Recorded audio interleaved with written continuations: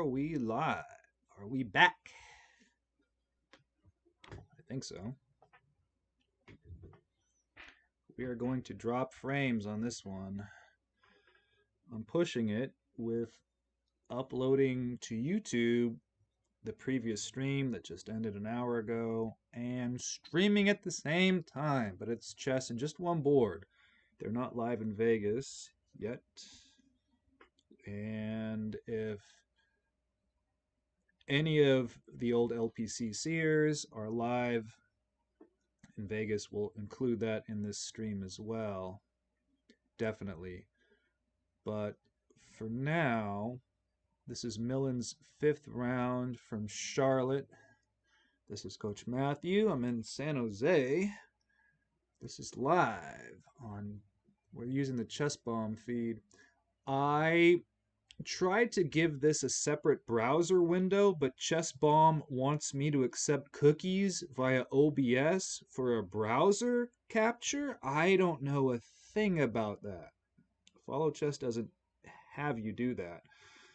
So maybe I should use Follow Chess for the browser capture instead of Chess Bomb. So this is with the old, the prior rounds capture. Once again, my live stream is a work in progress for quite a while. I like the Paint app being included.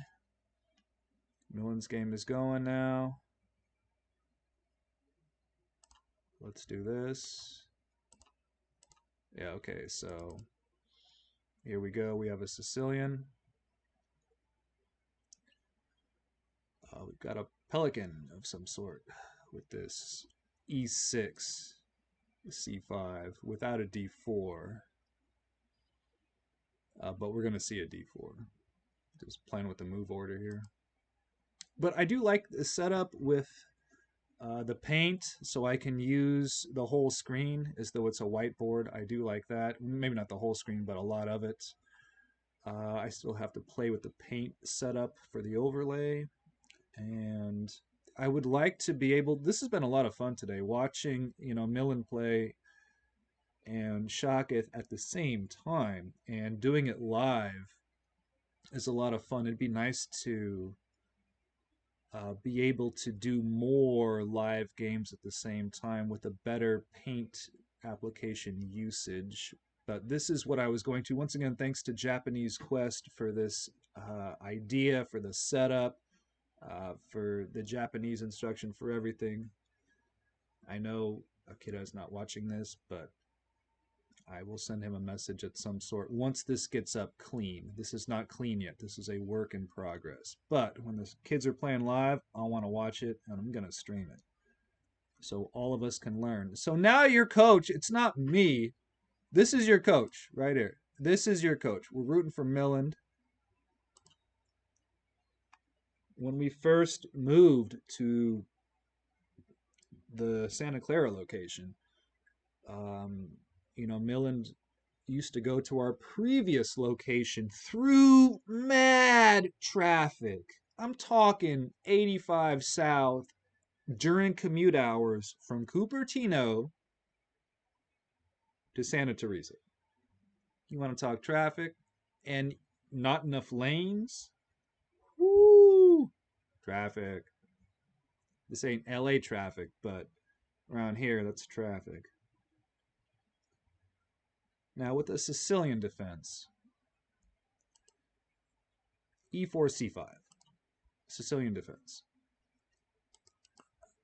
Basically, if you're not 1800, now this is my opinion depending on who your coach is. If you're playing the Sicilian, C5 against E4, the Sicilian defense, which is the defense to play, don't get me wrong, at the end of the day, at the highest level. But if you're a beginner, should you play this? No. Now, last stream, we talked about, D4, D5, increase options for your pieces in the opening. For, this is a U2100 stream for the beginners, for the intermediates watching this, and this stream will go to YouTube. If you play C5, what moves do you have that you didn't have before? with e4, c5, well, your queen can go to 1, 2, 3 squares. That's it. So plus 3 options, as opposed to 9 with the king pawn or 7 with the queen's pawn, depending on how you count them. And the Sicilian defense is very busy. There's a lot going on. There's a zillion. I counted all of them. Yes, there is exactly 1 zillion variations that are complicated with a little subtlety here and there, this or that are very important. So if you don't know what you're doing, if you misplay it, you may be in a lot of trouble. Let me make sure that I don't think my board is live. Yeah, my mistake. Once again, with this capture, I don't have a browser capture. It's a window capture, so we missed a lot of moves. But white is playing a closed Sicilian. This is more in vogue these days. The fianchetto against the Sicilian. You see this a lot more often. I need to change my browser configuration for chess streaming, because we missed a lot of moves, and that was because I didn't have the previous window on the browser. Anyways, all right, let me let's relax into the position. Got an e5 and a c5, so no more d4 from white.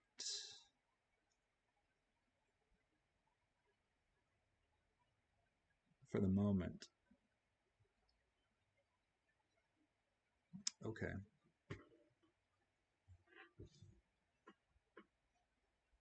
Yeah, this thing about streaming that I'm learning, and I've watched a lot of streamers over the last half a dozen years, but unless you start doing it, all of that, and they will gripe about, yeah, I was up all night I was just listening to DDR Jake, he's talking about, he's up all night playing with his computer, yeah, trying to adjust, fix, update, whatever it is. Yeah, a lot of work. A lot of work. I'm amazed this stream actually works, to be honest. And it's completely in progress. This is like 15% of what I want to do at the end of the day. Not today, but at the end of the day. Life is one long day. This stream has a long way to go. But it's terrific to be able to work on it while the students are, old students are playing in big time events. This is super fun. So if you're a student watching this, on the YouTubes or live, whatever, if you're playing on a live board, let me know. I want to know. Not to stream it, but I want to watch. There's nothing like watching live competition. I don't know why. Tape delayed, it's nice, but live is better.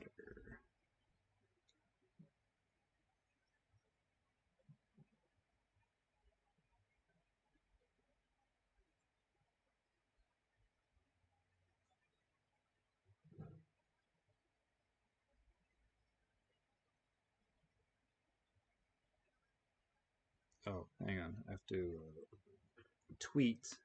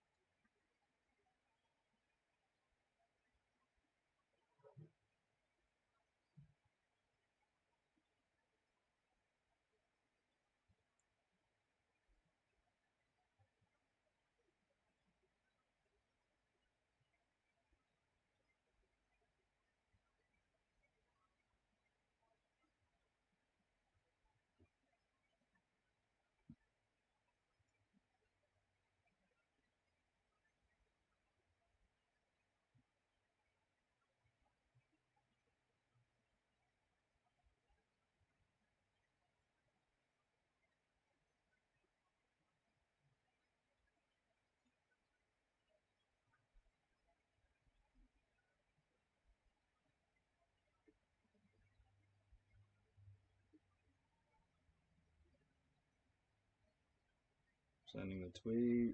Hang on.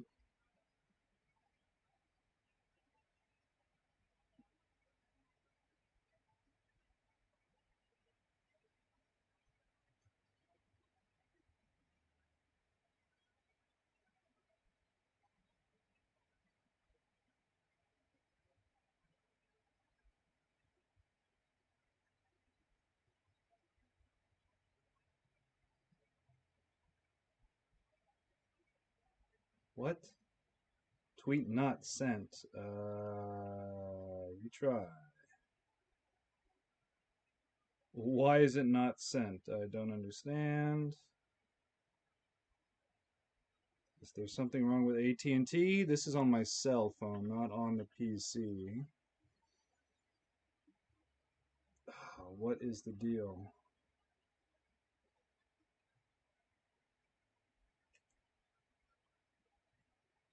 Okay, so let me play with the phone real quick. This is great. When you don't have laptop trouble, it's your stupid phone. Yeah!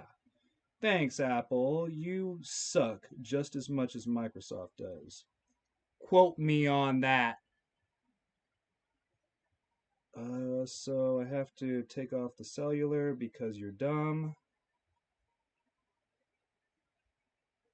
And then put it back on. It goes to 4G, then back to LTE, and if it goes to 5G, your face will melt off, and you'll look like you're in Fallout 4. Yeah, it's still not very good. What is? Maybe it's Twitter. Either way, Twitter, it's all the same. All the same.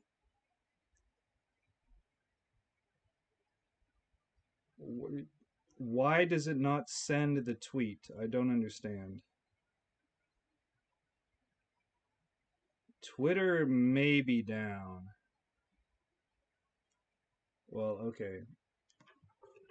Nonetheless, I stand by what I said about Apple. A lot of nonsense from them. Think they own the world, and basically they're just as bad as every other corporation. Screw them all. Unless you want the planet to go to shit. If you like that, then go ahead. Do what you've been doing the last however many years.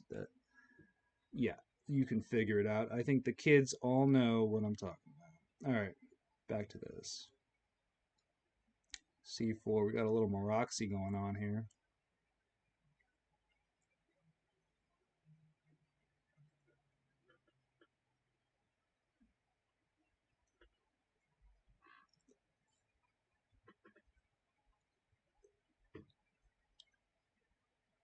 There's no D5 in this game. White has ensured that. There's also no D4.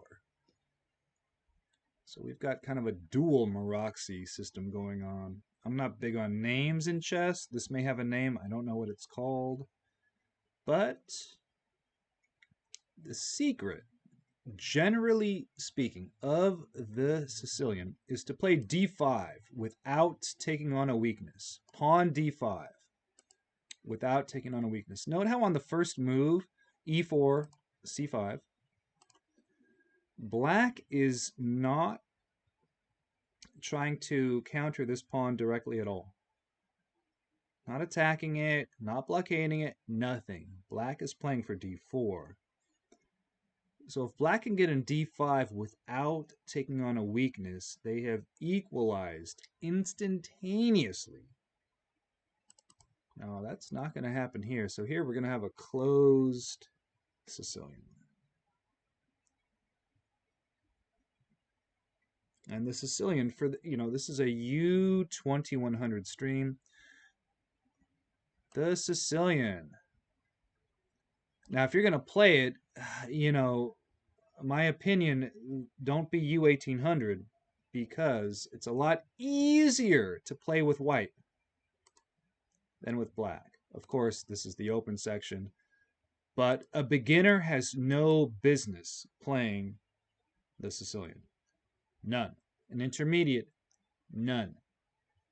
None. Now, eventually, you'll play it, and I don't care how. It depends on who your coach is. Now, if you're learning at NorCal, go for it. They know how to teach the Sicilian. But if you're learning from someone else, I don't know every single coach in the universe about them, what they do and how they do it. But if you're not learning from the best about the Sicilian, you can forget it. Don't even consider playing it until you're 1800. Wait. Just wait. Do something else. Yes, you are going to play it. It's one of the big four. The big four. You're going to play a Sicilian. You're going to play, E4. You're going to play a C5 at some point. At some point, you're going to play a D4, D5, and C4, a Queen's Gambit. At some point, you're going to play a King's Indian, either attack or defense, which means you're going to fianchetto on the king side with the bishop and castle that way. And you're going to play a Spanish. E4, E5, knight F3, knight C6, bishop B5. And hold your own with either color. King's Indian, attack or defense, either color. Queen's Gambit with white, Sicilian with black. You play those, and I don't mean for a week, a couple of weeks, you play them for a couple of years. If you play the big four, now the magic number is 3, but if you play the big four, you get exposed to all of the variety of the openings, all of the traps, tactics, pitfalls, ideas across the board in any system. And you can't play every system. You can't. You will be dead before you have time to do that. So, if you want to get exposed to all of those ideas, you play the big four. Not necessarily right away, but at some point, you will play a Sicilian. You will play a Queen's Gambit, you will play a King's Indian, and you will play a Spanish, whether you like it or not. Until Alpha Zero never plays E4, so,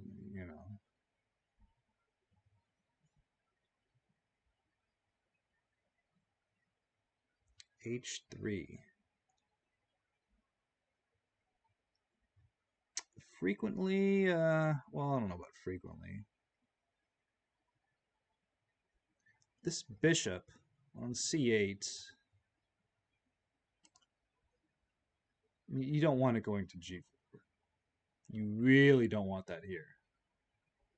So H3. When bishop G4 is going to be a big problem, what you don't want is a bishop G4 pinning the king's knight to the queen to be a problem. When you castle short, whether you have white or black, you don't want a pin. You don't want a pin on your king's knight to your queen to be an issue. You don't want that to be a problem at all. So if that means you have to play H3 or H6, go ahead. But you do not want this to be a problem. Make sure of that. That is a common issue for players to deal with at, U1800. Because you're purely on the defensive. You're going to have to give something. And we don't like to give anything. We want it all. Let's let me check out the previous round here. The Cardenas game went a long time. But Cardenas will fight. That was a draw. Akshat Chandra is there, by the way. Not that I know the kid. That kid's been good forever. A lot of these kids have been good forever. He's one of them. Stearman won the last round. And okay, this round.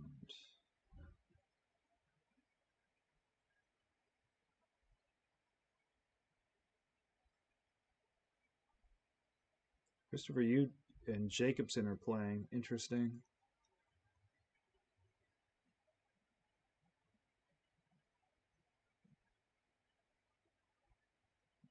Okay, let's check on Vegas.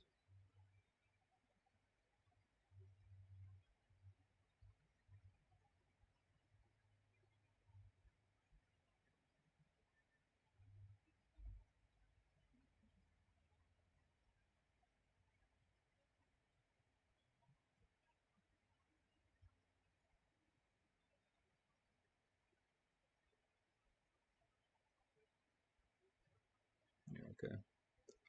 It's going to take a while from Vegas. A couple hours, I would imagine.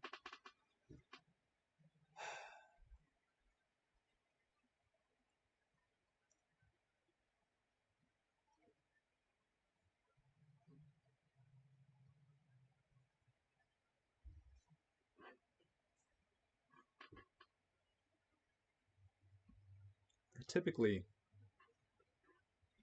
the deal with the Sicilian is that black gets the queen side.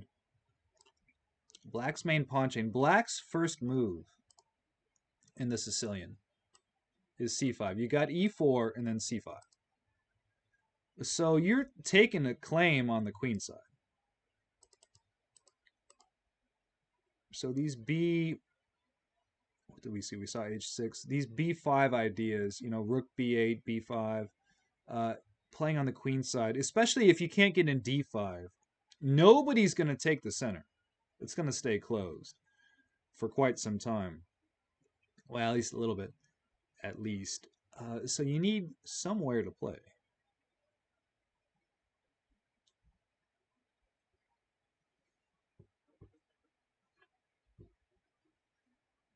We've dropped 2/3 of the frames, but it's chess. I think that's okay. That's why I uploaded at the same time.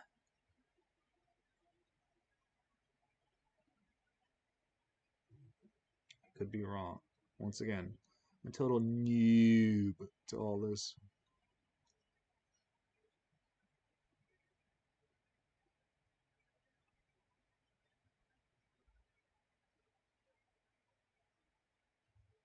This Rutten, I checked him out. He's Dutch. That's about all I know. 21 whatever FIDE. That's about what I can tell you. Well, he plays for the Dutch Federation, let's put it that way.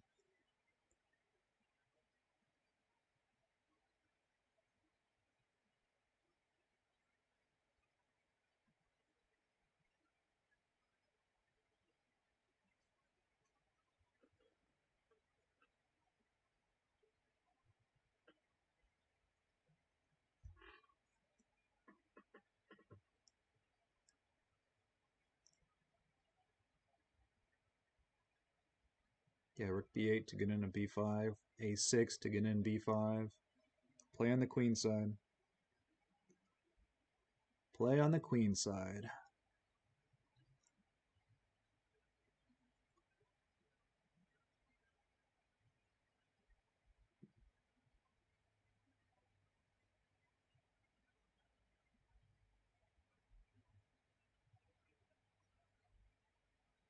And for the beginner watching this, this may look interesting or pretty, like, ooh, look at that pawn chain, it's a V. It doesn't make it good. Now, in the position, it's fine, generally speaking, but a lot of beginners will just go for a pawn structure without thought. And that can be very dangerous. For the beginner at home, only move a couple of pawns. A couple means 2 or 3. If you're black, +1 more pawn moves in the opening. +1. Because if you move a bunch of pawns against Paul Morphy, who's moving 2, he's moving 2. That's it. You will get behind in development, and the opponent's pieces will benefit. Don't let that happen to you. So here, this is different. Very different. This is not beginning at all. But beginning players like to move pawns. They're more certain about pawns than other pieces. But if you're a trainer, if you're a coach, encourage your beginners to only move a couple of pawns. Get the pieces out. Get the pieces out. There's no d5. Now here, if there could be, which there can't, if there could be a d4 and then a d5, you'd have a problem. There'd be a fork. So when you're developing minor pieces, be on the lookout if they're on the same rank as a fellow minor piece, as these pieces are. Same rank, right? Bishop e6, same rank. Make sure you can't get pawn forked if there's a file in between them.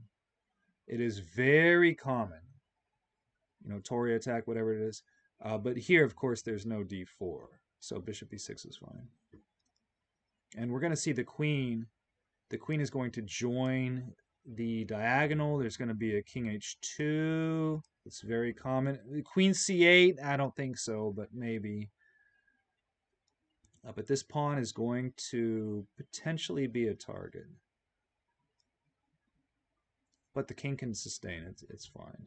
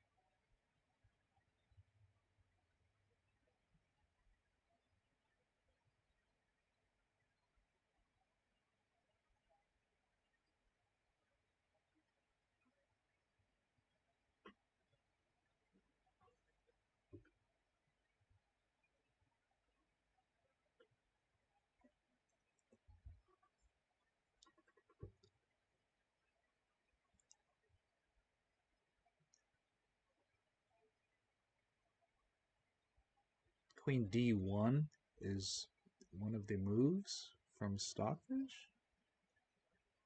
What is that?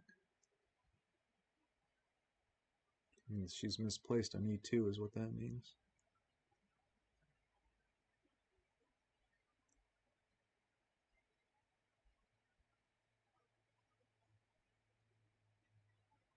That means it's going to be a knight d4 maybe.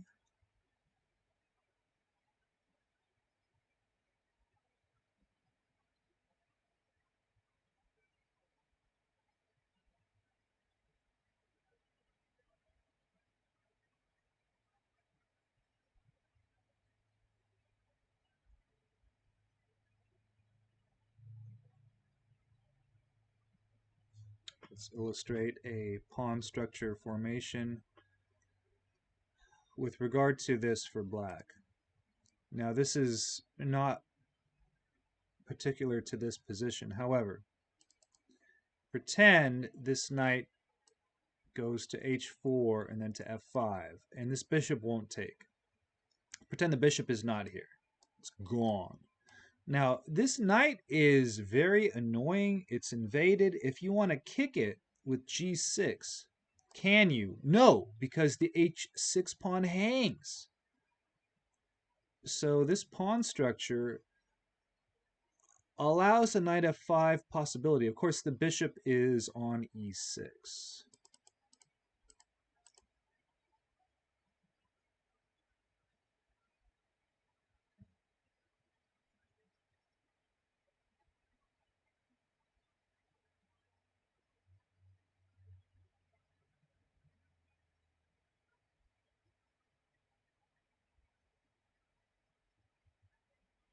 When you have a piece invading backed up by two pawns,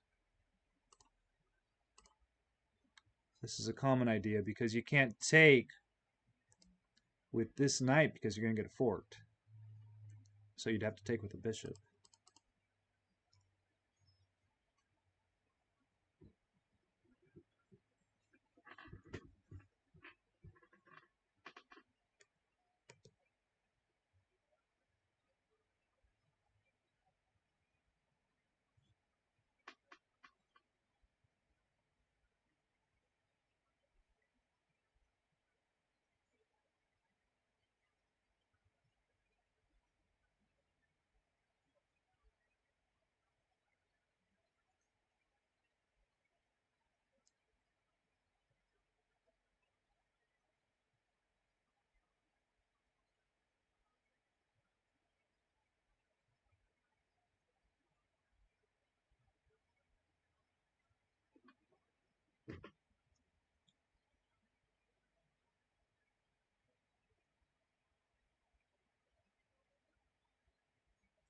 Millen connects the rooks.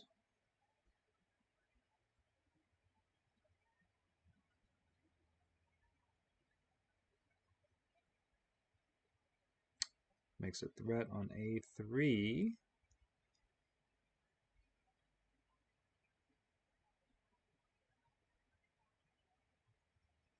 H3, excuse me. A3. No threat on A3. Don't move pawns in front of your castled king. They may well become a target. Now, H3 is fine here, but if you do move a pawn in front of your castled king, it may become a target. Why? Because it's moved sticking out. And whatever's sticking out in front of the castled king is a hook. You want to grab onto it and pull. Grab onto it and pull. This is just one big potential hook. I mean, not in this position. But you need a way to get to the king, open lines of attack, and that means you need a hook, something to grab onto and rip open lines to get to the opponent's king. Open lines of attack. We are, of course, in the middle game. Once somebody castles, you are in the middle game. And a very basic strategy in the middle game is to open lines of attack to the opponent's king.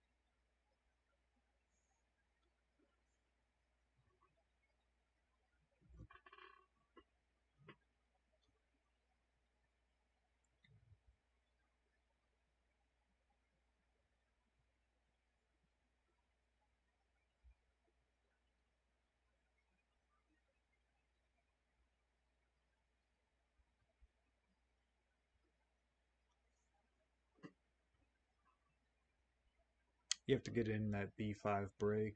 Doesn't mean right now necessarily, but you know, Rook A B8 makes sense with a push on the queen side.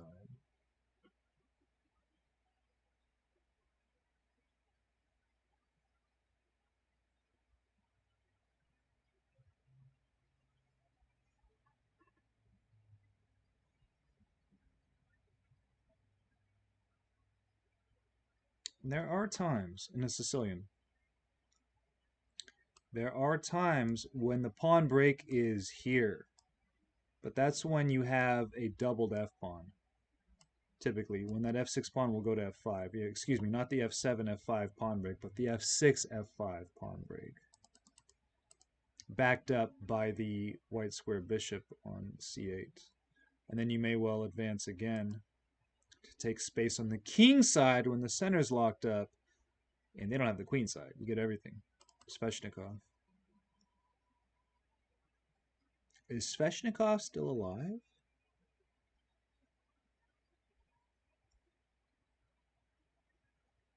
I don't know.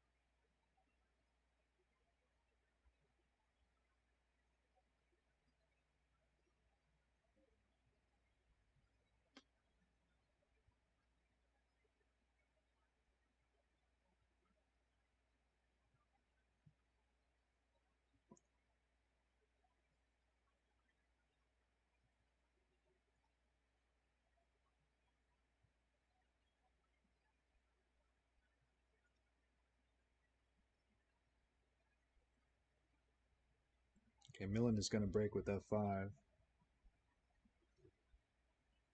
This knight moved. So that way this pawn is coming. Boom.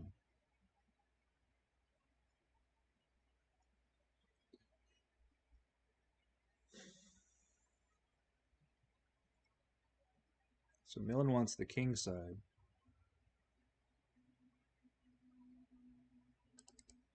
I still have to play around with the paint settings and try to make this thinner so I can be a little more fine. My paint window is actually pretty tiny. So being fine-tuned, I need to slim down that brush there. And h7. Gonna see f5. And if we see f5, it means the main pawn chain is this. And I'm not saying we're going to see the g-pawn, but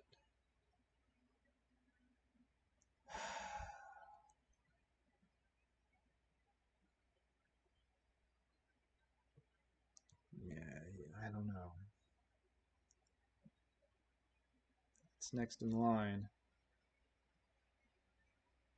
We're going to see a lot of kingside action here, it appears. Unless Millen is just duping and is still going to play on the queen side, but he's giving white an extra move on the queen side here. So white can try to play a Sicilian or not. And if they do, and if black is playing against the king, well, black's threat in terms of magnitude at the end of the day is larger.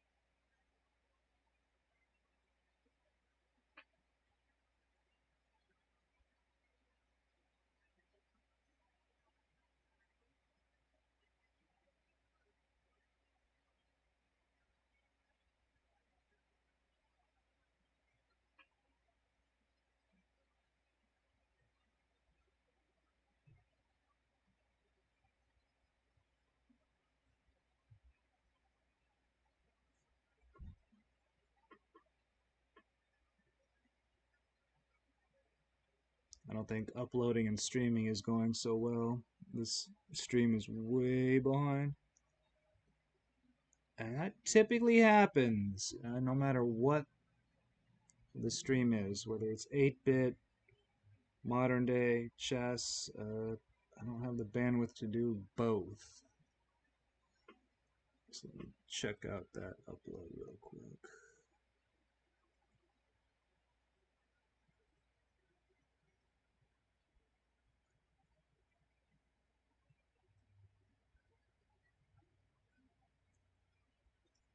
All right, so another couple of minutes, and then we'll see how that affects the stream. My mistake. But we'll put this on YouTube. So there may not be an effect at all.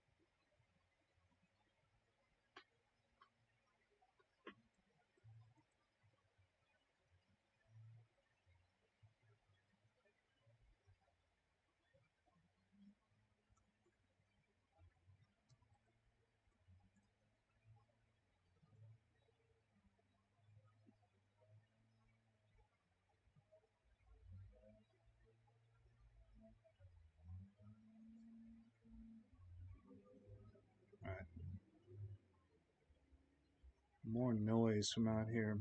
4 landscaping crews that I've heard today on stream. Ridiculous.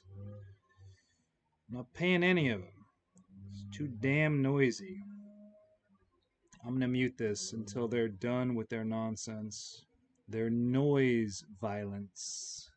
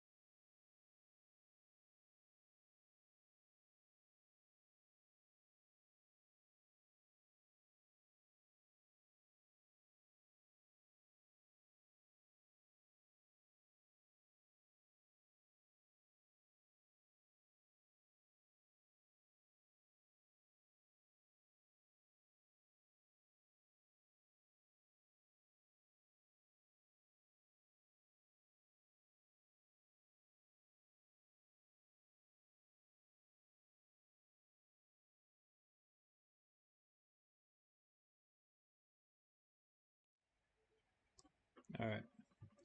Back. Yeah, we see F5. Okay.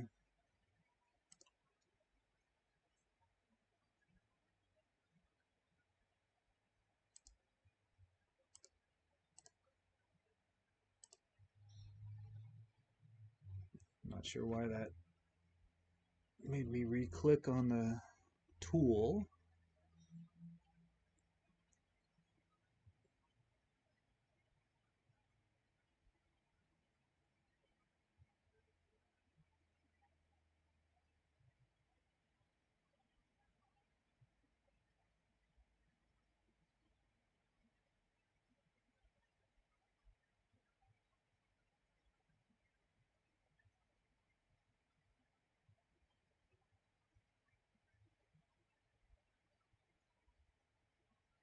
The YouTube upload is finished finally, so the frame rate is back to normal.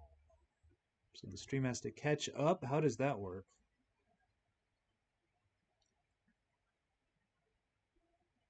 And with Twitter, if you go to tweet and it doesn't send it out, it asks you if you want to save it as a draft, which I did. And then if you go to try to send that out and it doesn't work and you just click OK, it deletes the draft. It doesn't retain the draft, which is stupid. So Twitter, you're idiots, number one. Number two, if the draft never goes out and it's tweeted, retain it. Don't just allow an OK to delete the draft. That is just dumb. Apparently, so is Twitter. Why am I still on it? Why am I on any social media? Good question. Good question.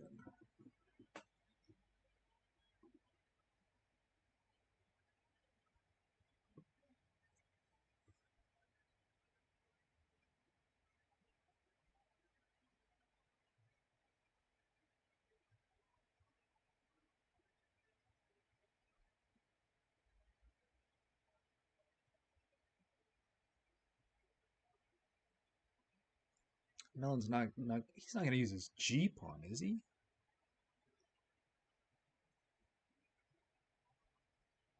Well, okay, white's not going to take on F5.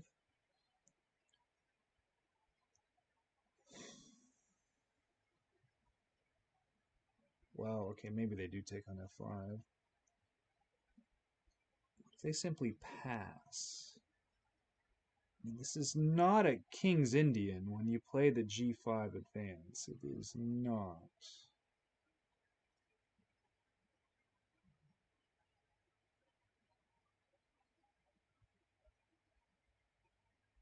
It's going to be a pawn F4. If that pawn goes untouched.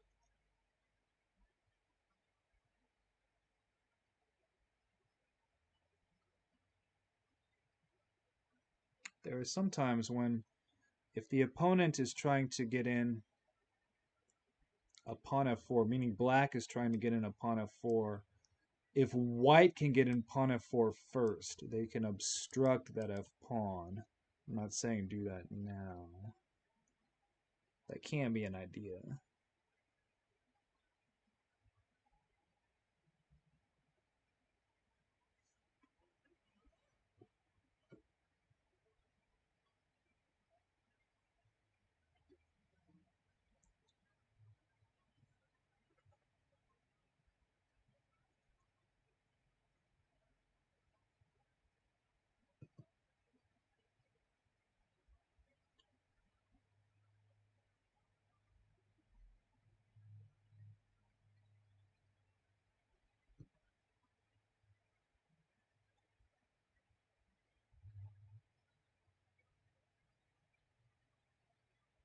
I don't have this, hang on, I don't have the board live.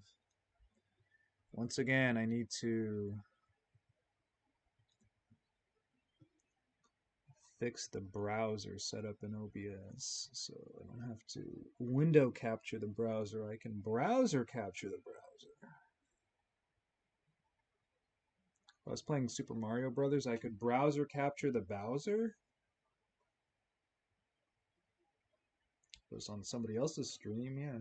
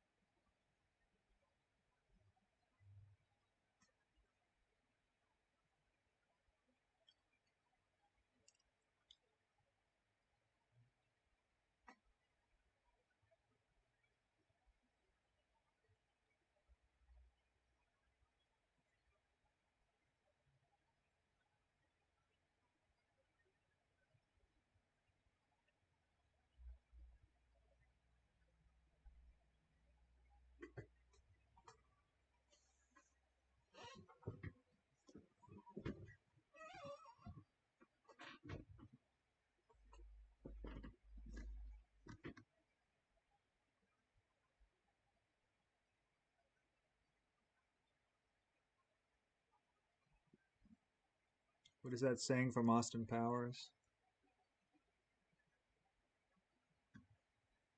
There's only two things I hate. One culture looking down on another culture's people, and the Dutch. Isn't it something like that?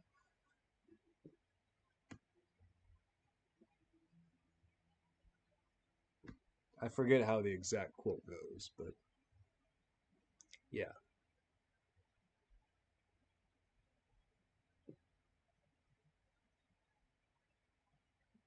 Not that I hate the Dutch. Not at all.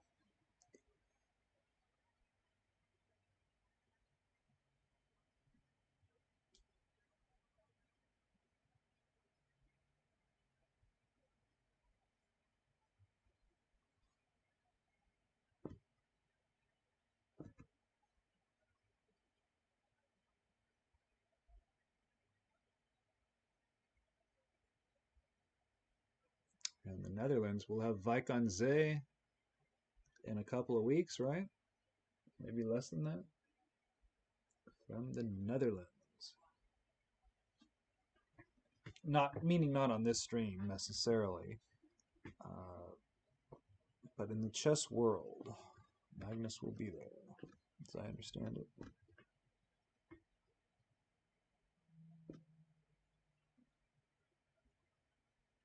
Speaking of that, on chess 24, it's kind of hard to tell who the winner is of a section,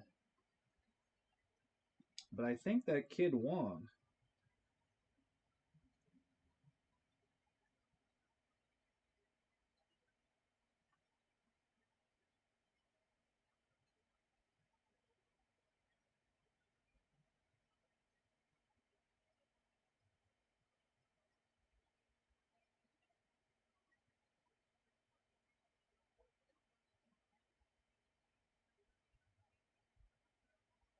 Yeah, I'm not sure. With the chess 24, their app is buggy and they don't explain things well at all when there's a tie break. So I don't know what happened there. I haven't checked the websites. We'll deal with that later. Chess 24 is a very buggy app. Very finicky. Okay, so the Dutch took, huh? So you take with the bishop here.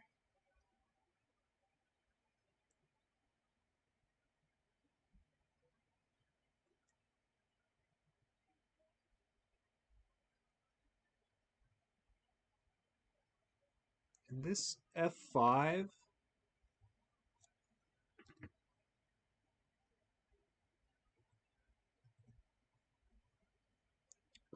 Any kind of f5 is a freeing move. You might take space, but what you want to do is allow the heavy pieces to come into play via the f-file at some point. So compare the king's rooks. White's king's rook does not have the potential currently as Millen's. So black will try to use the f-file ultimately. And being able to get the heavy pieces into play is important, especially if the opponent cannot. It's very important. Superiority of fours. Get the pieces in play, and fast.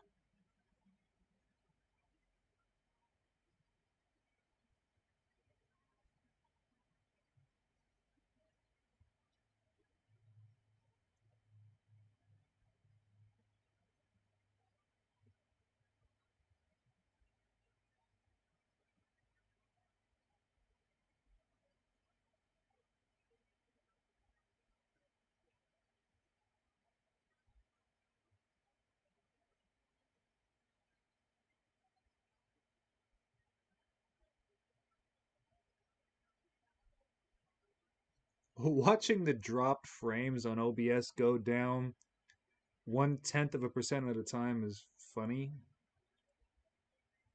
It's like watching the temperature gauge drop and drop and drop, or the progress bar go up and up and up.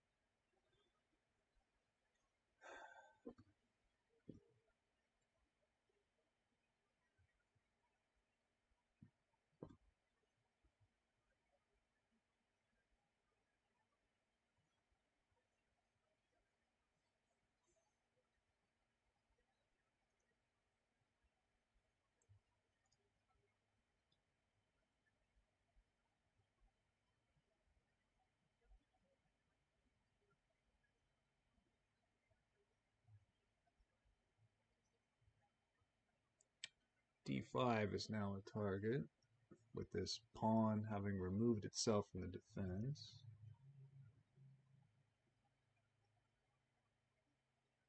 This pawn is going to drop off the board.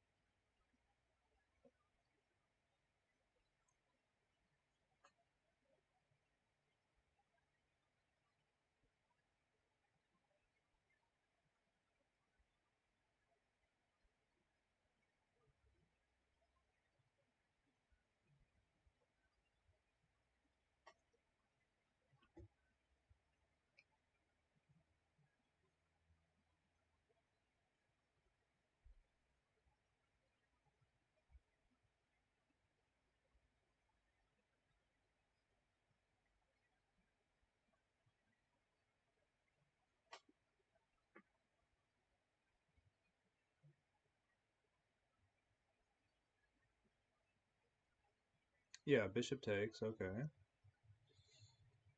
Alright, I'll be right back here.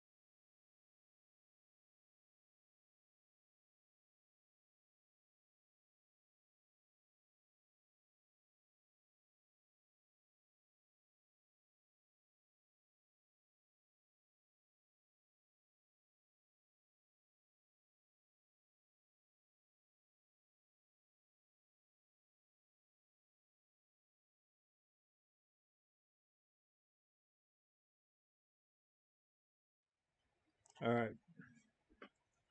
More landscaping noise. I am not kidding. I am not kidding. Unreal. From 9 until 4. Off and on. 7 hours of landscaping terrorism with the noise. Unreal. Unreal. There's only one good use for a leaf blower. And it's not for leaves.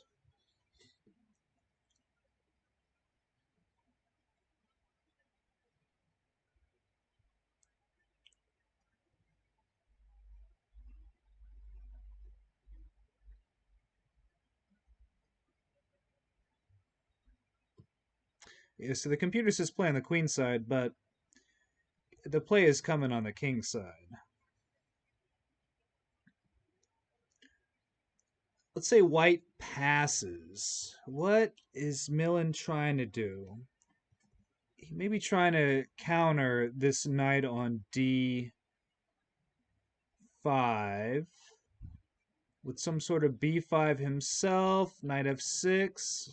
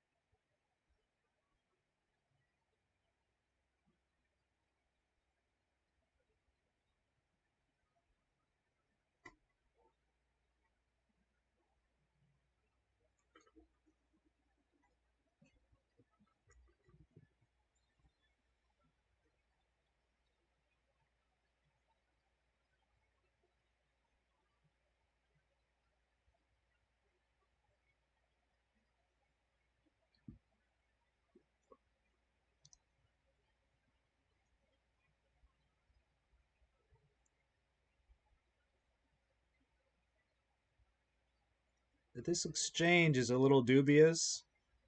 This is a big pawn for the time being. Now, it may not always be a big pawn, but for the time being, the knight is clearly better than this bishop. Knight on the 4th rank equal to a bishop. Knight in the 5th rank better than a bishop. Knight on the 6th rank in an outpost equal to a rook, generally speaking. Knight on the 2nd rank. The 2nd rank, we call a row in chess, for the beginners out there, we call a row a rank. That's not a straight line. Yes, I realize that. But a row is a rank in chess. A column is a file. So the letters are the columns, the ranks are the files.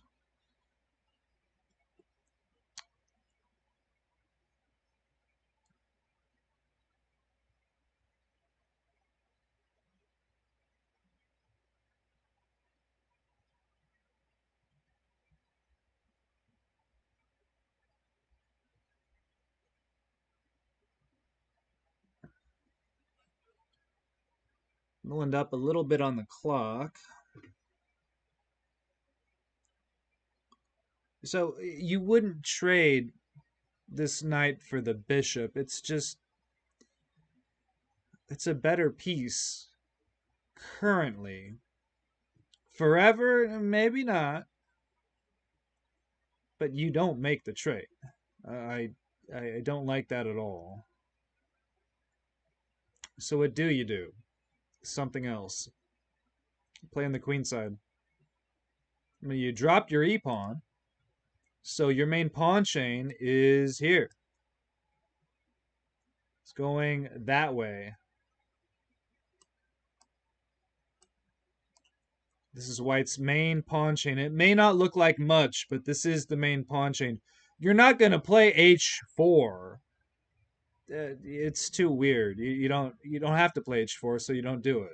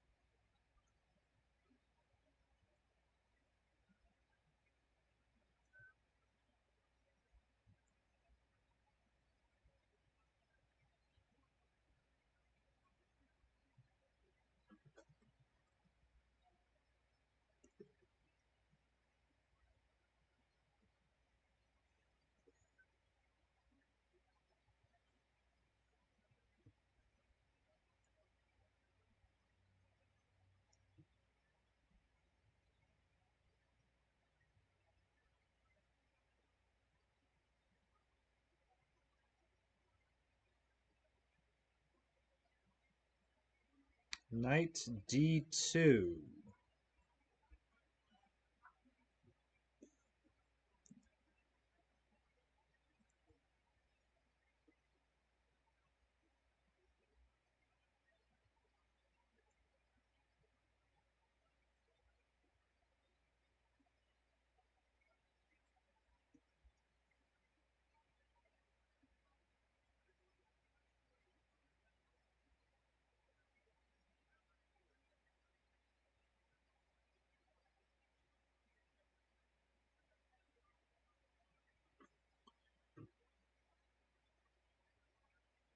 And we had an exchange. We missed a couple of moves here.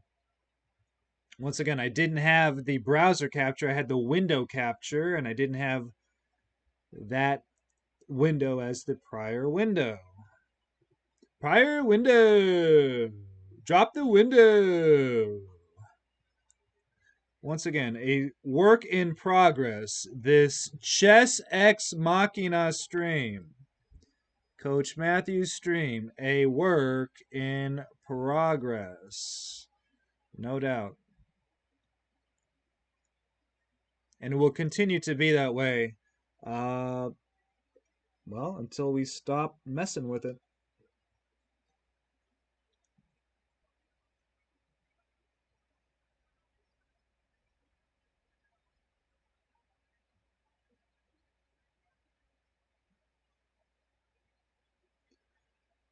So it's all systems go on the king side, yeah?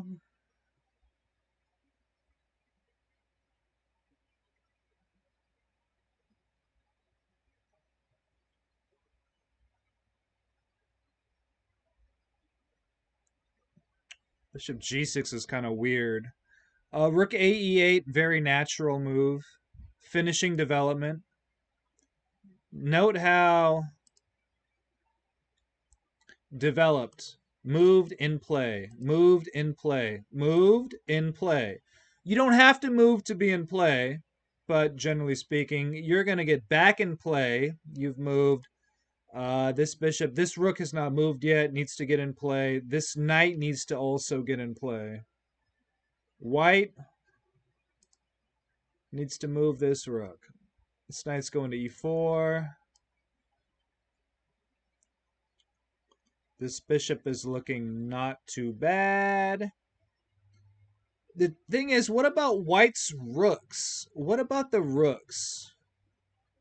Milland is going to use the f-file. We know that for his heavy rooks. But what about white? They can't use the E file, right? This pawn is going nowhere unless you undermine it with direct action, some sort of F4. It's not undermining, it's direct action. But you're going to have to take it out in order to try to use the E file. You know, you hit E5 to undermine the E file. But the white rooks are not, it's not as clear how they join in the attack. Whereas long term, we know black's rooks are going to use the F file.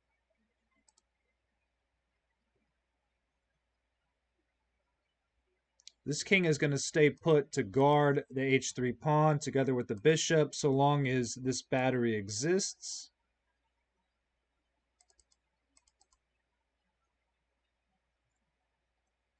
A knight g5? I don't think so. Not with this bishop here.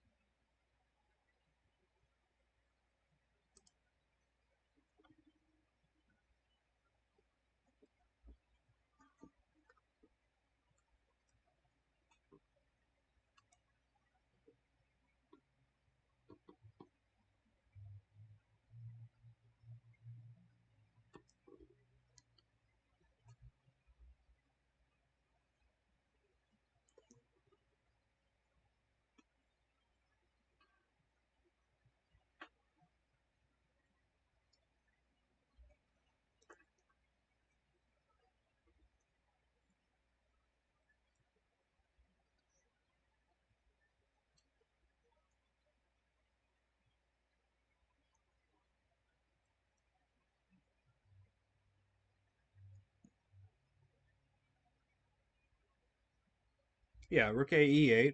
Okay, so Milland has finished development. Almost, almost. That knight come into play. And then everything is developed. Well, I mean, not perfectly placed. These knights have moved. They can very much improve more. We're going to have some sort of bang, bang.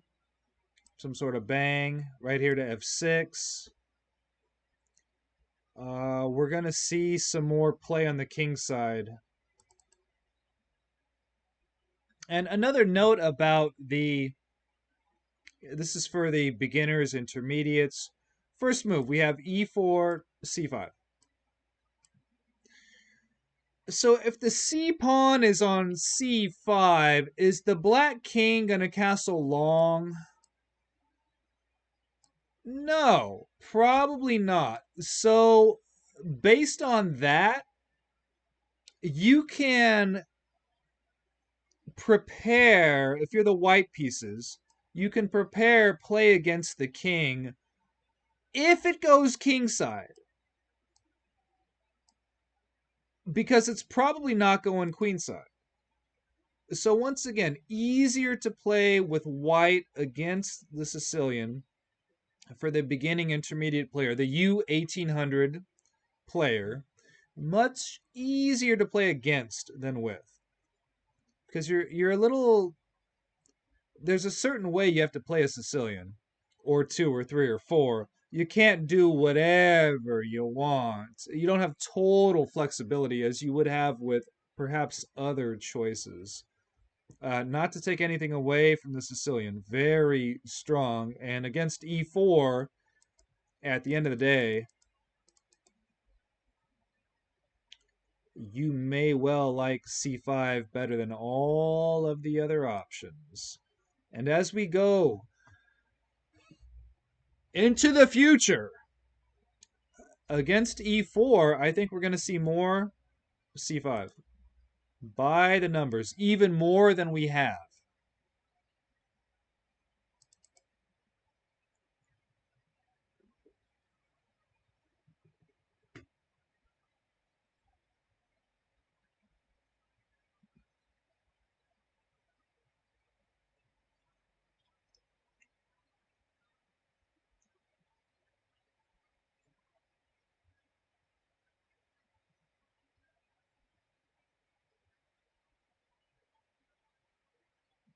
the queen does not like to guard anything.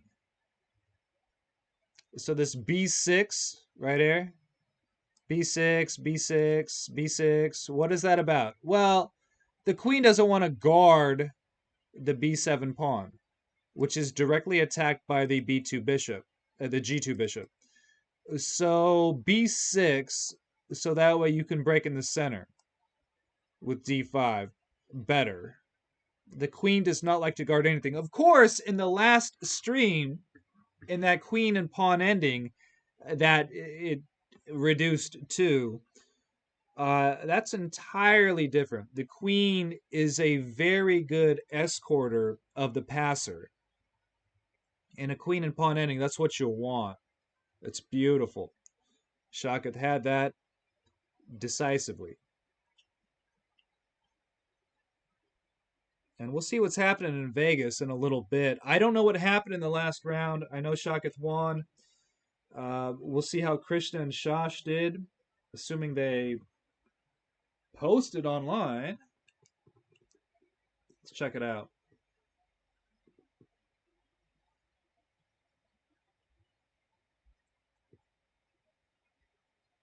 Yeah, their standings are after round 2, so I like follow chess, but it's a little slow.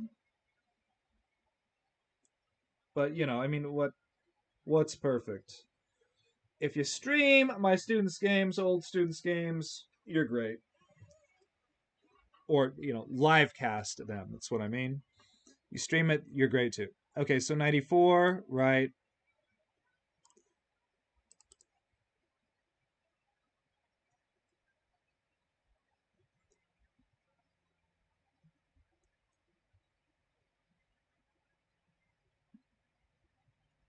Once again, the secret to the Sicilian. D5 without taking on a weakness.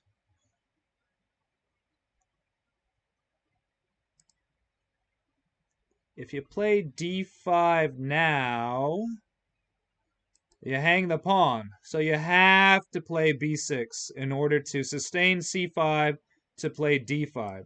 Once Milland plays D5, he's equalized. And then you seek to be better.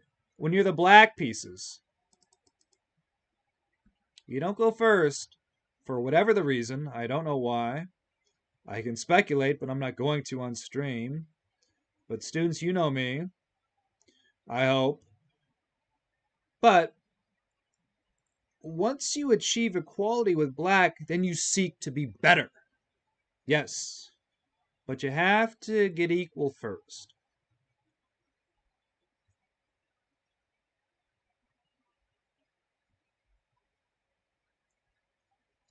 What's interesting, in some chess tournaments, it's just one game in a single elimination bracket. And if it's a draw, you just switch colors and play again. Like, whoa, whoa, whoa, whoa, whoa. You don't play 2 games at the same time? No, we just play 1. What? That's a little different, but okay. I don't dislike it. It's not very fair, but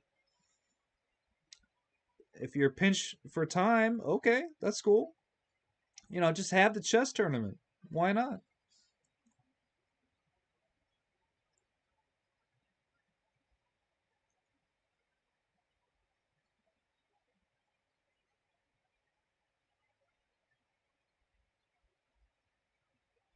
The secret to the Sicilian. In chess, there are secrets. The secret to the Sicilian is D5. If you're the black pieces and you play C5 against E4,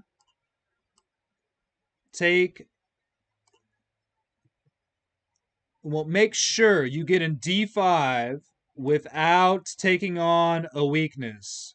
That is all you have to do.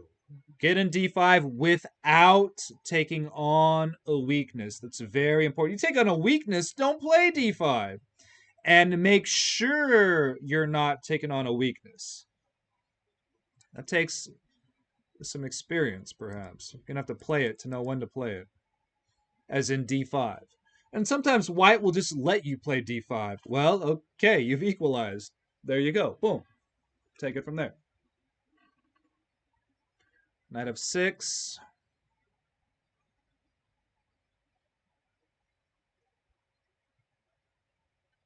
You have to play d5 as black. You gotta play d5. Well, typically, you don't have to. You're playing Sveshnikov, you don't have to. But you're trying to seek d5.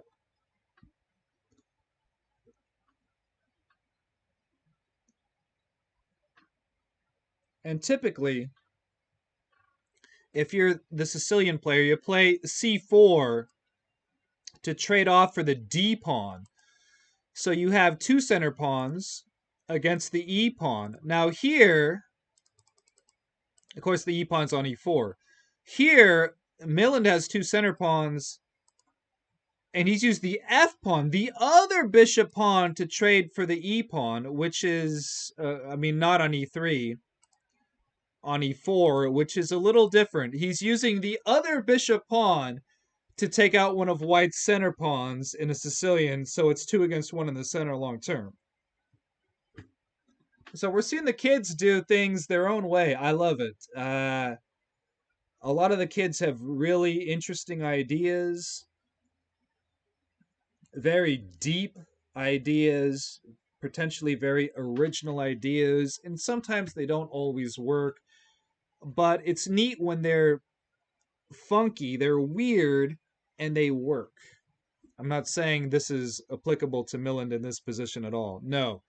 But more the student who hasn't been to group class from anybody, who kind of taught themselves their own way, but it's logical and it works. It passes a blunder check for the most part.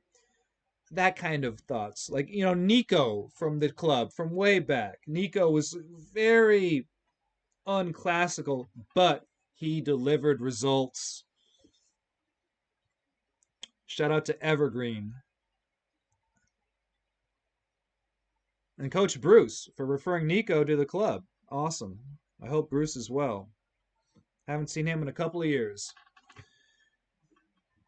Bruce, if you're watching this, take good care. Hope you're doing well. Hello, hello, hello. From all the students and myself. Hello.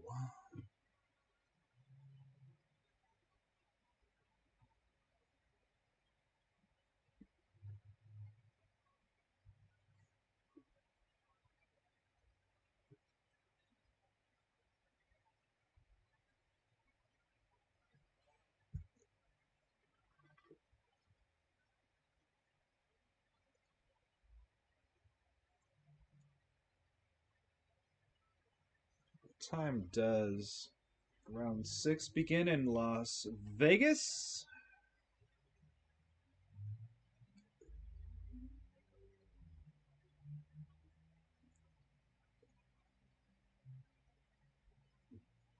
Yeah. Nordebek. I'm mispronouncing the kid, the Uzbek kid. Nordebek won the FIDE World Rapid. Congrats, kid.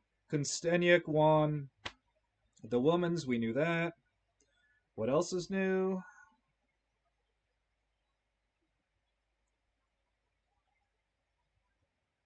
Yeah, I don't know the starting time in Vegas for the next round.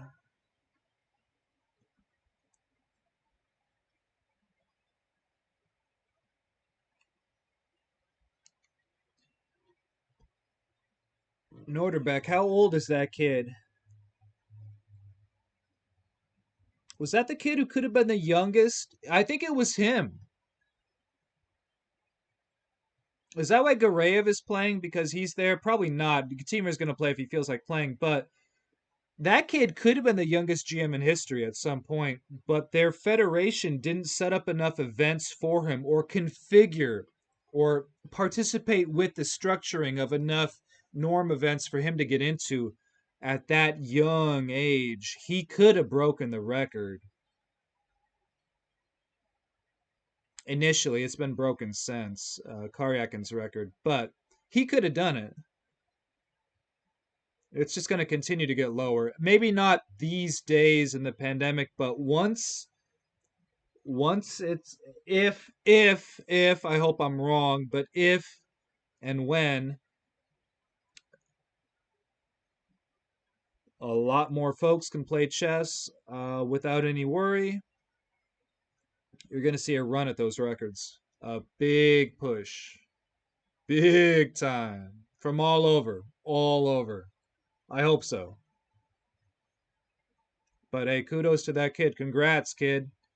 We're gonna check you out. We're gonna check out your games. Maybe not right away on stream, but we're gonna be looking at your games and your FIDE card, I guarantee you. So congrats, kid. Congrats to Uzbek Chess. How did Teamer do anyways? We'll check that out later.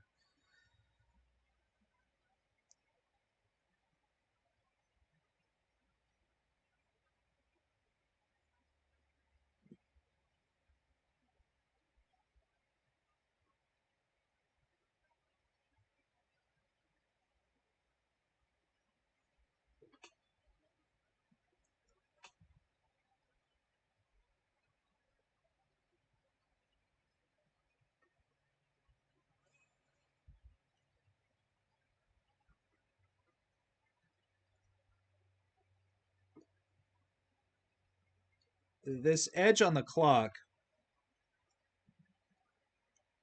don't actively seek it.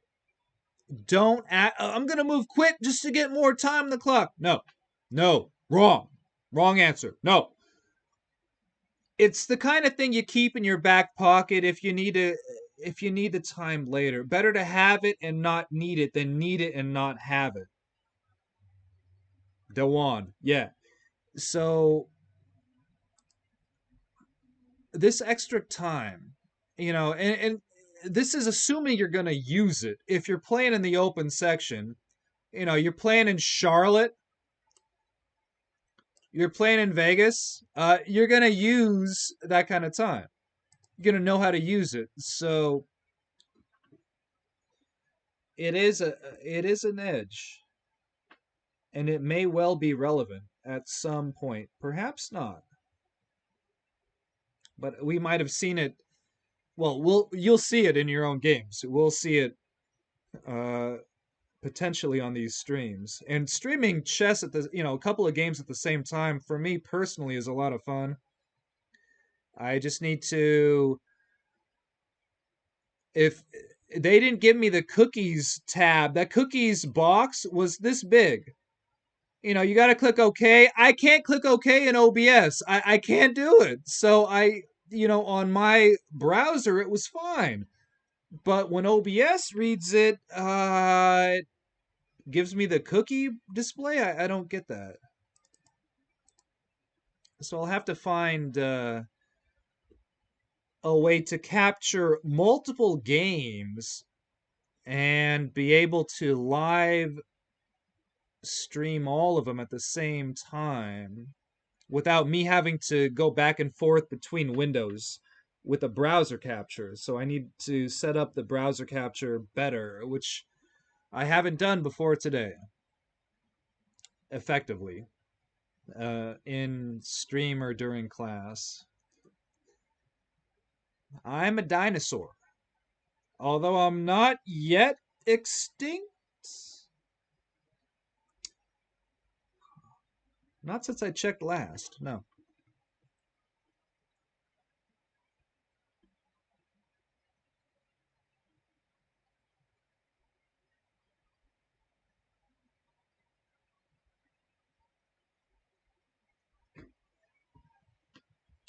Well, in Vegas, they started at 11, right?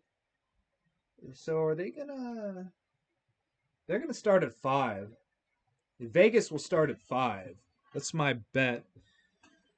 I'm talking about betting in Las Vegas. I don't gamble. I'm not the betting type. But if I was to bet at the starting time, Pacific Standard Time, today of their next round, round 6, it'd be 5 p.m. PST today. 20 minutes. We'll see. In the meantime, we're in Charlotte. Eyes on Milland in Charlotte. Rutten is taking some more time and some more time and some more time. Interesting. he may be in new waters and having to figure it out. If he's taking significant time consistently.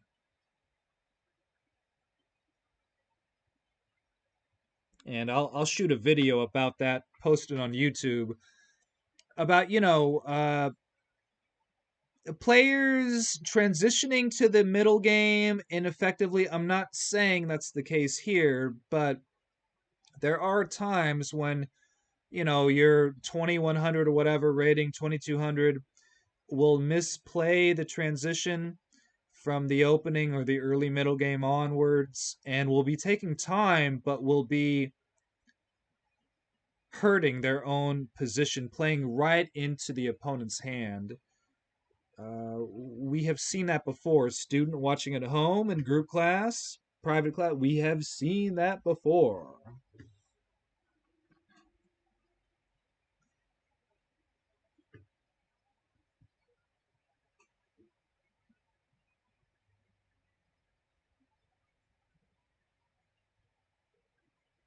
And also, when you're up on the clock, okay, Millen's got an hour, and his opponent's clock is ticking. Tick, tick, tick, tick, tick. Okay. Now, what do? Just sit there on your butt if you're Millen? No. You go to work. You gather information about everything. Look for targets. Look for weaknesses. Compare the positional advantages, the elements of the position. Who has what advantages? Gather information. Work hard. One of the reasons why Anand was so effective when he came up, when he rose to the top, he worked harder than anyone else on their clock. So I guarantee you right now, Milland is using this time against White. He's gathering information on their clock. He's not up walking around. Milland is not walking around the tournament hall, looking at Josiah's game, looking at Christopher Yu's board. He's not doing that. I guarantee you Millen is at the board looking at this and gathering information. So if you're the type to get off your keister and walk around, you had better keep this in mind, in your mind's eye, completely, the whole board, and be crunching. Otherwise, do not leave the board unless you have to. Go get a drink, use a restroom, so on and so forth. I get that. But you'd better come back to the board. Don't think you can get up and divide your focus and concentration. Don't even think that. That is a mistake. Wrong. No. You stay at the board. Of course, if you're in the open section, you do whatever you want. The open section, you do whatever you want. But until then, you had better stay parked at the board. Or else.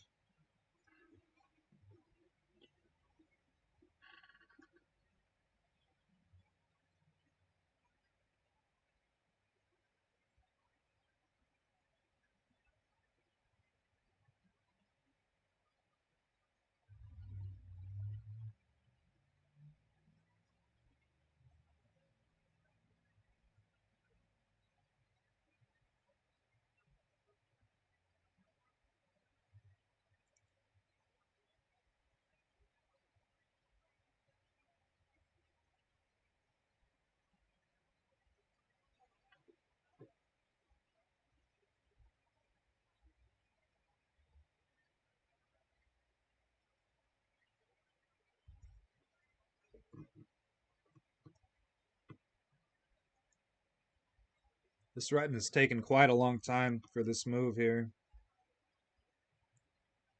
He doesn't know what to do. Or he's making it seem like he doesn't know what to do.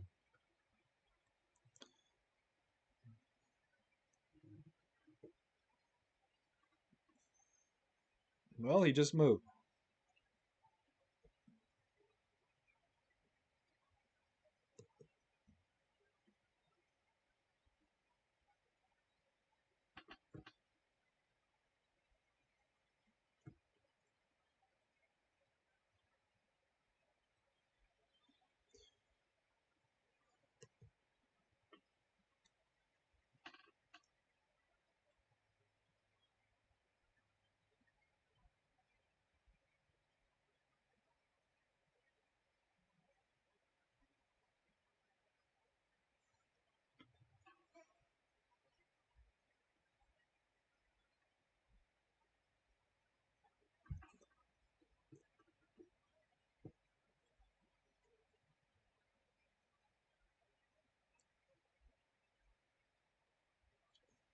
If you're not sure what to do in a pinch, and once again, I'm not saying this applies to Millen, not at all, but he knows this. If this was a bullet game, if it was a bullet game, what will Millen play? He'll improve his worst piece. His worst piece. In terms of a no-brainer, where's this knight going next? Is it going to G6? It's kind of weird. This knight is going to go here and here.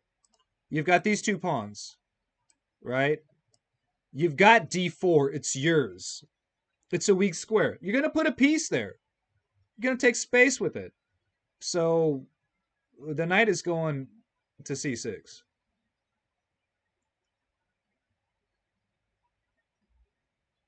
Improve your worst piece. If you're not sure what to do in a pinch, keep that in mind. Improve your worst piece. This queen, can she be improved? No, not effectively right now. No. We still need this B6. Yeah.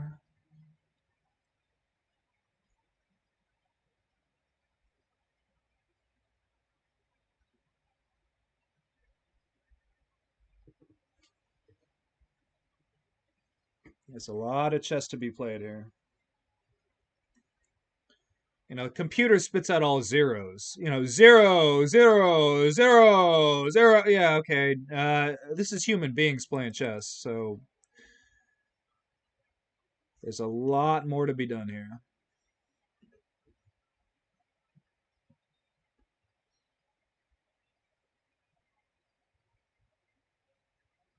We'll check on Vegas in a little bit. I might have to prepare things and perhaps move a thing around or two for that.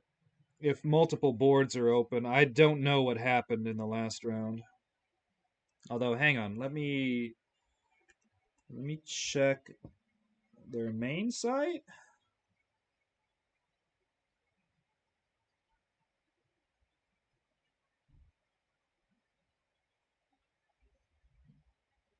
Yeah, they didn't update it.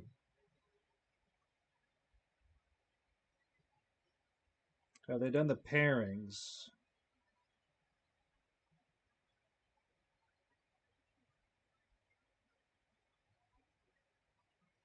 Nope.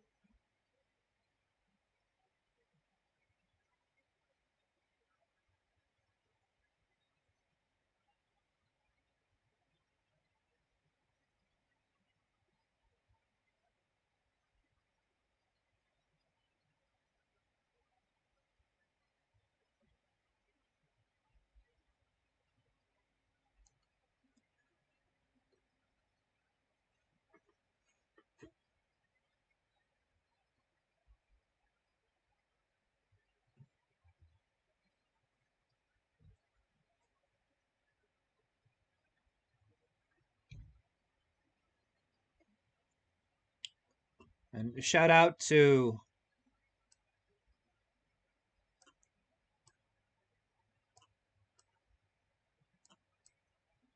Son Popdi.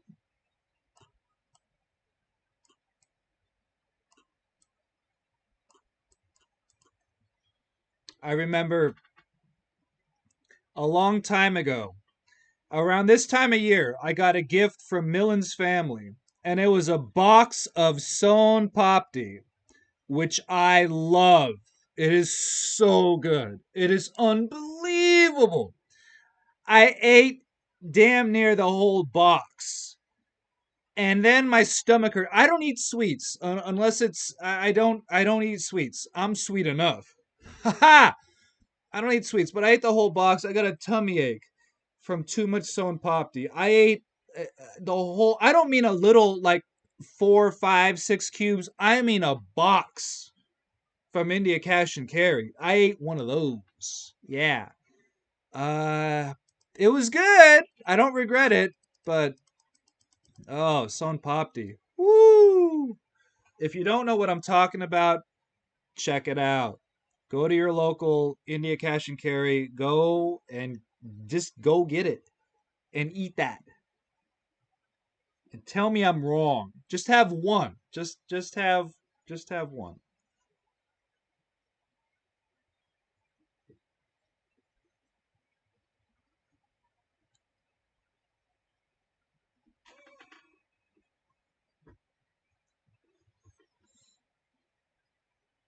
If there was a snack Olympiad, I don't see how you could beat India.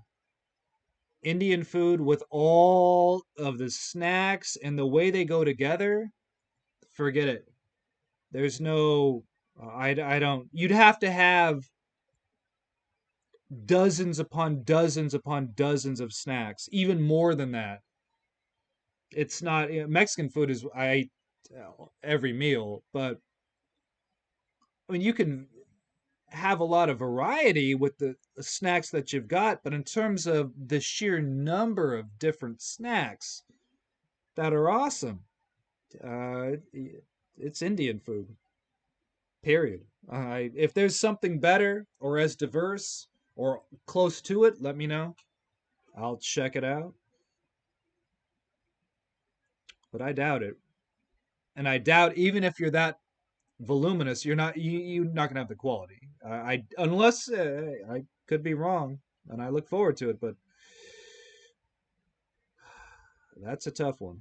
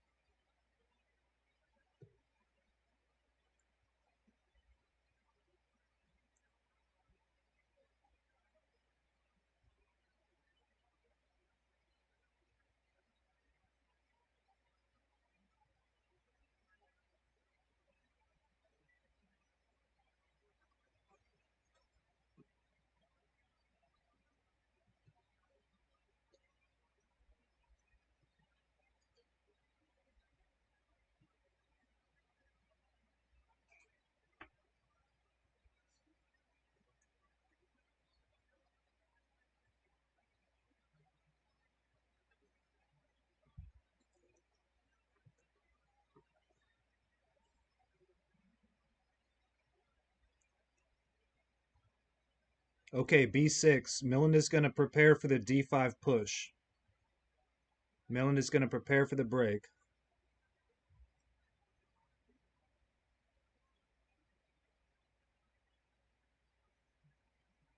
Or the queen is going to shift.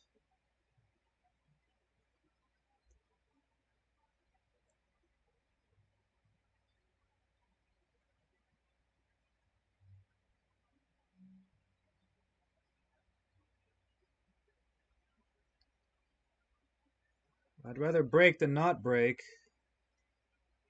I think.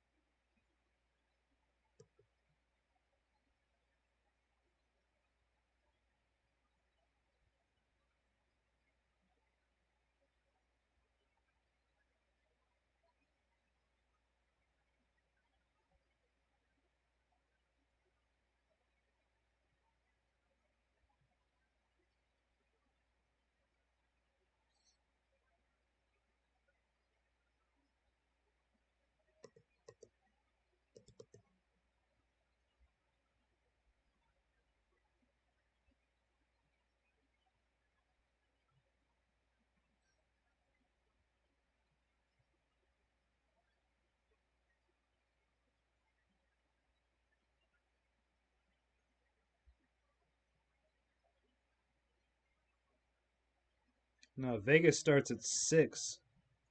Ah, that's weird. You have a round at 11, then a round at 6? What is that?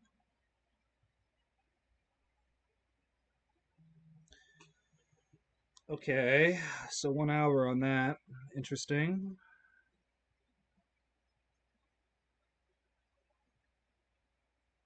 I want to know who's playing. What happened there? Wait, let me check chess results. Hang on. Chess results. I forgot about you. What? You haven't updated? North American Open, update on a regular basis. Here we go. Now. Tardy.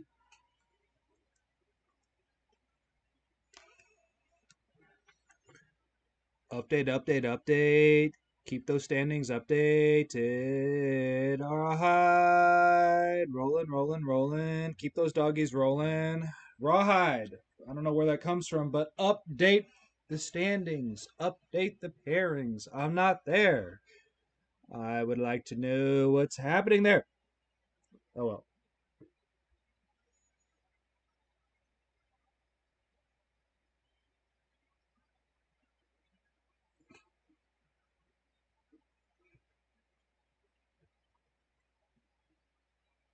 Milling up a good 20 on the clock almost. Right about move 20. Play on the king side. Play on the king side in this one. Yes. Yes.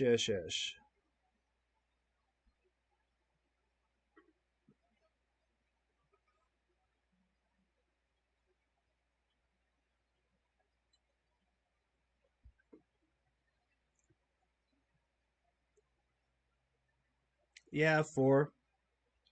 That figures. If you're going to play knight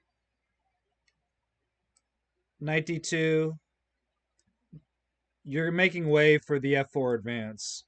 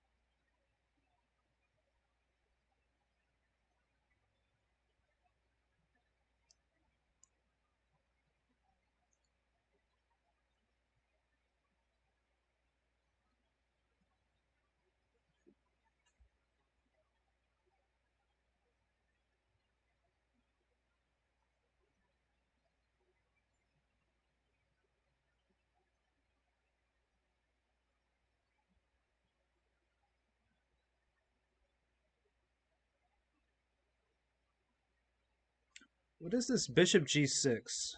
What is this? Why? What is the drawback here? What is this?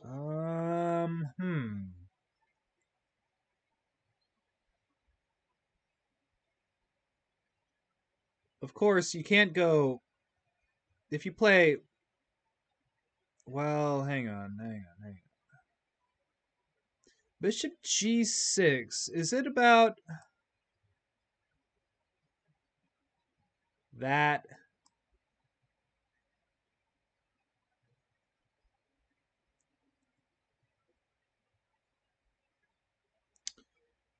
And does that help your d5 eventually?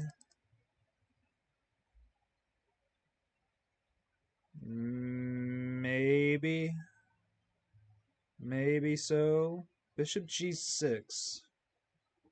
Seemed kind of weird.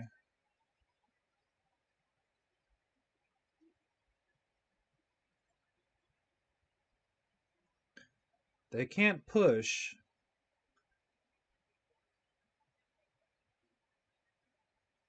But take, you just take. You don't have to worry about d5 anymore.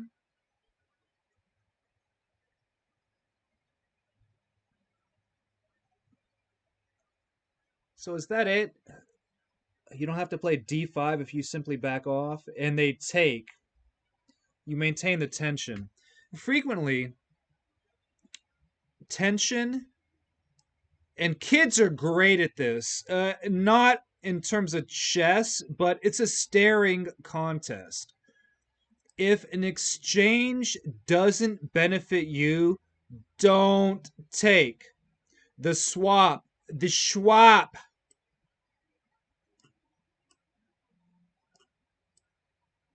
The swap. When to trade, when to not trade.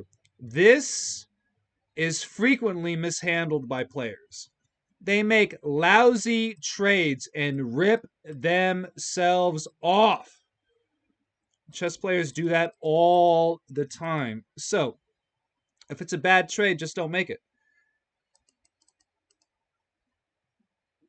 So is this about maintaining the tension? Maintain the tension. Maintain the tension. Once again, I learned that from Maurice Ashley. I've never met GM Ashley, but watching his coverage on live streams over the years, his coverage, not his own live streams, I've never seen those, but him doing color commentary doing the tactics on whatever big event, he's offering boom, bam, bam, idea.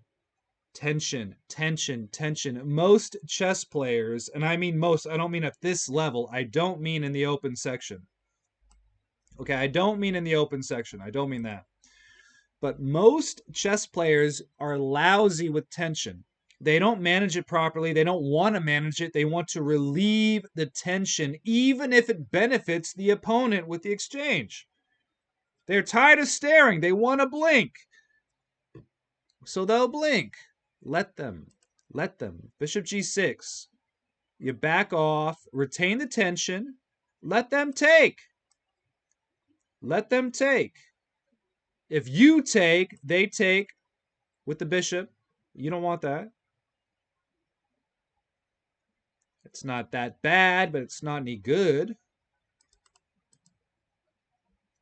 Staring contest.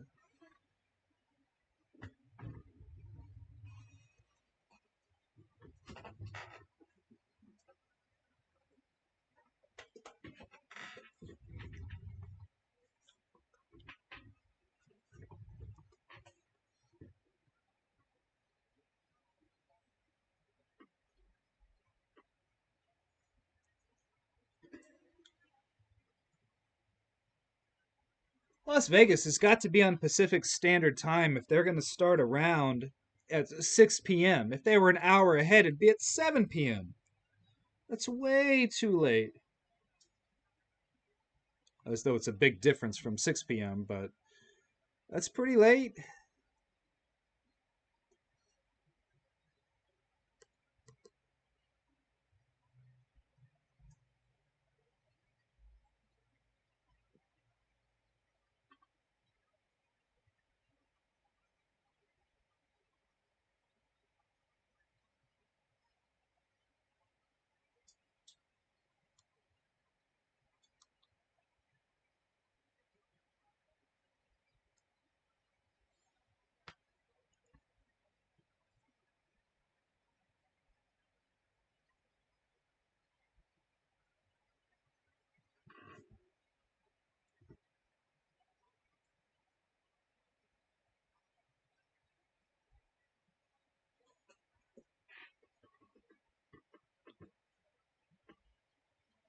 In terms of covering the events over the next 2 days, I think Vegas ends tomorrow. Charlotte will end the following day.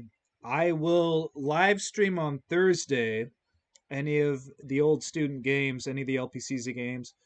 But tomorrow I will not be able to do complete coverage. I'll do what I can, but my schedule precludes me.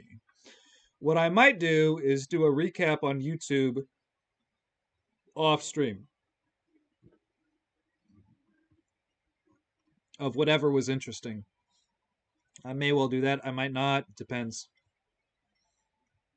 It depends.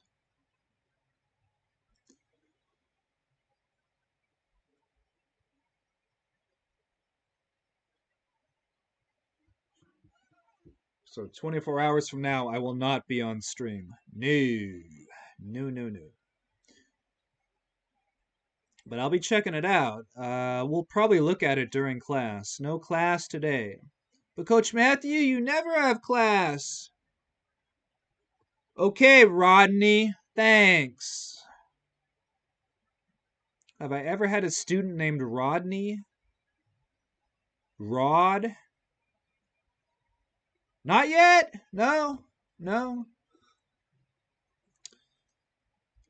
And certainly never one named Dangerfield. Nah, that I would have remembered that.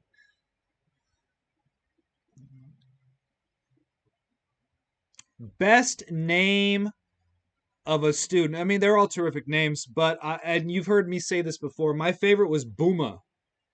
I had a student whose name was Booma.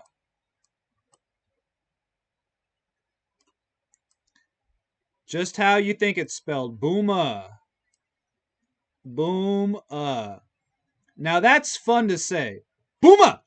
Booma! You just boom plus you could just say that and it means boom and the kid's name as well. Booma. That is a lot of fun. Booma.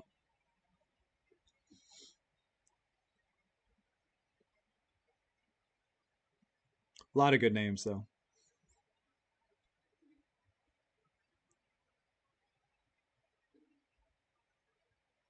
Booma made me feel like John Madden when I was coaching. You know, boom, Booma, you know, boom. John Madden. I will not be streaming any Madden games. No. No. I don't think so. Ever. No. No. Maybe the Madden where the ambulance drove out onto the playing field. That was the one with Randy Moss on the cover. What was that? Madden. What was that? I don't know what year. I want to guess anywhere between Madden 98 to Madden 01. I would guess Madden 98 with Randy Moss on the cover, where when somebody would get injured, which is terrible in football, the ambulance would drive out on the field. I would play that a little bit. Otherwise, no Madden. Nope.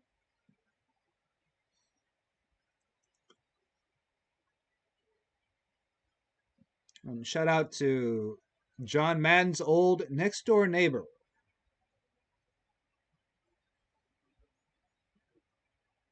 Have a better year next year, Tio. Have a much better year.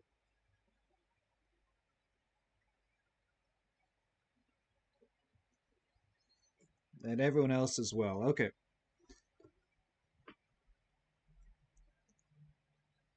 Milling on the clock. And once again, this is why it's beneficial. And this is not something you actively seek, but have a little edge on time in case you need to go into a think. You're going to have that cushion. Once again, better to have it and not need it than need it and not have it, especially in a pandemic, including time on your chess clock. It's no different.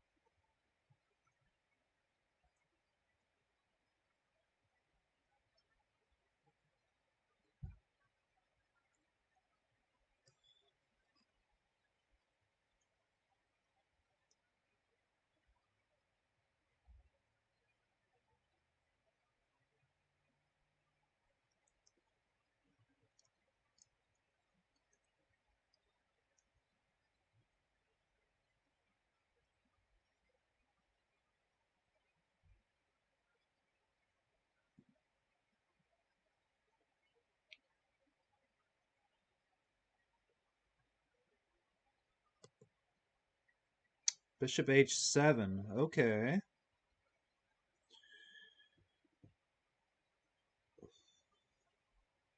You can't go to h5. That's the drawback. Options, options, options.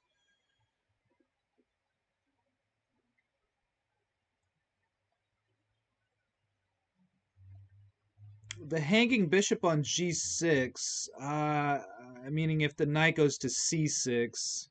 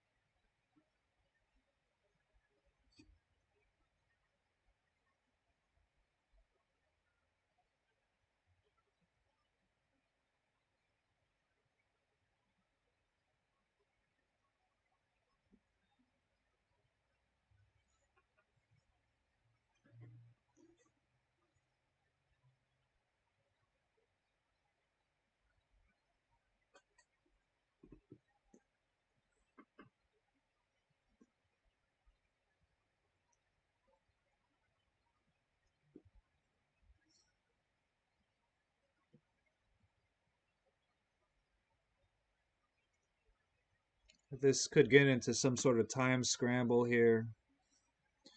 A lot of pieces on the board. And some tension as well.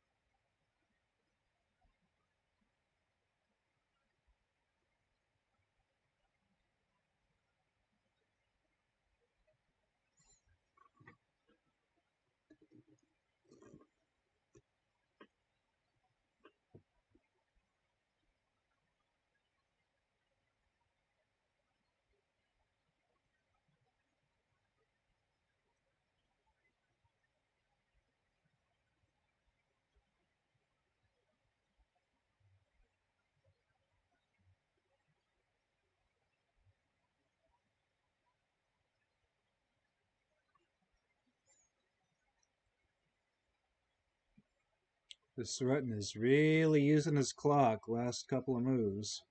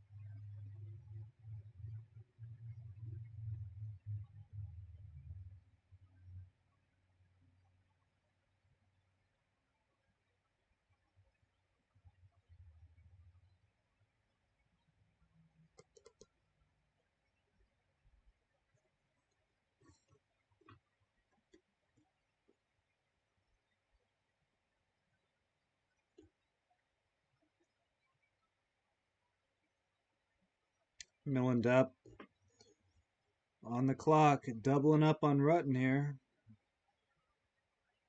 Okay.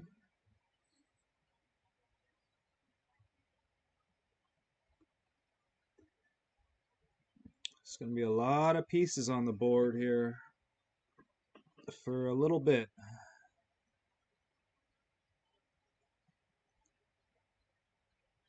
Unless there's a chop on E5 and F6. Both. With the queens on the board, it's more pressure. Little more pressure. Not a factor right now. Not a factor. But we'll keep an eye on it.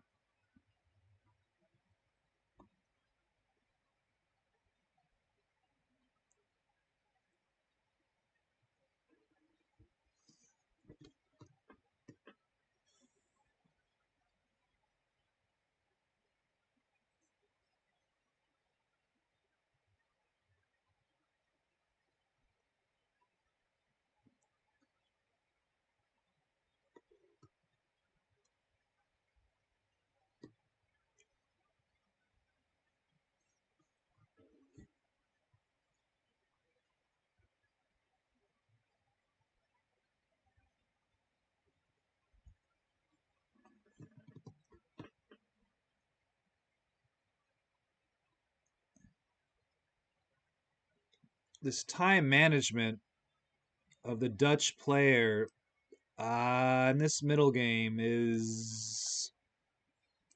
I'd like to see his clock times with the moves,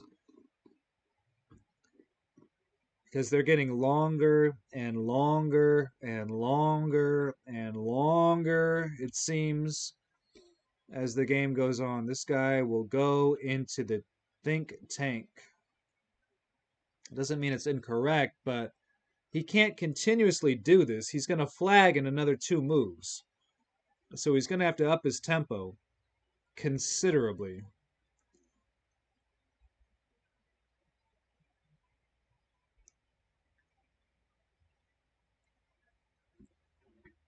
So if this goes into increment only, I think it favors Milland. He's going to have more time, number 1. Number 2, he may handle the shorter time that's left on the clock, much better. And my old students would, ignore their rapid, their blitz rating. It doesn't. It's old. Typically, Chagas was, different, but ignore it. Ignore it. It's old and it's not a reflection of their current capabilities. Playing quickly, you can always incorporate that into your game. But once you start going too fast, you start moving too quickly, as a beginner, as an intermediate, and it becomes a habit, it is very, very, very difficult, if not impossible, to break that habit. And most every single student I've ever seen, not my own students, all students, cannot just continuously blitz. Hans is the one exception. That kid belongs at the World Rapid Championships. He belonged there years ago. I'm not saying he should have gone, but that kid's always been lightning fast. Always. He played at my club in a quads once. Once. Won the first game in 2 minutes. Won the next game in 1 minute. Won the last game, and he brought a 6-pack of donuts to the quads in the morning. 8-5, the mini donuts, frosted.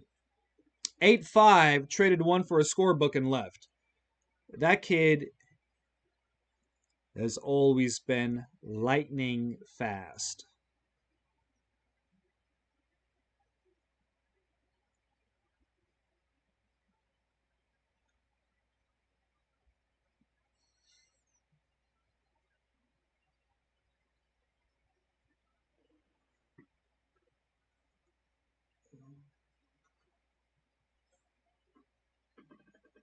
But you can always speed up, but you can't slow down. Speeding up is a matter of indecisiveness. The player who has trouble with their clock needs to be taught to be decisive. They can't make a decision. Okay.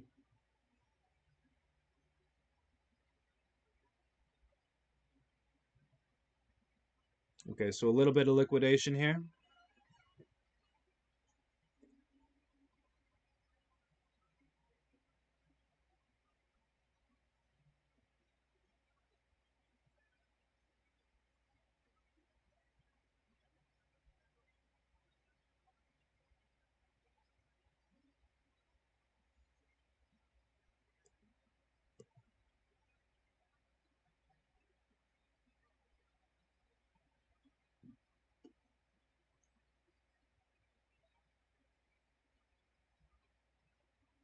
I didn't mean to do that. Oops.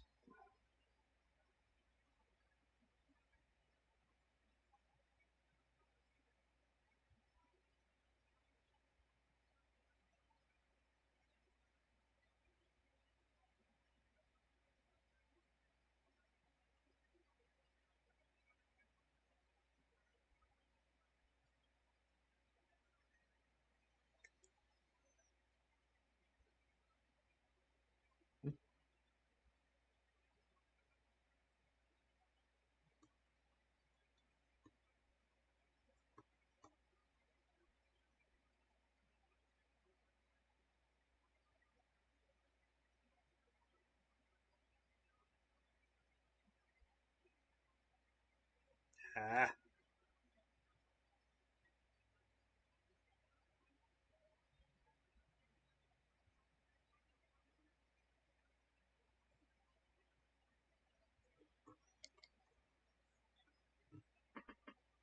All right, we had bishop takes.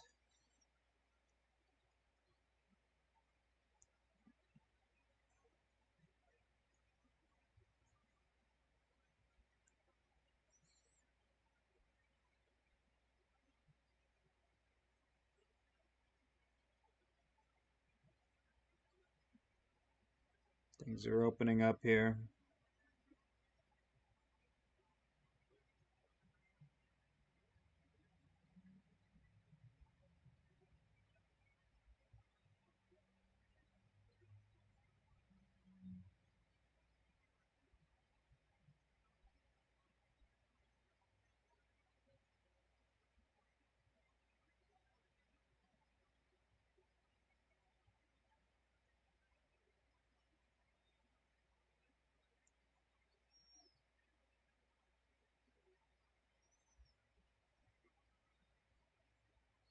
You certainly don't want a rook. If the rook was on h8 sustaining h7, you don't want a rook on h7. That is very undesirable.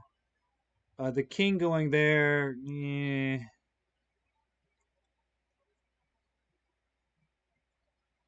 it's okay, but it doesn't benefit you.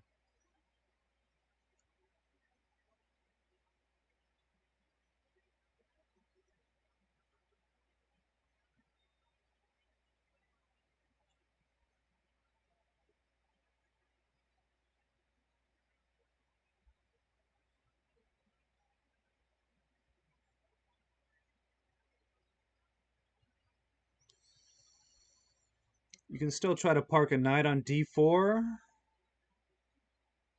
right? After taking on e5, knight c6, d4. It's going to be knight against bishop. This piece against this piece.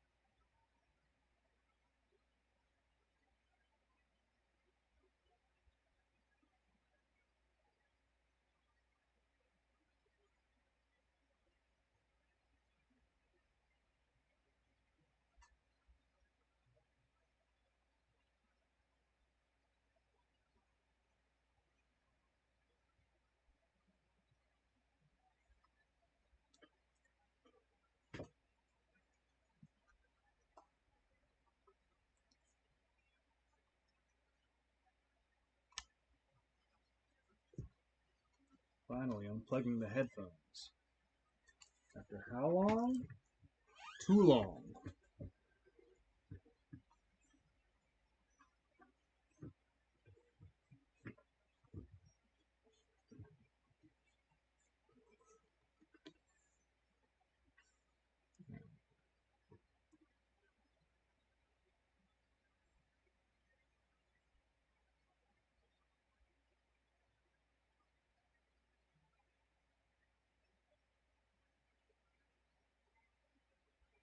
Take on e4, work in a knight to d4 kind of thing.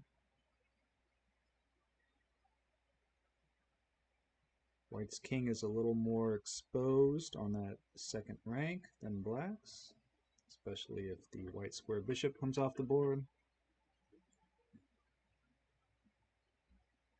and get to white's king with the rook. Not so for black's king. Potentially. And that knight on d4, if it gets there... Again, I mean, do you really want it there? Well, you would take with the e-pawn. If they were to take, you'd have a beautiful pawn chain that have a really bad d-pawn.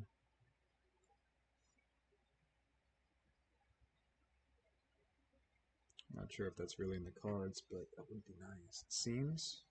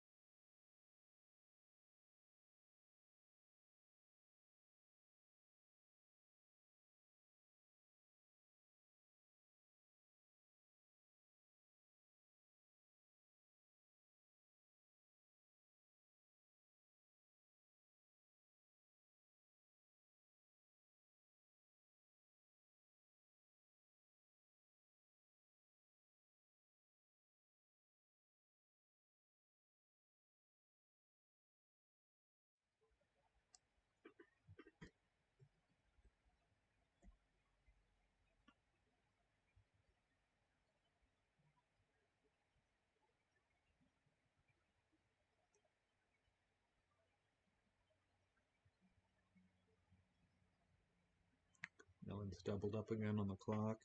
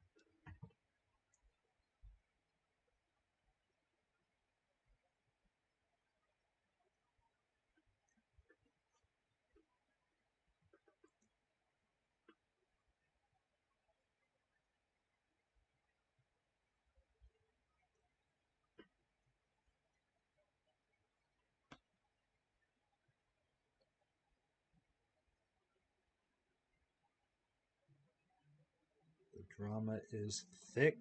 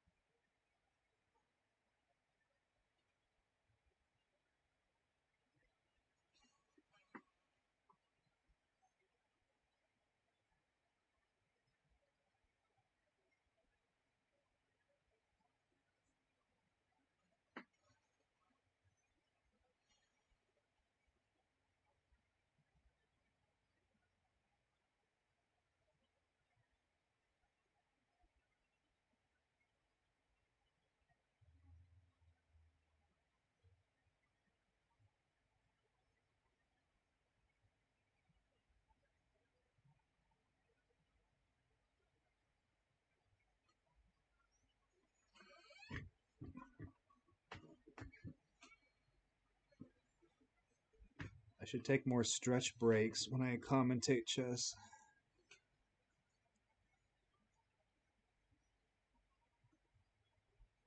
Plus, I can just leave it up and just stretch and watch.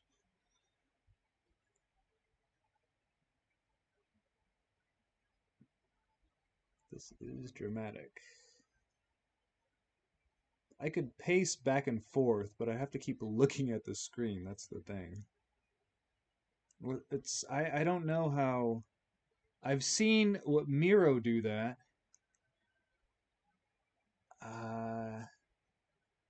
Commentate on one of his students playing,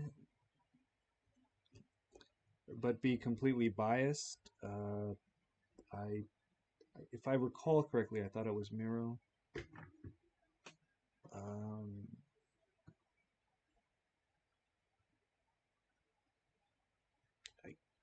Sometimes I'll just go quiet because I'm engaged too much in the game, and sometimes I'll just talk because I'm too engaged in the game.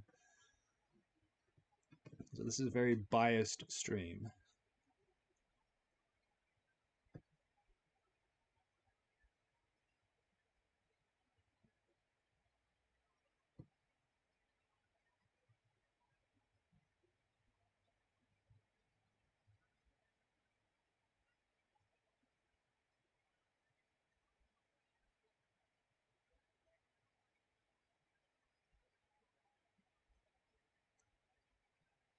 It's almost 6 o'clock. Do they have the Vegas boards up?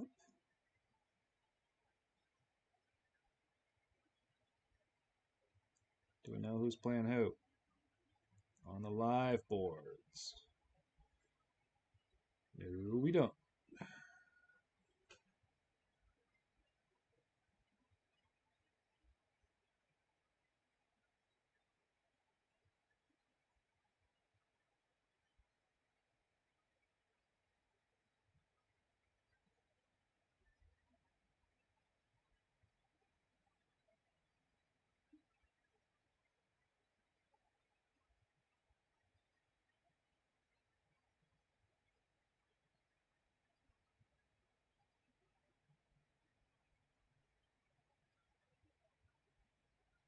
Whoops.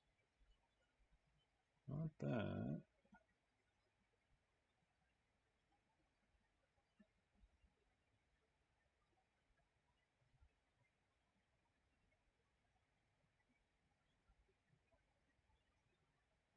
Okay, Millen took on E5.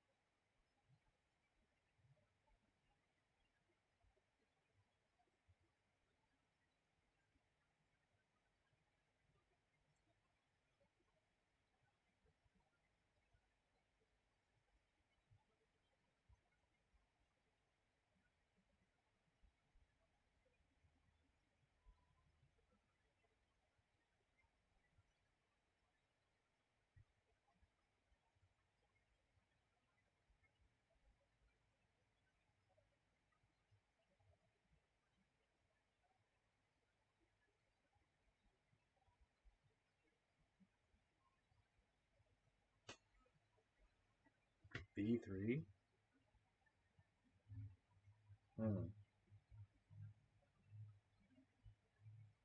Get that knight to D4. Right? Right? Right? Get a passer. Right?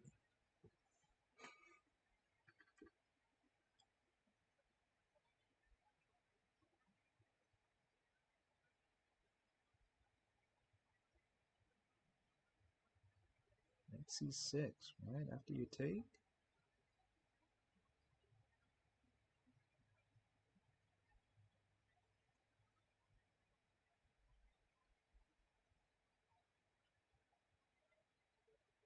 Might be a monster.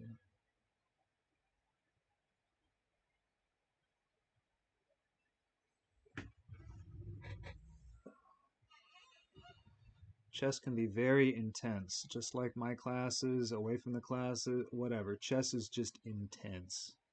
It is cutthroat. Wow. This is a lot of fun, I gotta tell you. I don't care who's watching, whenever, it doesn't, for me personally, this is way up there. Way up there. In a good way.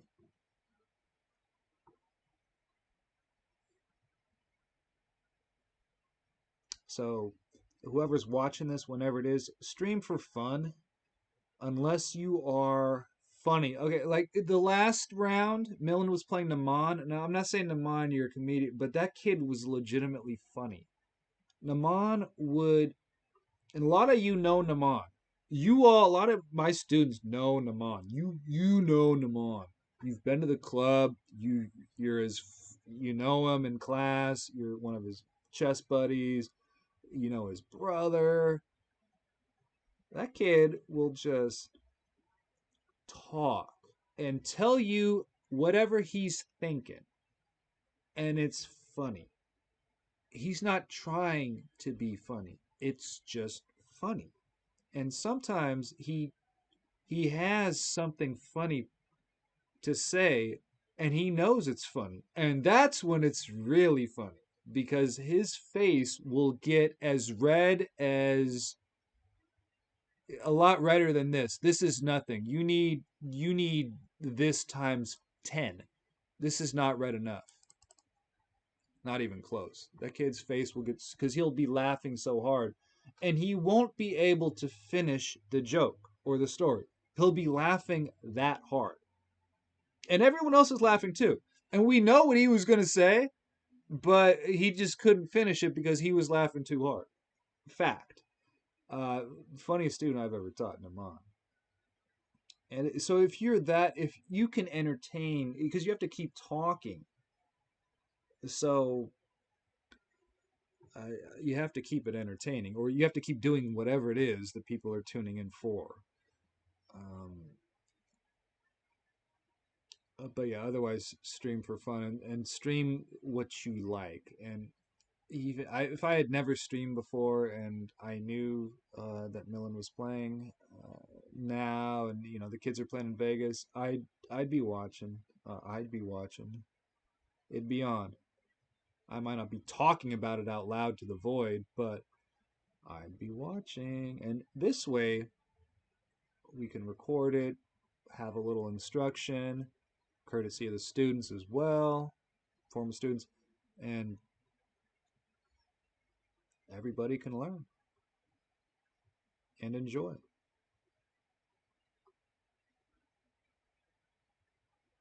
Knight c6, boom. That's what I'm talking about.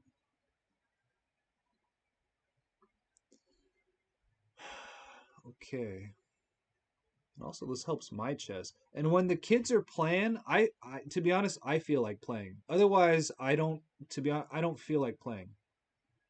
I just don't. I'd rather play something else. I'd rather play Fallout. I'd rather play Chess Rando. Rather play Dragon Quest. Rather play Final Fantasy. I'd rather play something else, a different variant of chess, shogi. But when the kids are playing, when this kids I've known forever, students of mine or kids that had just been around, or I was around their class, you know, their club. It's really inspirational, really just neat. It is super neat. So yeah, we'll see. But I have to admit, I do feel like playing more chess these days than I did 2 weeks ago, 3 weeks ago. So thank you, Charlotte Chess Club. I'm not sure what the official title is, but the center out there, the brick and mortar place. Yes, nice stuff the last couple of weeks. Beautiful, awesome. Keep it up. Good luck. Way to go. Yes, yes, yes, yes, yes, yes.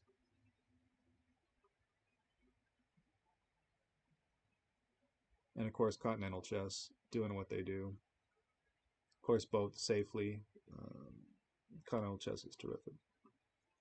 Going around the country. They'll be in somewhere in the Bay Area on a couple of weeks. Golden State Open. Where is that taking place? I don't know. It's not in my backyard, I'll tell you that much. But everybody shows up here, we're gonna have a problem. I have enough equipment. I don't have clocks. Bring your own clock, but I don't know where you're gonna play. You play on the grass, play on the floor, play on the concrete outside. You know, I don't know. But we don't have that kind of room. But I'm not the organizer. I don't have to worry about it. Am I gonna go and check it out? I've been against that in the pandemic. If my presence is any threat in any way, shape, or form to public health, I'm not going to go. Why? If I'm going to add that little percent chance that somebody I'm probably not going to do it. Probably not. But I am perfectly healthy, and whatever the term is, yeah, I am vaxxed out, up, boosted, whatever you want to call it. Yah, yah, yah. But still, I got to say, over the holidays, it was nice. It was, the way it was. Not last year. Last year, there were no holidays. But this year, we've had them very enjoyably and responsibly and thankfully. We did it the right way for us, which I am very thankful for.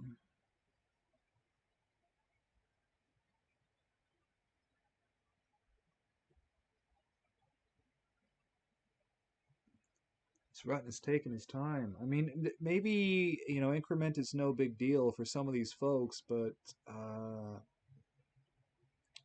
against somebody that's going to press and put pressure. And once again, the young players from out here, the South Bay, the ones who we may be streaming today. I should check on Vegas. Who's on the live boards there? But you're playing Millen, he's going to push. You're playing Shash, he's going to push. Playing Shaket, he's going to push. So will Krishna. Playing in the open section, they're going to push. Follow chess. Come on, get your live boards going here. What's going on?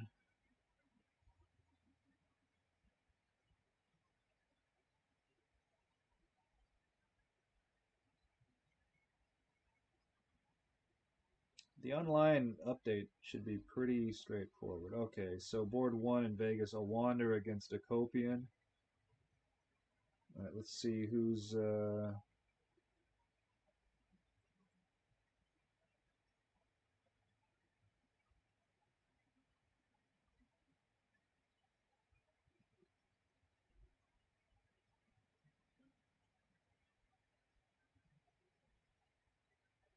Shaket is playing FM Homa. It's got the black pieces. I won't know the live boards for a little bit.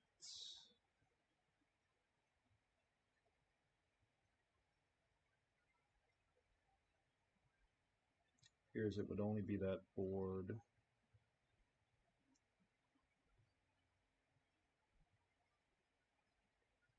Krishna.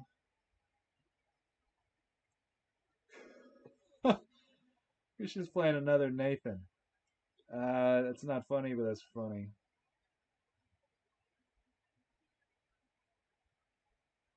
Okay, so it would just be Shocketh on the live boards if they show it. I don't know if that's the case. We'll have to wait for them to update their live boards, which they haven't done yet.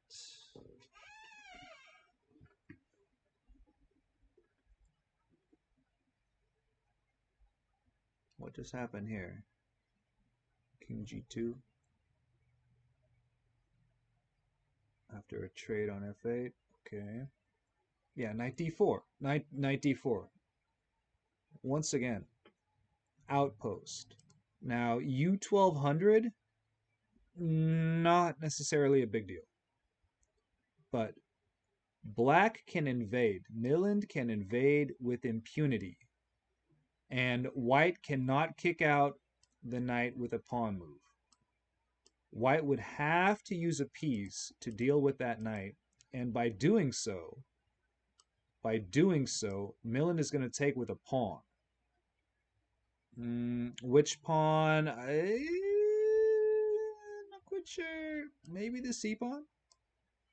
And have a protected passer sustained by a pawn, which is, in the chess world, that would be money in the bank.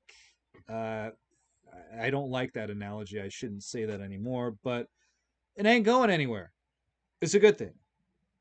So FDIC insured, less than 100 grand.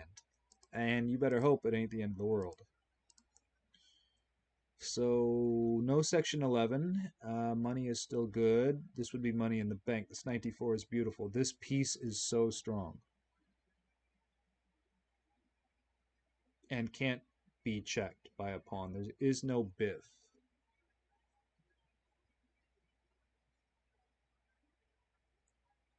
So long term, this is, and once again, also this is a short range piece that has invaded.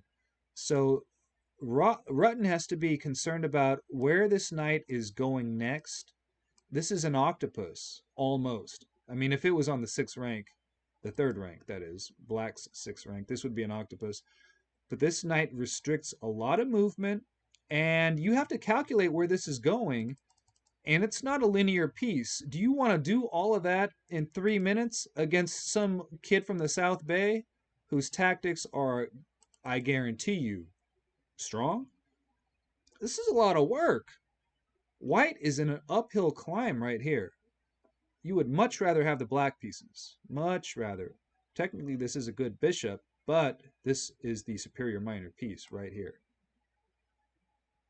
This knight right here, backed up by these pawns. A better Maroxy setup. I don't even know if you'd call it that, but it's like a Sicilian Maroxy? I don't know what you would call it, but with the Sicilian, you're playing c5. Okay, so the first move is e4 and then c5, right? So as black, you're playing either d5 to equalize or you're playing e5 at the right time. You're playing one or the other. You have to play one or the other. Otherwise, what are you doing? You have no space in the center. You have no direct influence.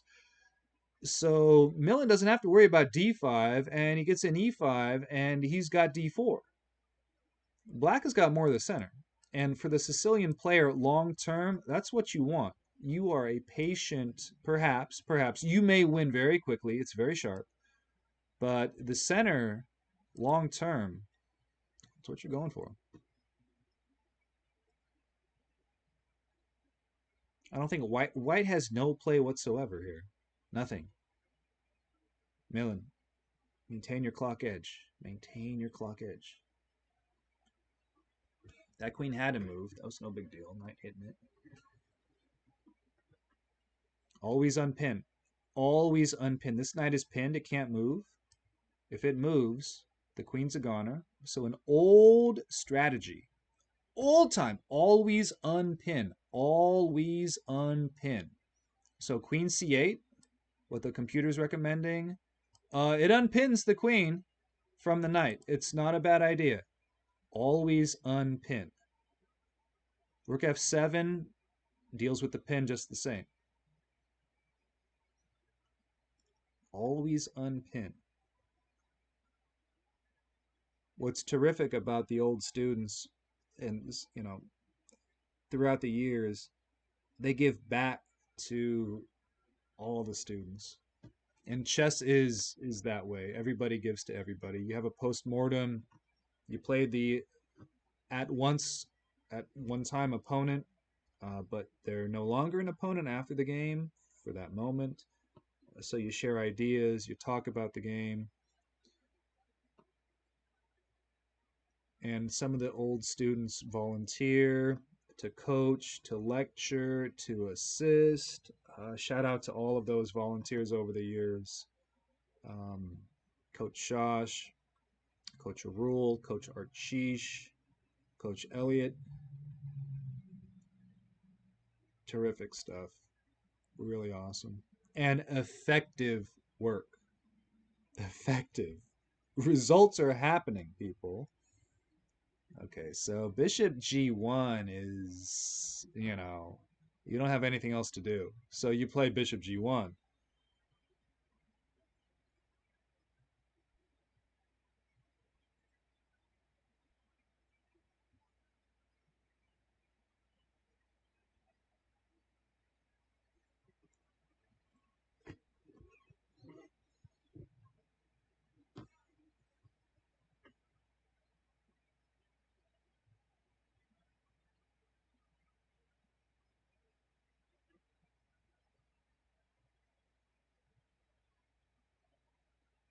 And going even further back, the older volunteers that weren't my students, DT, Rohit, uh, from before we were in Santa Clara at the library, but they came with us.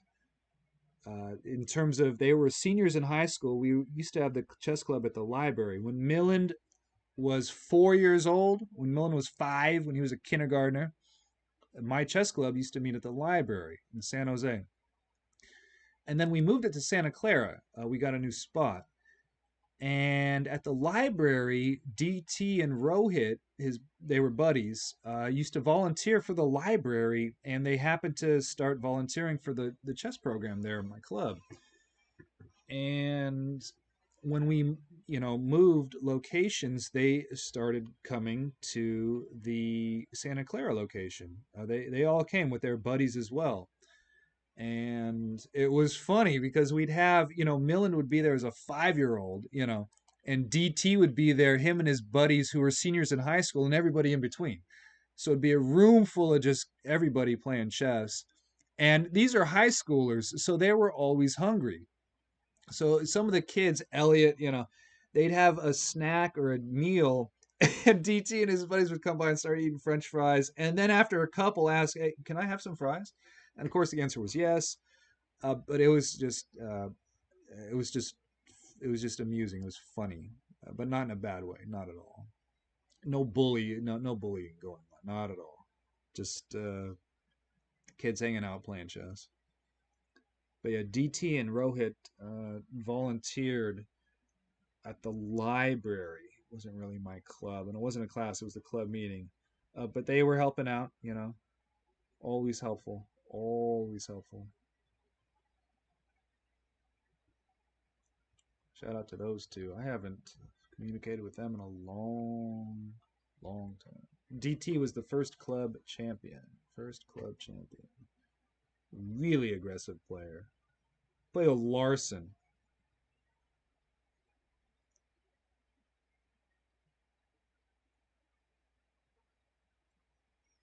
You want to invade and seek play here. That's what this Queen G5 line is all about.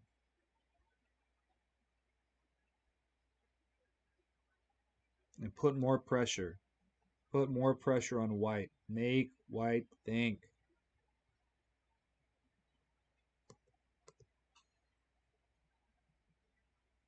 Okay, round 6 is live in Vegas. Let's check it out. No name on board. Okay. They're getting set up, I would imagine. Let me see who is on a live board. Oh, Ruyang is playing Shabalov. That's interesting. Huh. Okay, that's cool. Balaji is there. Shout out to NorCal. Rochelle Wu, Davis. Tatev is there. Never met her. Shaketh. Okay, let me get Shaketh's board up. Let me okay, hang on. Let me do something really quickly.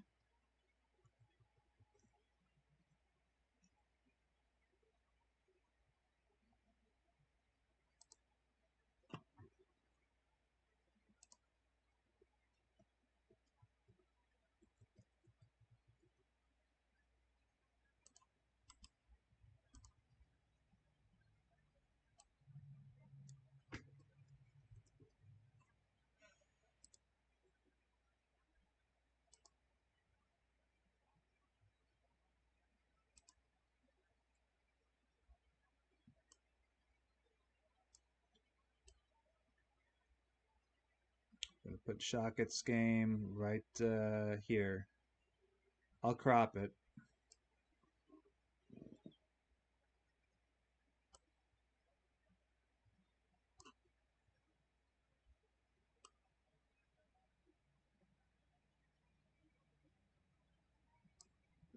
All right. We've got Shaketh's round 6 from Vegas. He's got black. I didn't check out the opening. Bishop B3. What's going on here?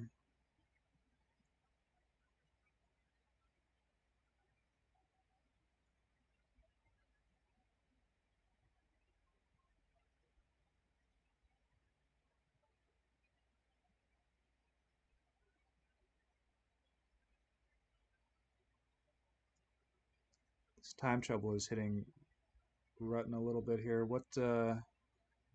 What's going on? There's a lot of action on these boards. I need more eyes. But I'm not going to be an arachnid. I hope not. I don't want to do that.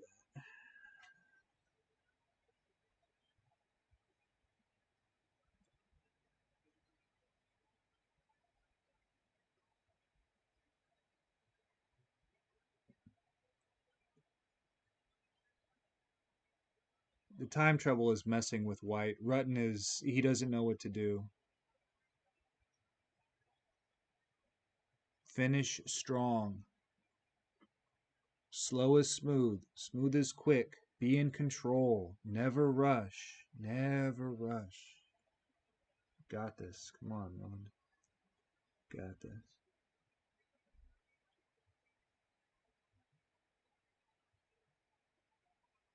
What kind of opening is shock? What is this? White is not hang on, let me get the paint up. I don't have the paint up.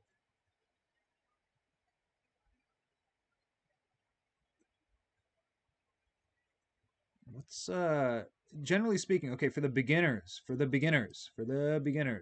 do not neglect development of a whole side. Right? Now if this continues for white, that's a problem. That's a problem. Do not neglect development of a whole wing, a whole side of your army.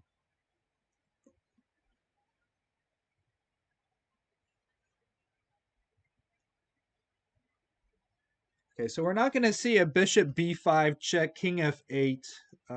As in Shaketh's last round, we saw king f1. Is this knight? What? Now keep in mind, this evaluation is for this board. Okay? This is for Millen's board. This is not for this board. There is no knight e6er.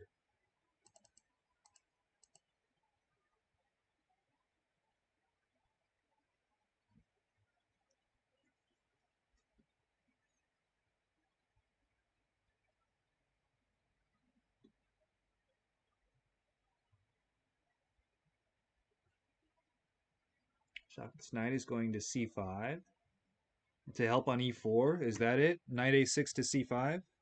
This is what Shaketh is doing? Bam, bam, bam. Bam, bam, rewards, right? +10 if you know what the heck I'm talking about. Otherwise, You had to be there.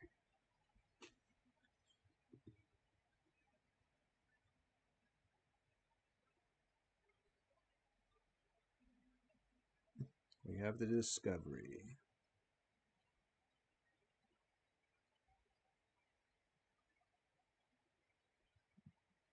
We're going to see some action real soon here. Finish strong. Finish strong. All the students watching this. That's why we study the endgame. That's why we've always worked on the endgame. Not exclusively, but we're not omitting it in any way, shape, or form.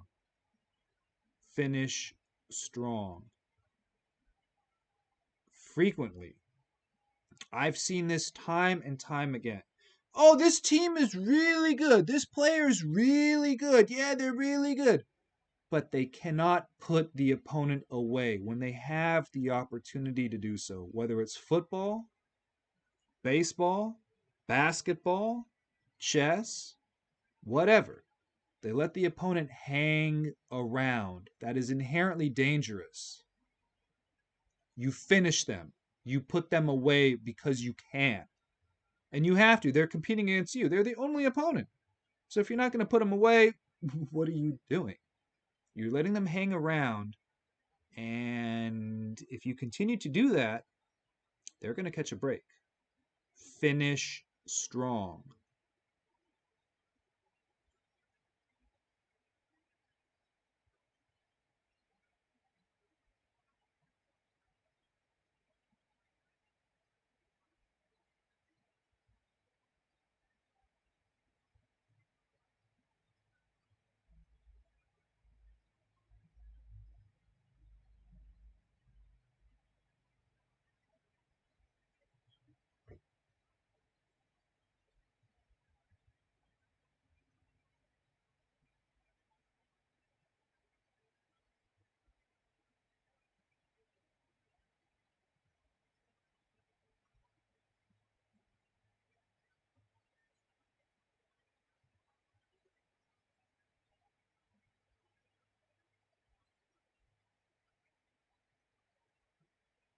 And once again, this is why you study the end game, tactics, work on those positions.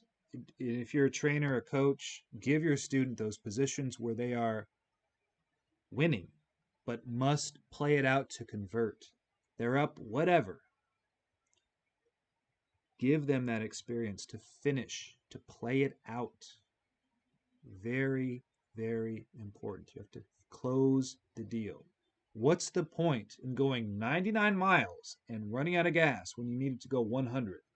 You can't make it. You ran out. You lose. You need to finish strong.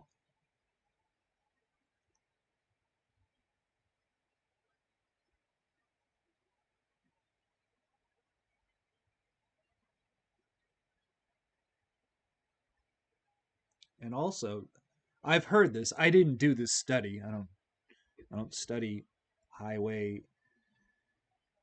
and accidents and whatnot on the road, but as I understand it, whenever this study was done, most automobile accidents happen when the driver is less than 10 miles from home because they're wanting to get home.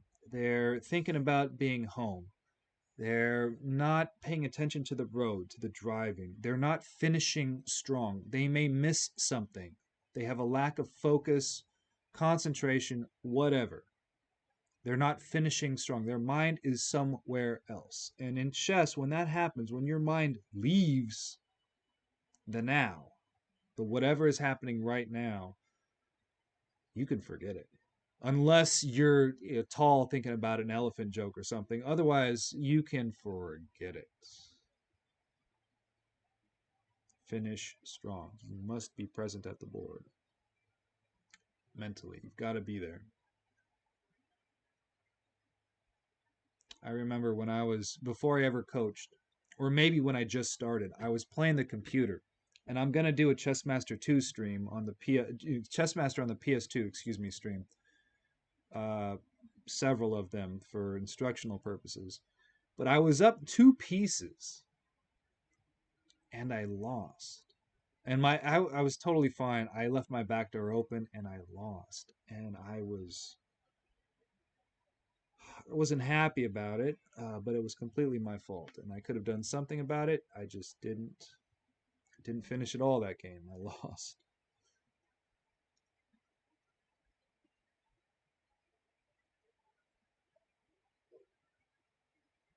Ouch.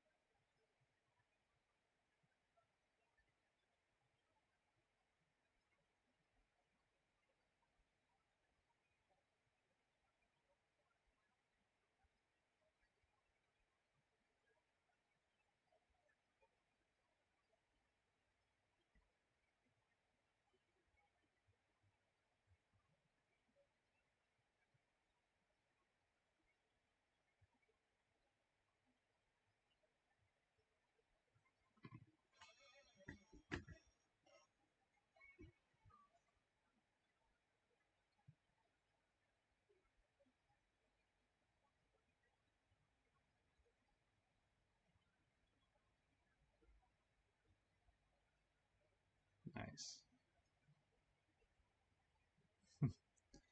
Very nice.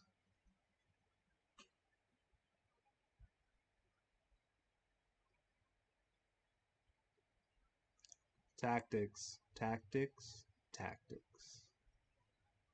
You're a chess player, that had better be your name.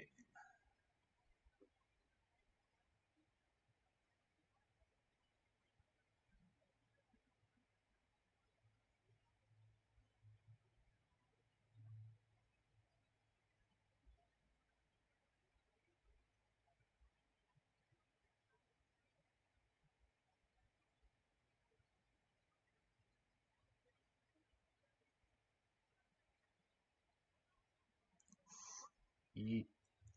Still works, still works. A little bit of a lift on the Arabian mate there, maybe?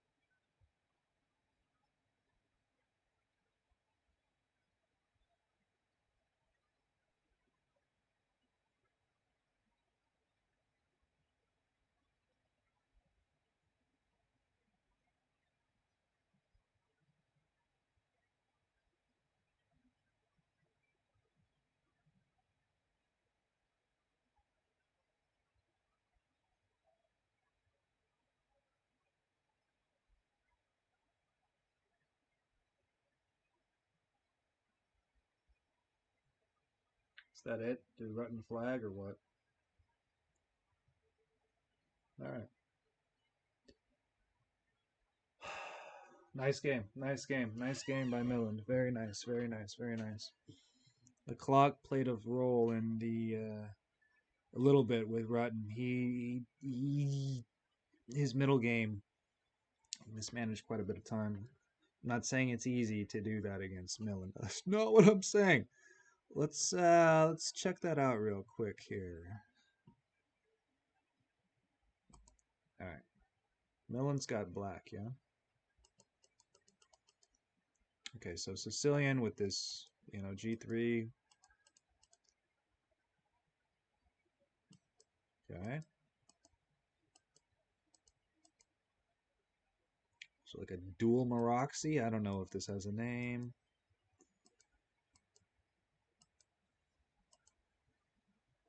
Okay. Millen gets an F5.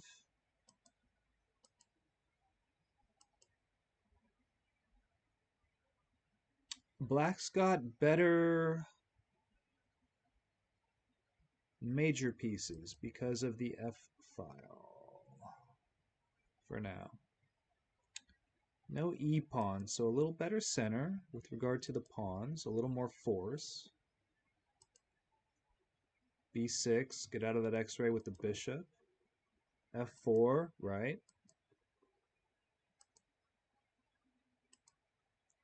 Okay, so here we have a situation where Millen gets the correct minor piece, and that's pretty much it from this point onwards.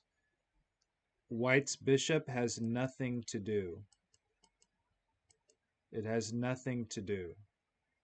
Nothing. It can simply waste time in White's camp, whereas Black can continue to improve. With the knight having invaded, a lot more attacking options, and we see Black pretty much just take advantage for the most part. Nice game by Millen. Very nice. Okay. Let me... Okay, we're going to put Shaketh's game up, so I have to take this down. And let's go to browser this. We're going to transform and reset the transform. And let's go ahead and stretch that to the window. To the window. So we transform using OBS here. We're going to fit to screen or stretch to screen. What? I don't know. Fit to screen. Hey, look at that. Okay, so I'm going to hide that, and we're going to put you up here, and we're going to actually, hang on, let's go back to browser. Let me fidget with this a little bit. Whoa, whoa, whoa, whoa, whoa. What was that? I did Alt. What? Okay, fine. You want to play it that way? Why is it doing that? I don't understand. Let's do that. How about that?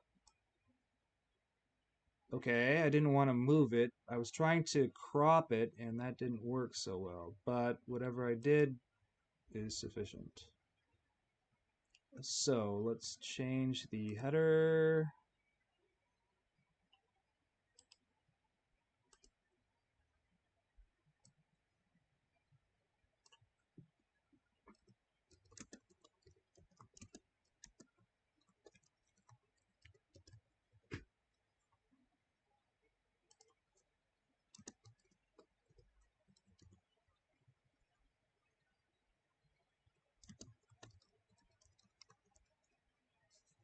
This is round 6.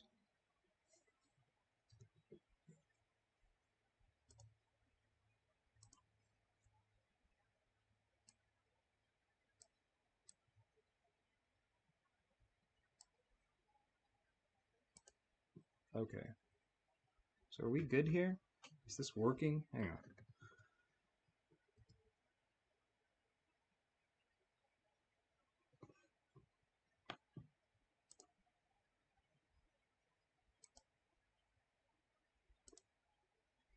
I still need to fidget a lot with this setup. Yes, yes, yes. Okay, that worked.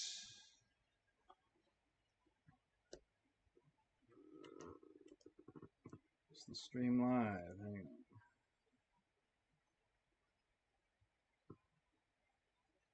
Yep. Okay, so I've got to change the... Hang on, I have to change the Twitch, whatever it is, announcement thingamajig, stream info. So this is...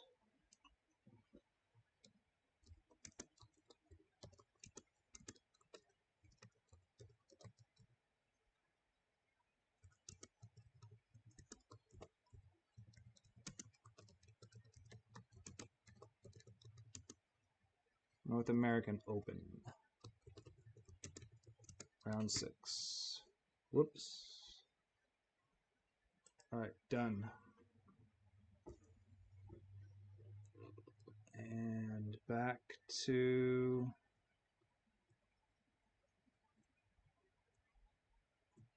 this.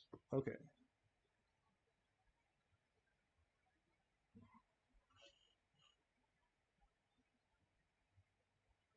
I'm gonna have to relax into this position.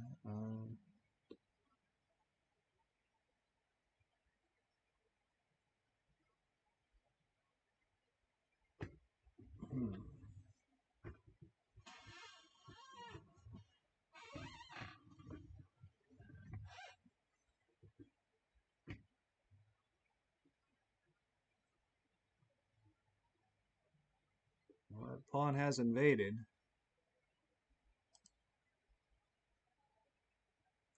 It is sustained, but there's more pressure on it from black.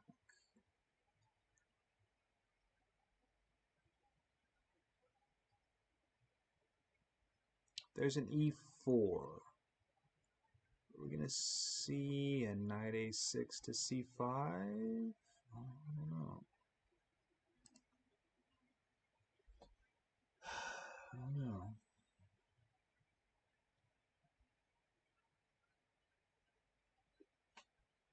Check on something else real quick here.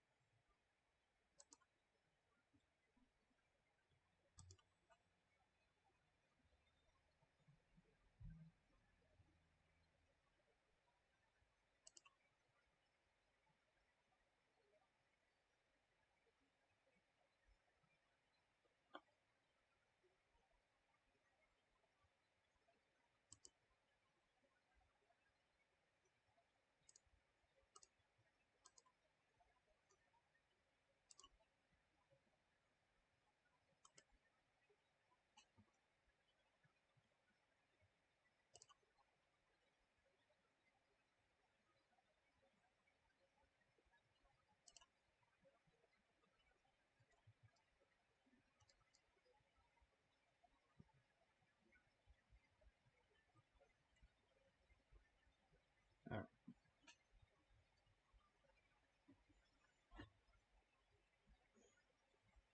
This could be another one of those boards where it's not a DGT board and they go around and gather the moves and the clock times here and there, and then input them in a batch.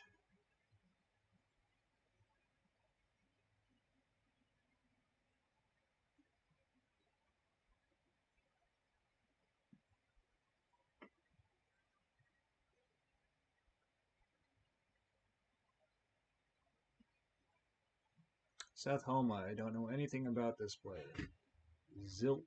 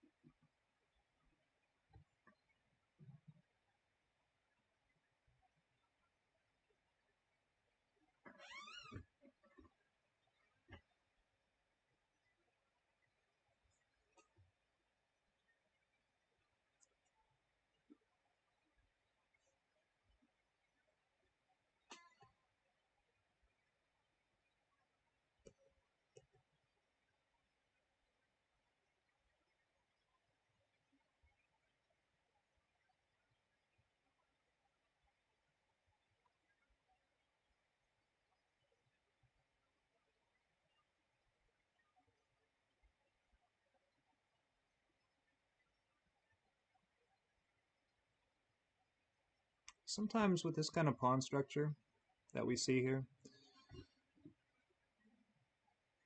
what you're going to want to do, let's, how do we, well, let's pretend this pawn isn't here. Just pretend this pawn is not here. Let's pretend. We're going to pretend.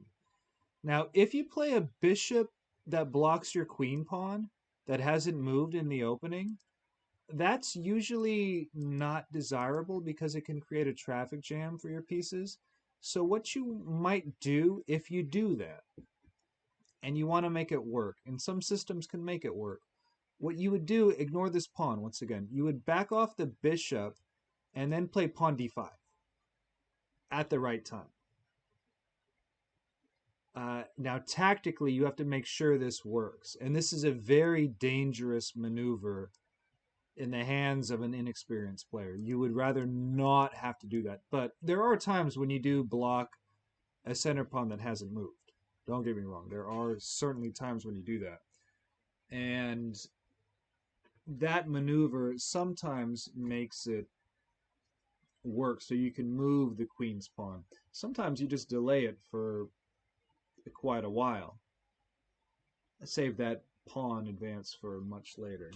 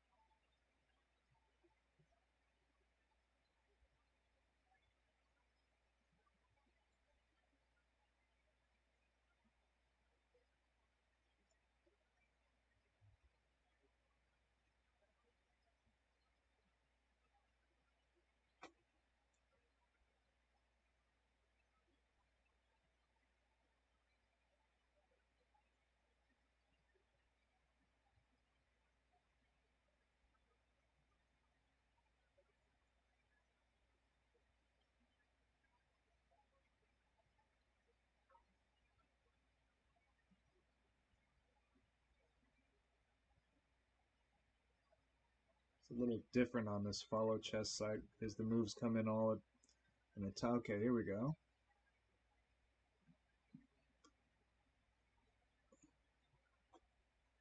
Homa took some time on that move. Quite a bit, actually.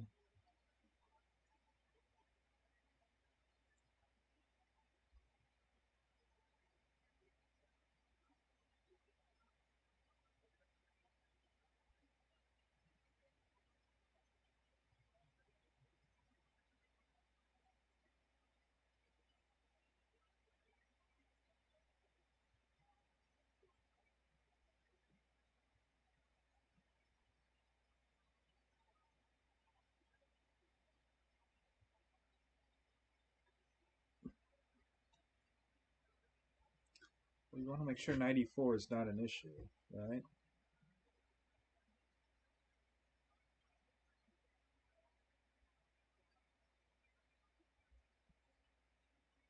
So does that mean you take on d5?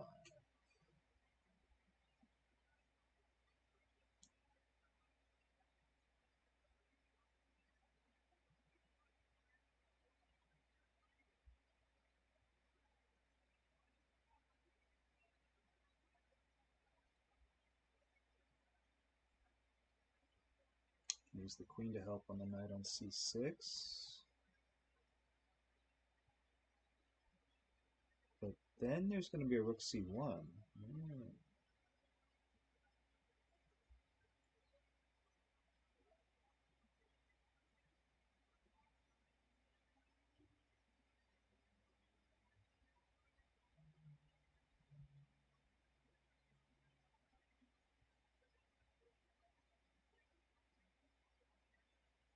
Just make sure the pin is not a problem.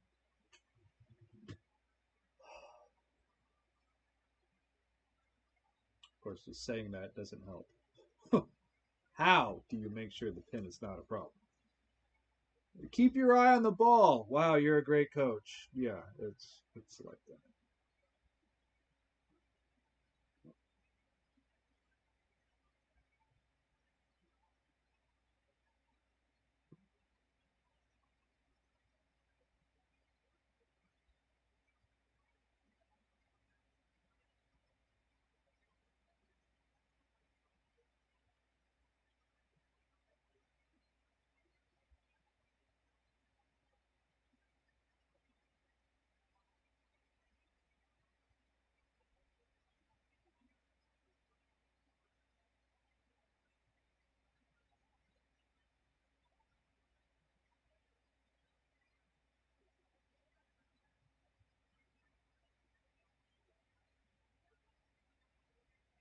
Never manually inputted to a moves to a live stream. I have no idea how that works for a chess, a non-DGT chess live stream.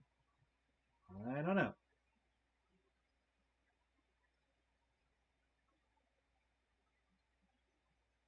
I would imagine it would be a lot cheaper, a lot pretty straightforward. You just need the data, and you just have to input it. That's it. The DGT board costs, when I checked, they were at least $600, and this is going back 7, 8, 5, 6 years ago, whatever it was. Maybe $800, maybe more. They were a rip.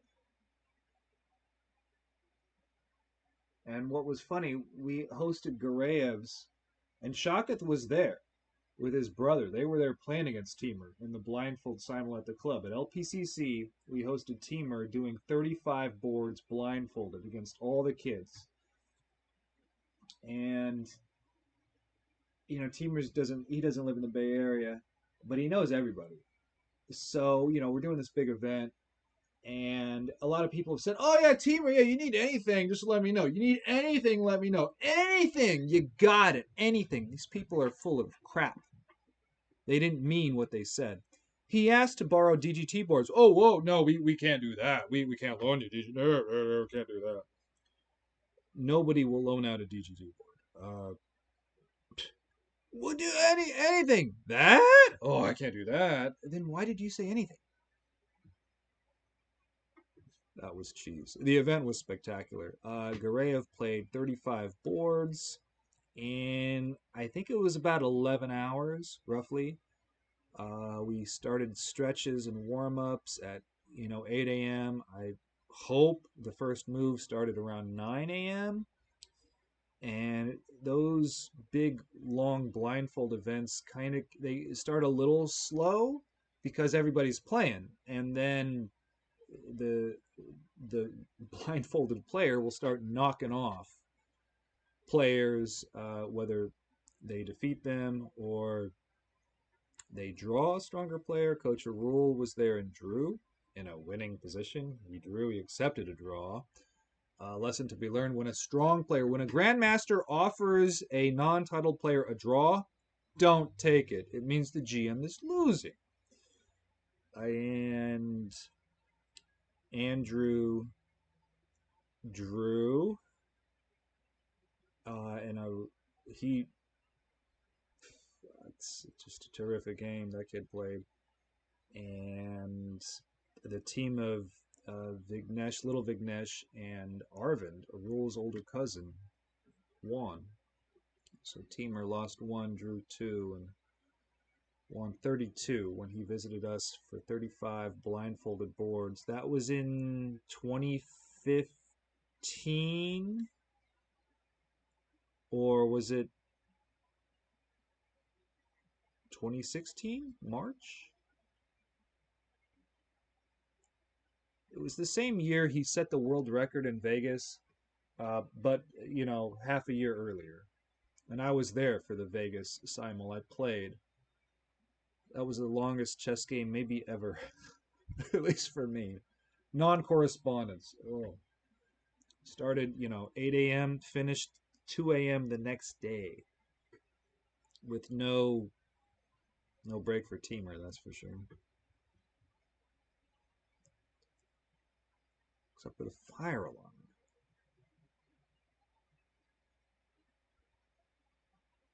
Okay, so we're going to see the bishop back off and a knight a6 to cover c7 if there's any trouble there, right? But if the bishop backs off to e7 and there's a chop, hang on.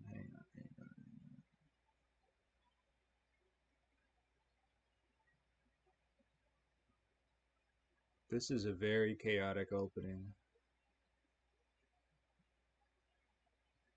Double D pawns. How do you deal with the bishop?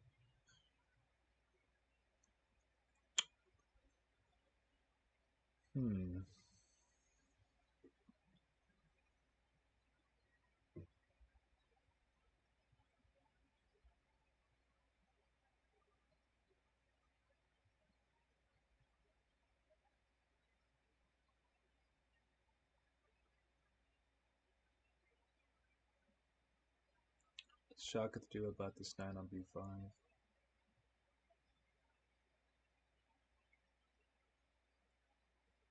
You can't play bishop c5, right?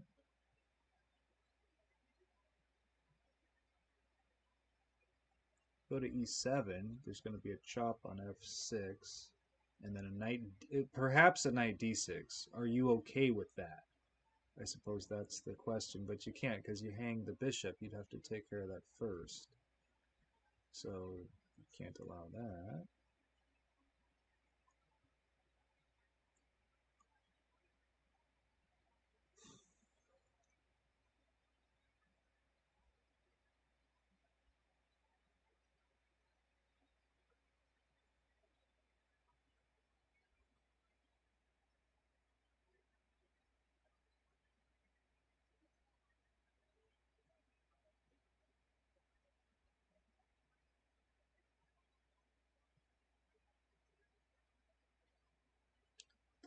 Once again, you want to make sure that a pin,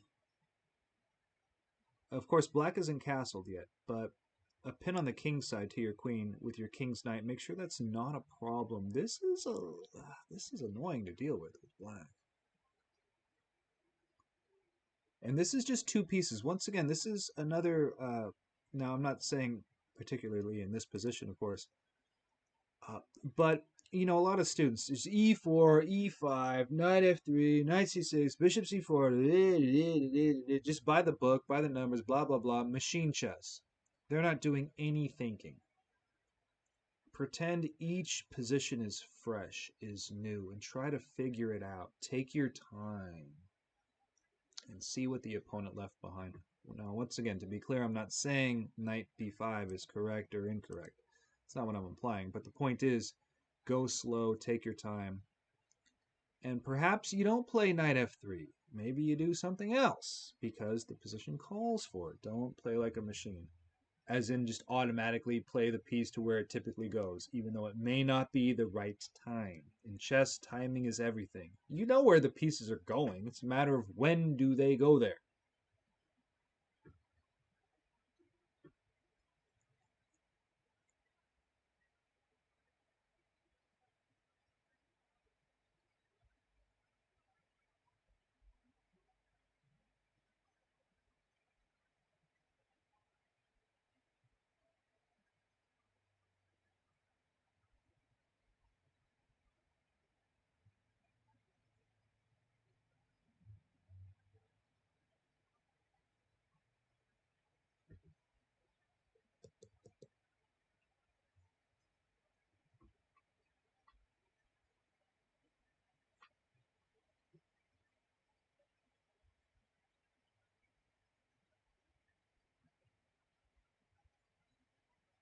Feels like black's gonna have to make a concession here.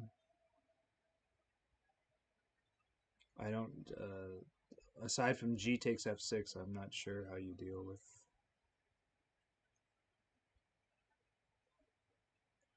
this.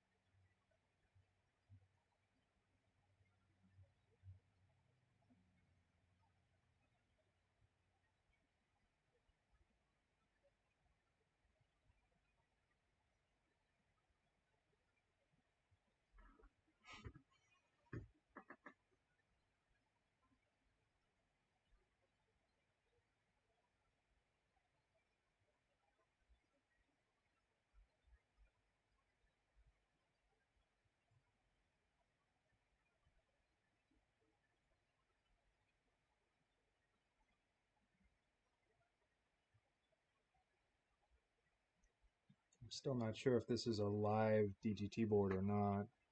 But if it isn't, it feels like way back in the day when, over 10 years ago when YouTube just started and you're just downloading a video, whatever, you're downloading a file and intermittent with the data download, so you get a bit and then it stops, and you get a bit and it stops, and you get a bit and you gotta wait. Feels like that. This feels like 2007 YouTube, 2008 YouTube, whatever. And check out the old Chess Things YouTube channel. There's no commentary there, but just a lot of chess moves. And I would have used that for the current YouTube channel, but I don't have no idea what the password is. It just at some point, I don't know. And whatever email address I had as the login, I don't know. I don't have that either. So, yeah, I had to make another one, which is fine.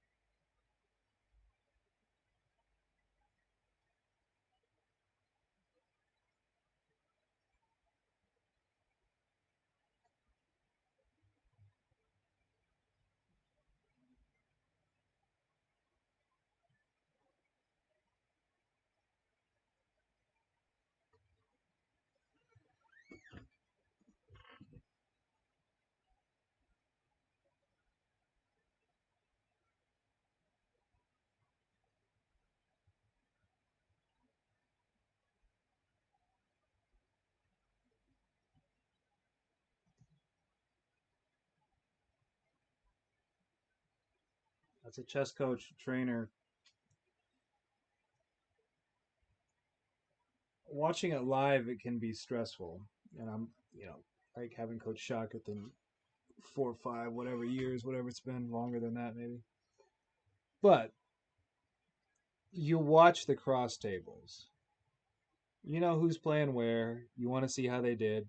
You check that out. And sometimes when those are uploaded late, it's, where's that cross table? Where's the cross table? What happened? I don't know.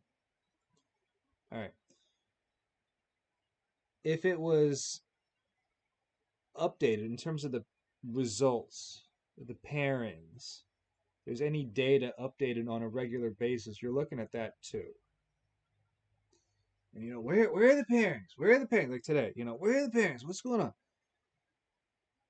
And if the game is live streamed or somewhat live streamed like this, I don't think this is DGT.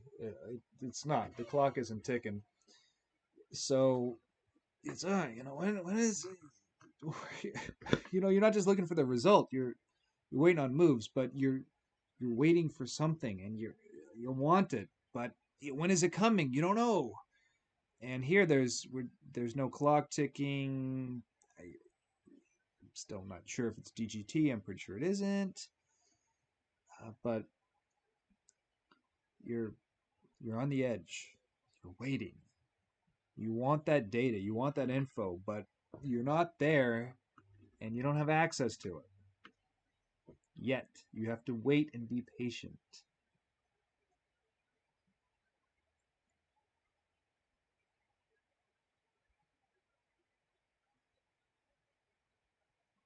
These streams are more for the DGT streams. If it's one of my old students playing, that's what it is. If it's like this, I'm happy to do that as well. But what I don't want to do is just have 10 moves just all of a sudden blah blah blah blah blah blah, blah, and what, and then have that repeat a couple of updates and that's it. That's not what I have intended. But once again, this is just a test stream.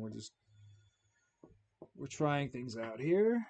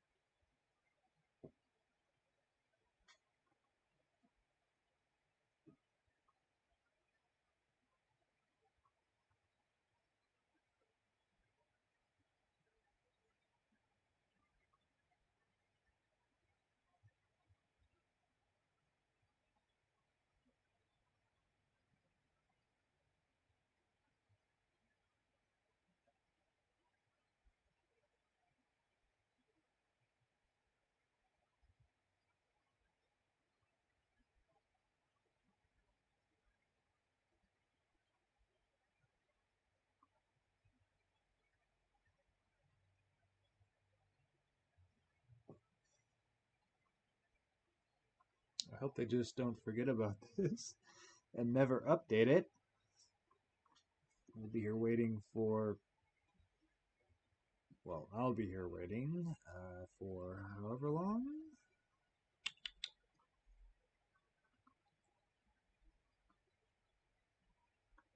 I don't know how you get out of this position as black. This is...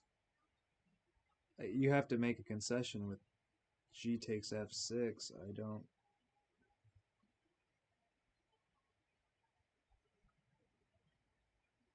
don't know what else you can do.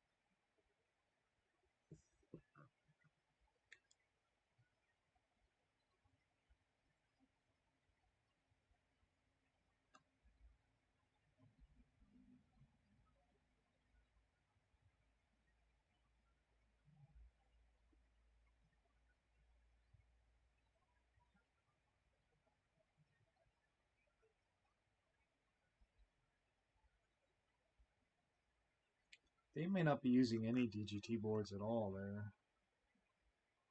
Well, perhaps that are not hooked up to this page.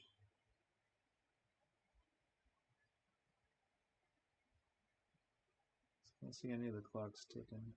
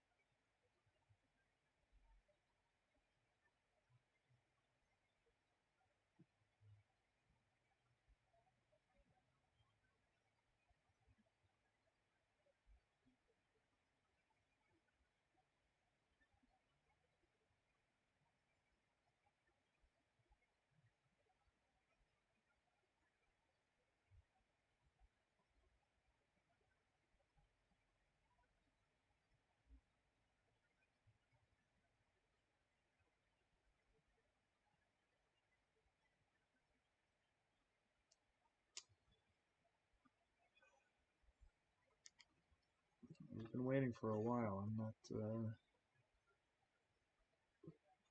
Let's get this update going here.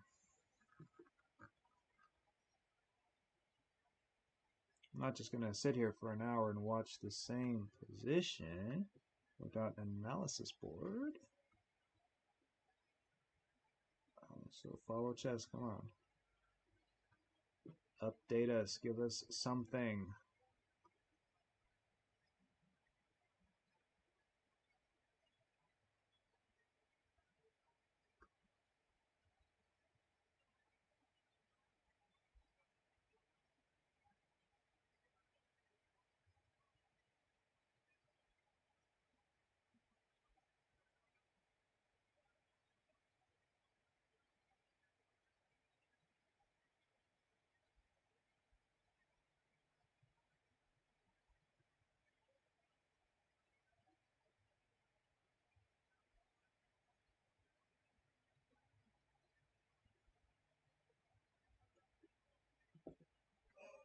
Come on.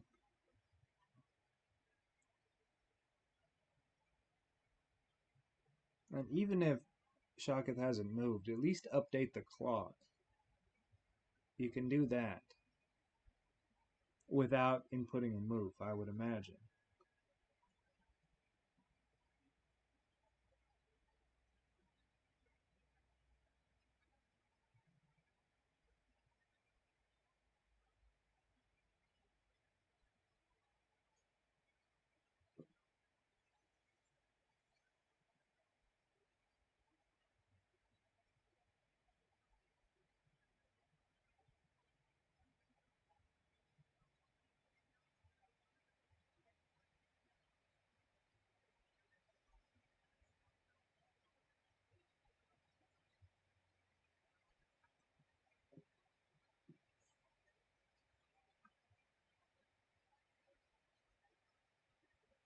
I'm gonna need more moves to do more commentary. So I really don't know what to say about this lack of moves on this game relay here.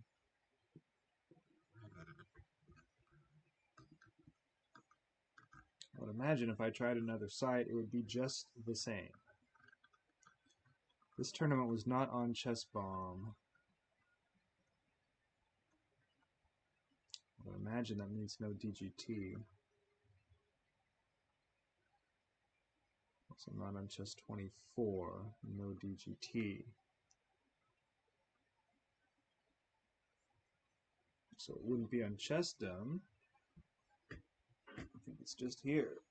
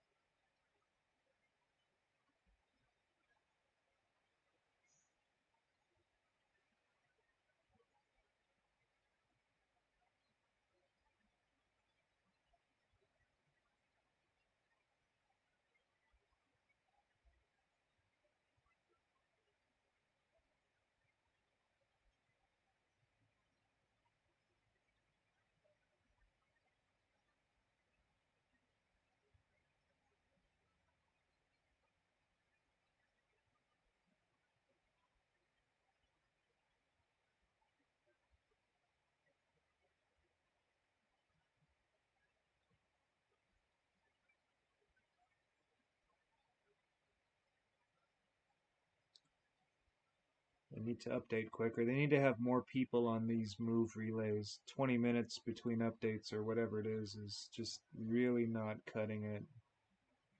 They do call this live.followchess.com. This ain't live. That's a little misleading. I like Follow Chess, but this is not live. Not live enough. Change the clock times, update the position, both. Something. This is not live. At least not this game and not this tournament. It's like eBay telling you something is new and ain't new. It has to be brand new. Otherwise, just new means used. But this is not eBay.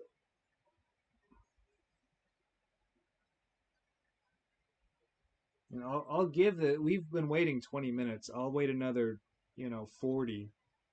And if they don't move, they don't update the board in 1 hour, then I don't know what to say. I have seen some positions on their stream, on their site, that are just in starting position and never change.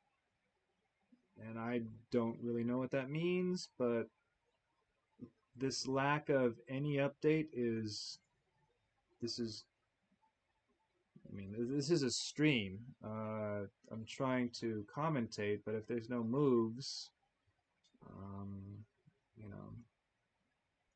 that's what I'm trying to do. Commentate on the moves, somewhat live. So we'll stick with this another half hour or so, and if they don't change a thing, well, we'll cross that bridge if we get to it. Let's put it that way.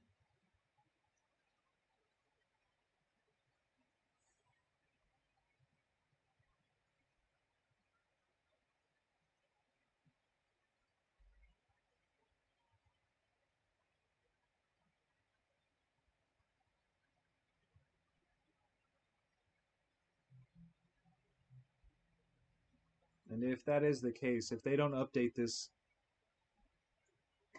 web page on their end, I'll edit this part out of the YouTube stream uh, because there's no commentary. Very little.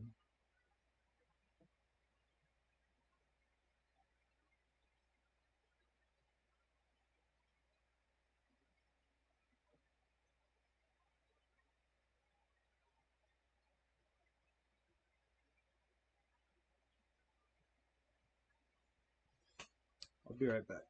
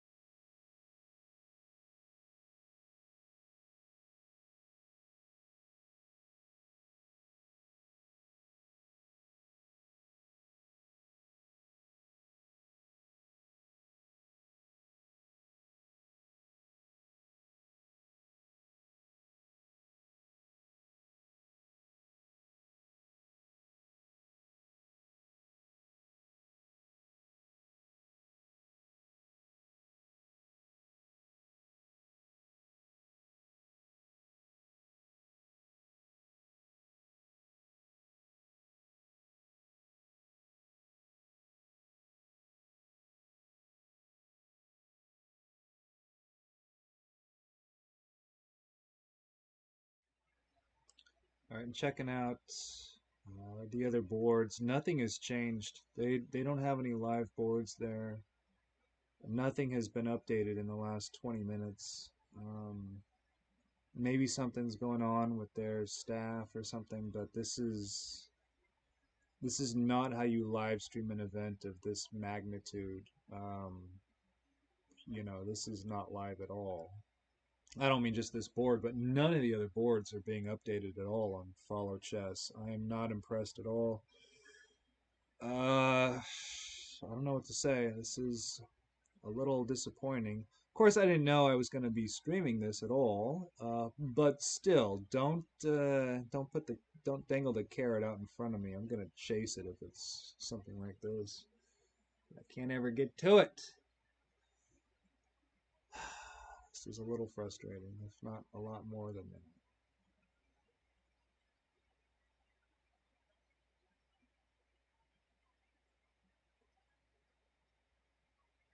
So I honestly I don't know what to I feel like bringing up another board or something, but I don't, I don't want to turn an engine on and evaluate this. No, not right now. I'd like to just comment naturally with whatever they're giving us.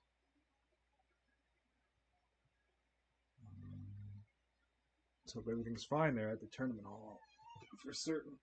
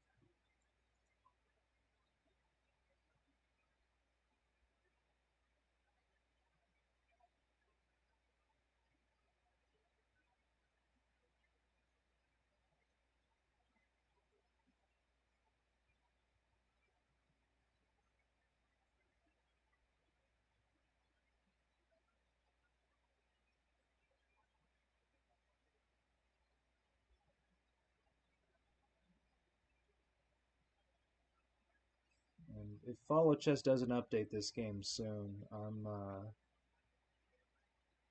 I may check it. I'll check it out, tomorrow. But if they pull this stunt again, I'll I'll leave. I won't use Follow Chess. Maybe not ever again. This is just. I mean, what is this? If you're not even streaming or not, it doesn't matter. But if you're trying to follow one of these boards or all of them and nothing changes, you just wait and wait and wait for, what am I, a sophomore in high school waiting for the girl to call who never does call? Is it like that? I'm not gonna wait all day. I'm not gonna wait 7 hours for a phone call. I'm not gonna wait 3 hours here for this. I mean, for Shaketh, of course, anything. But if this is not under his control, this has to do with the stream. Them communicating their moves to us via their website, their stream. I don't know what to say. Of course, technical difficulties, yada yada yada. Yeah, I know. But you're talking to somebody who's a total noob at this, and if I got this up and running, this Pereira, or whoever it is doing Follow Chess, has been doing this for a long time. I remember checking him out on Twitter way back. So they've had time to fix all of this. Get to it. Tell us the moves. Give us the position. Something. Anything. Tell us there's technical difficulty. Something. Give me some information.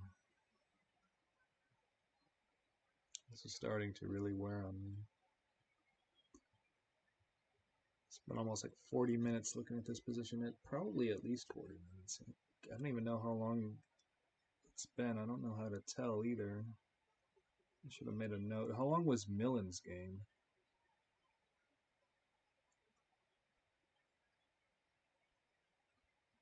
check the other boards again, but this is just absurd. Checking board 1, right? A Wander against a Copian. Same. Nothing has changed.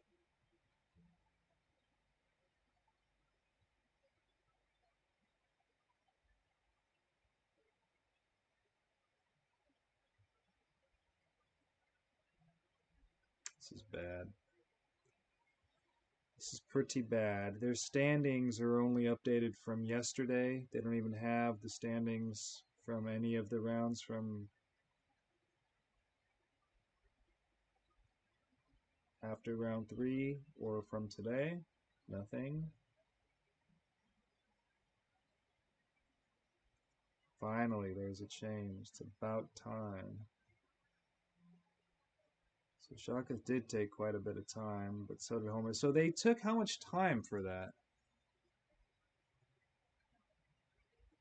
I still don't see updates on a lot of these boards. We'll stay with it, but that was quite the pause. So what did Shaka do?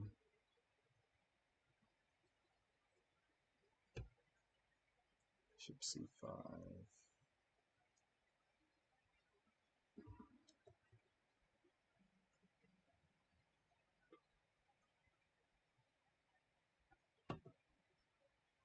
Yeah, doubled F and double D pawns. This is... Well, White's clearly got a better pawn structure. Where does Black keep the king?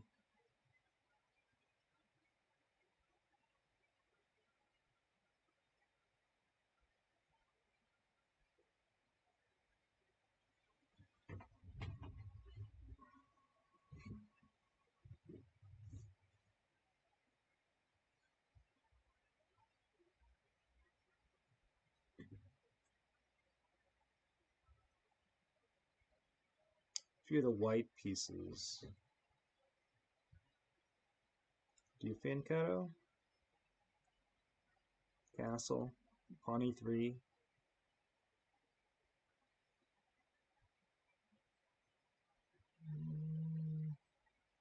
The knight on b5 is going to get kicked.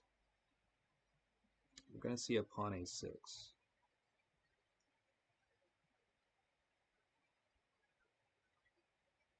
That knight will go to c3 to hit d5.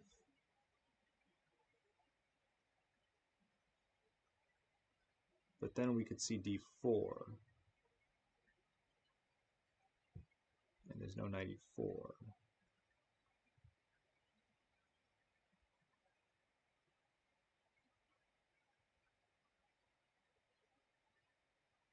Just kind of feel like a random chess game.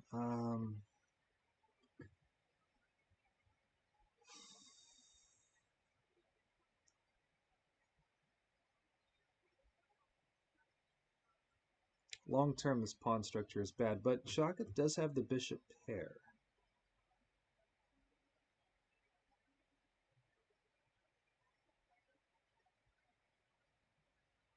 But he's not going to be able to keep that extra pawn.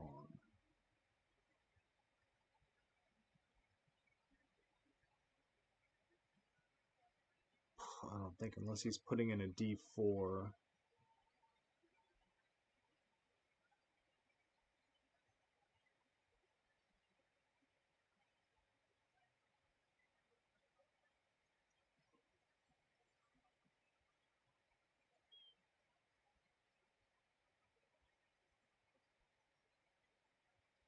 There's no dark square bishop, so maybe the king hides on f8.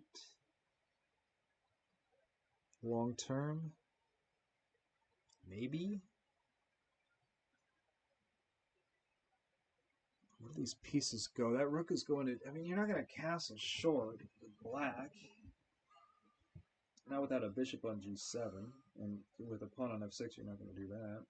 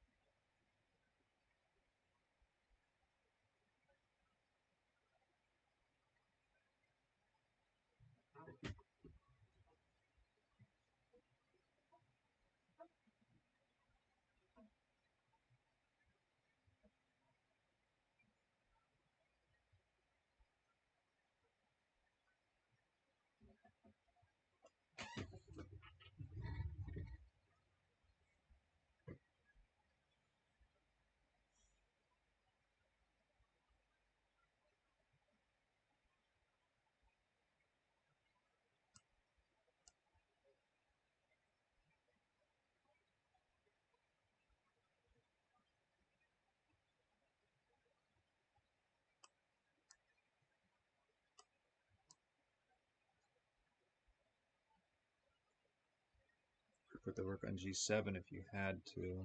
Where does this knight go?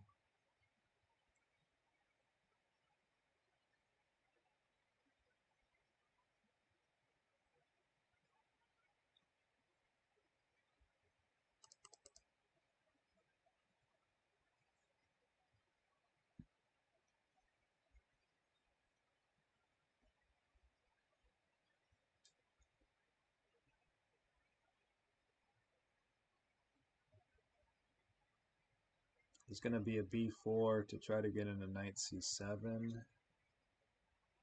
So you can't play a6, you have to play knight a6?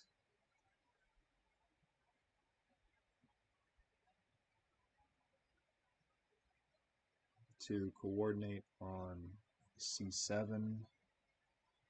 What white wants to do, b4, biff the bishop, bishop moves, and then knight c7, sustained by the rook, x-ray. So when c7 is a problem in d-pawn systems, or not a problem, but you need a little more support, you may play knight a6 if you haven't moved your knight yet to sustain on c7.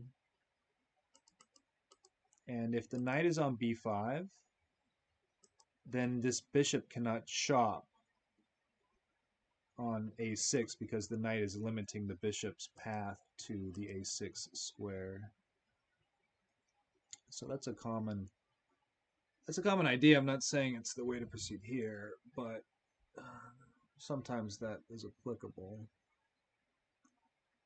The trouble is the knight on a6 it has one role for the time being, to coordinate on c7. That's it. It can't go anywhere else.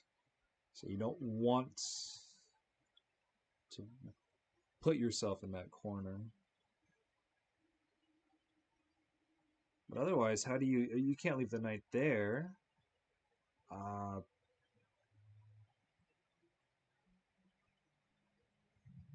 You're going to play a5?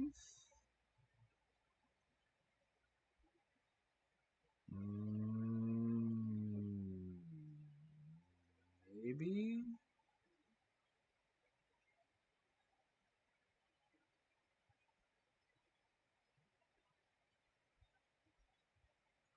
Maybe.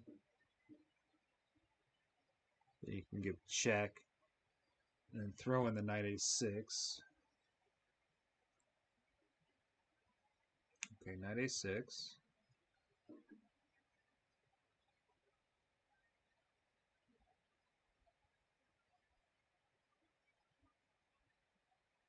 White long term is going to want to play e3. And do you Phi and Keto? Do you Phi and Keto on the king side? Because if you don't, if you play e3, say, I don't know, bishop e2, not that you would, but bishop e2, and then you castle.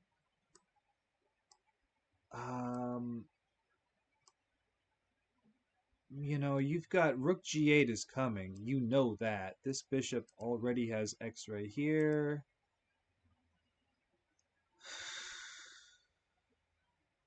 I don't know about not Phi and Ketoing.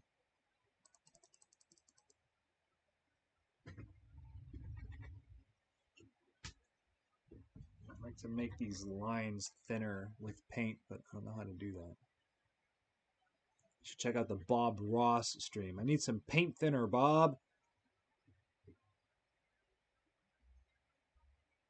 No mistakes, just happy little accidents. No mistakes.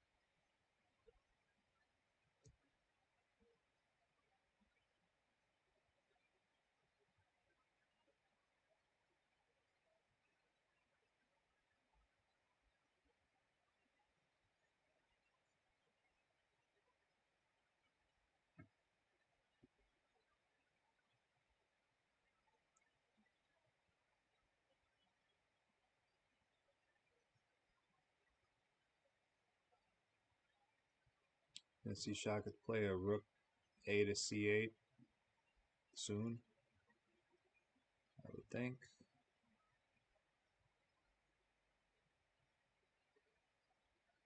Is the bishop on c5 going to reroute? Oh, we do see g3. Yeah, okay. So g3 for more security for the king. So we're going to see bishop g2. So this pawn isn't going to move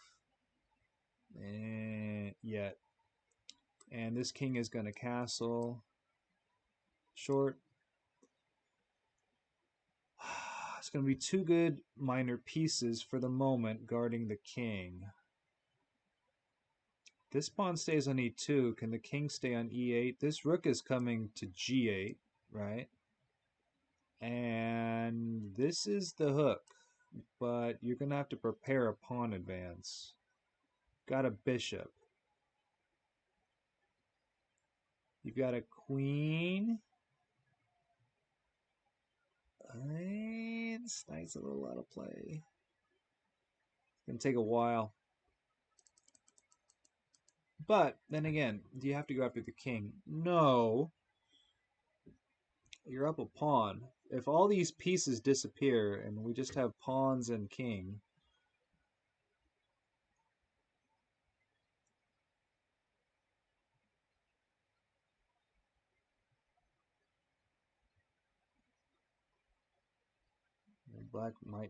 black should be okay there. You're not gonna lose. You're not gonna run out of moves.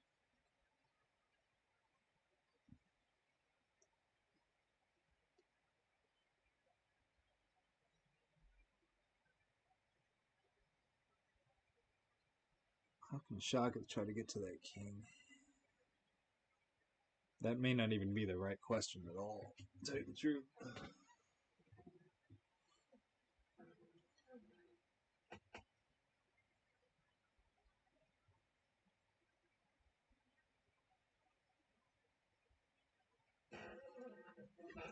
Noisy chair, noisy chair.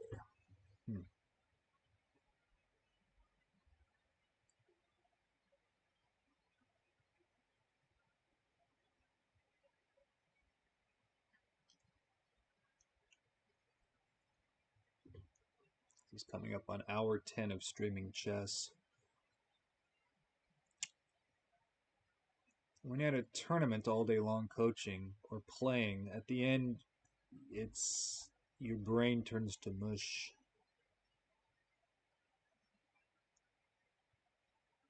Although it's a lot easier to not play and stream it.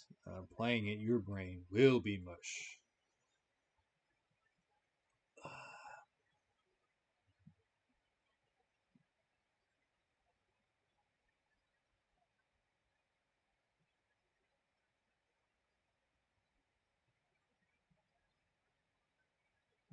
Let me take a stretch break real quick.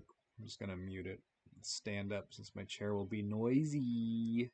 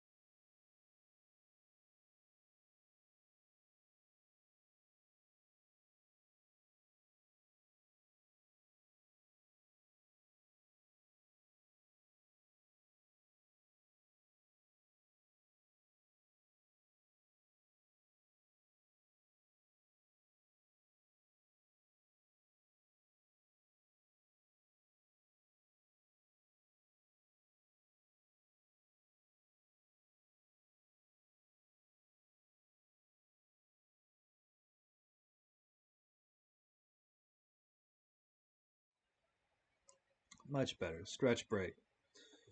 Take a stretch break every now and then. Move around a little bit every hour. So, whether you work in an office or you stream, stretch break.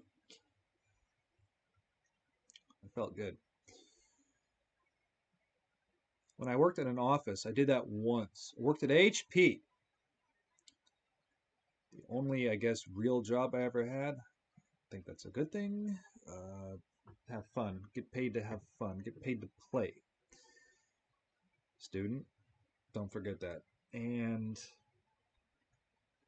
this is, 20 years ago. And I was the type, I shared an office with a coworker, and everybody did. There were no cubicles. Everybody had an office at HP.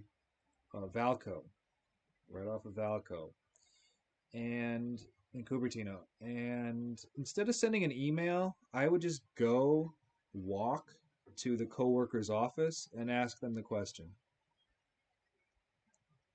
That was, and on that walk, you're gonna bump into other coworkers. You're gonna talk, and you're gonna walk, and that was how I did things. I would send emails. Don't get me wrong, but if the coworker was cool, I'd just go and walk by their office and talk to them, and you're gonna get what you need, and then talk about whatever else there is. Shoot the breeze, and then come back to the office. That was nice. So there's no need for a stretch break if you're walking all over communicating with people because you're up and mobile. But I'm not there at the tournament. I can't go get up and walk around. Sitting here at home watching this on my laptop. I'm not laying on the couch. Although sometimes laying on the couch with your laptop is work. That is work. It's called being a writer. It's hard to convince other people of that, but that can be work too.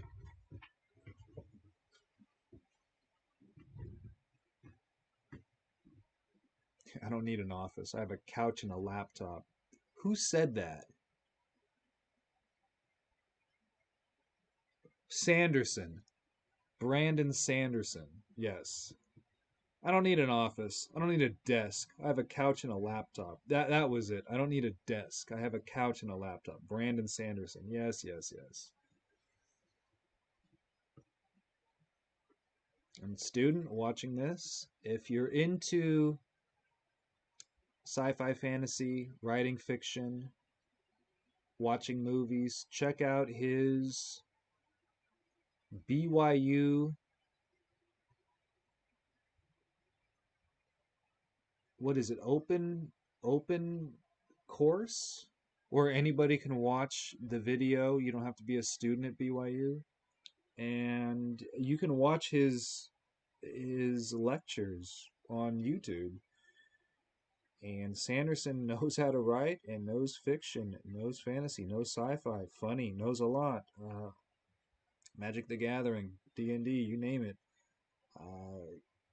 They're wonderful. And he's a terrific lecturer. Also, if you're a trainer or a coach and you want to see how to, how can you be a little more chummier, a little friendlier to the students, put yourself on the same footing as them, check out the Sanderson YouTube vids.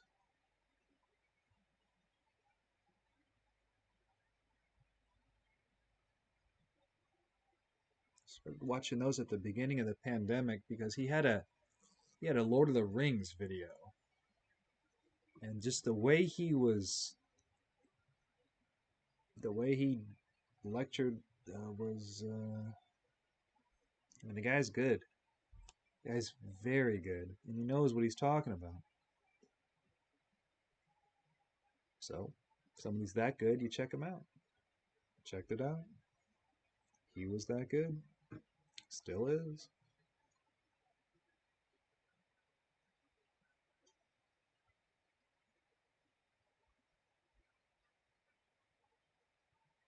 Some of you students do write. A few of you do write. So you know who you are. Check him out. Or don't. Just read.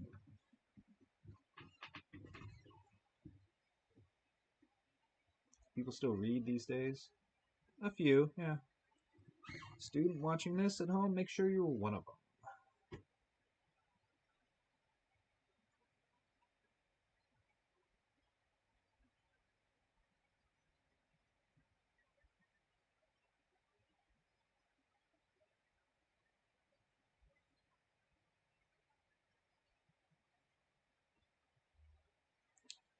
Queen E7. Is that for some D6 action so the bishop can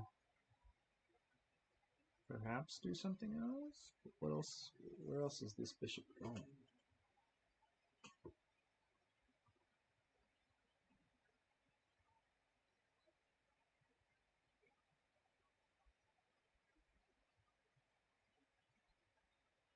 Maybe for bishop D6.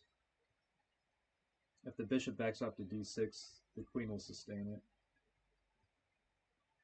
Is that wait, no, you can't castle long, right? You can't do that. It's too exposed. I mean, I think there's a trick, but let's say you could castle long. Would you? Castle long, king b8. Say there's no pawn b4. Would you? A pawn, hey, you can't do that. There's no way.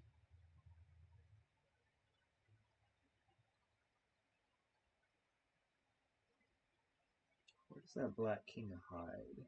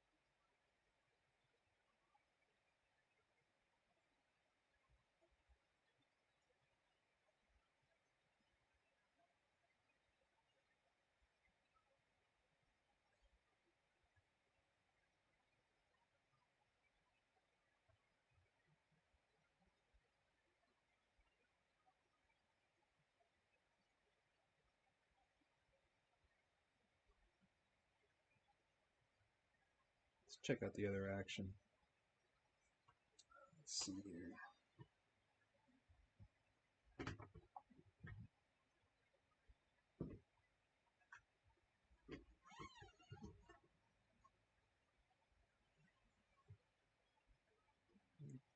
Okay. Let's check out Charlotte.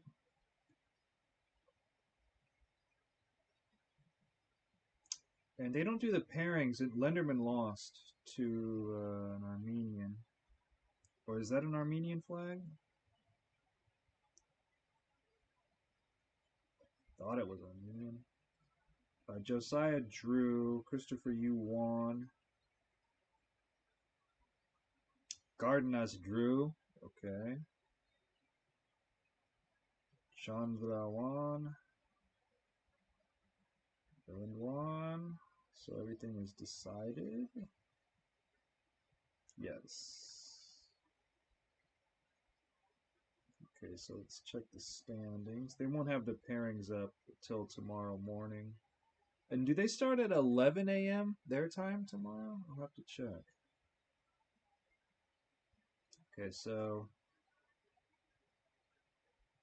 Stremavicious. That's a good name. Titus Stremavicious. Wow. Stremavicious. Like add a stream, her, whatever. Wow, that's a hell of a good name. Stremavicious. Woo! I'm beating Lenderman, you gotta be vicious. I have to check that game out. Okay, so tied with Christopher Yu. Shout out to Dublin, California. Hello, Dublin, Ireland as well. You've got Josiah with 4. Josiah is in 3rd by himself. 2nd position, 3rd place. Okay. Lenderman, a Turkish GM, Khan, and Jacobson, and Balakrishnan. Not a Nuge, different Balakrishnan. With 3.5. Oh, and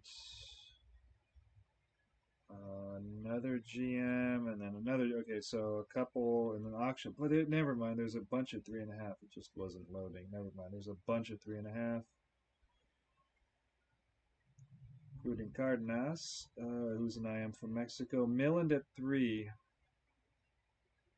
with a whole lot of players. More 3.5 than 3. They don't do the pairings until, you know, an hour before game time. Let me, there's 2 more days in Charlotte. Bishop h3, okay. Let's check the starting time for the next round.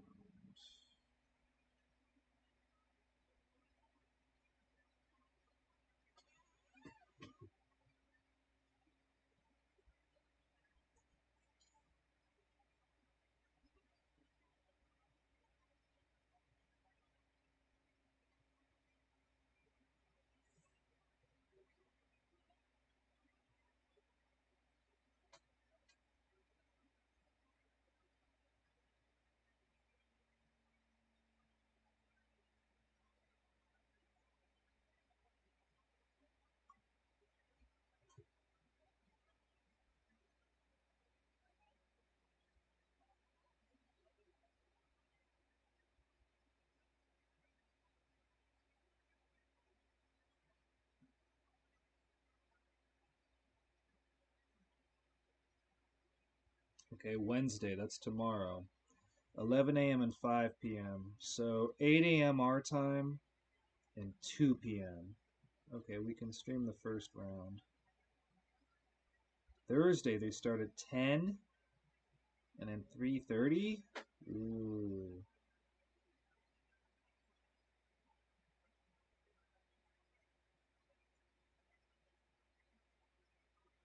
Okay, so 8 a.m. tomorrow. Wow. That's what, 12 hours from now?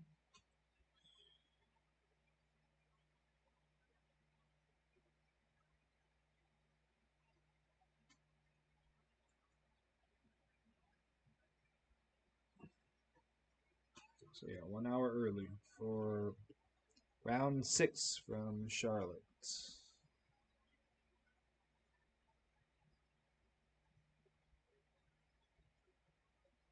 Was it round?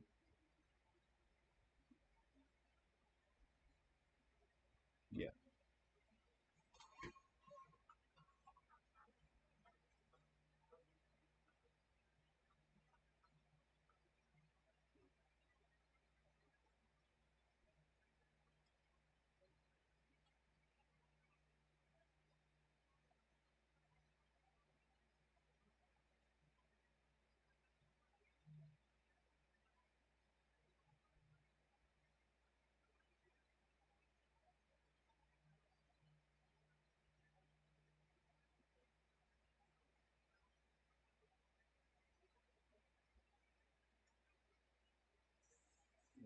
be streaming early tomorrow.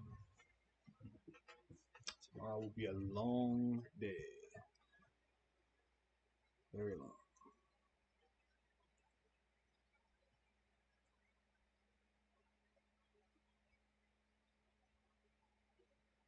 But in all the best ways. Wednesday should be quiet.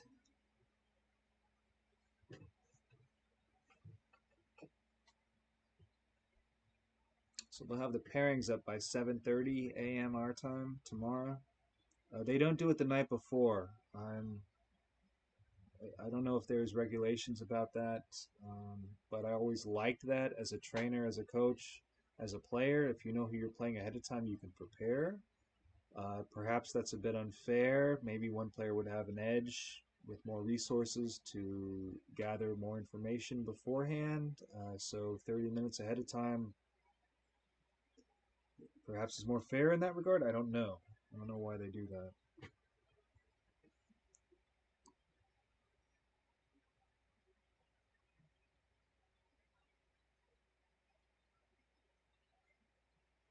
And it's the true and okay, Shaka did castle. Okay. Okay. They both castle kingside, huh?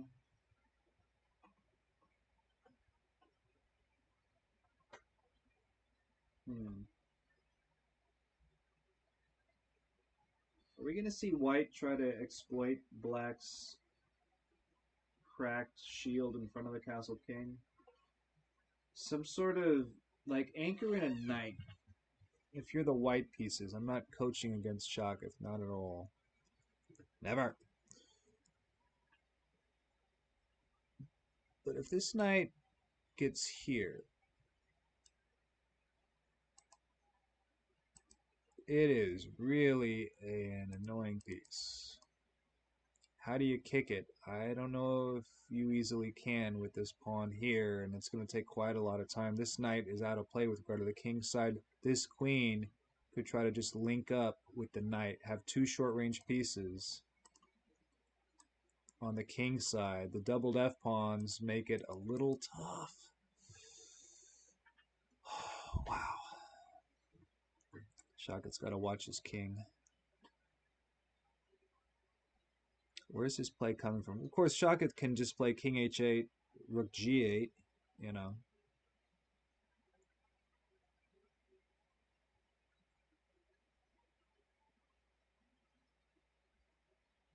How do you deal with the f5 weak square?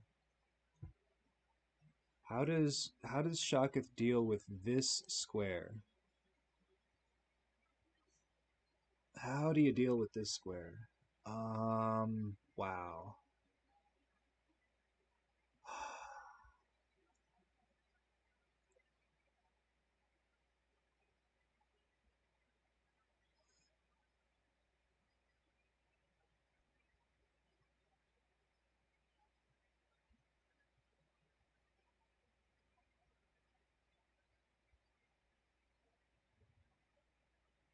I don't know.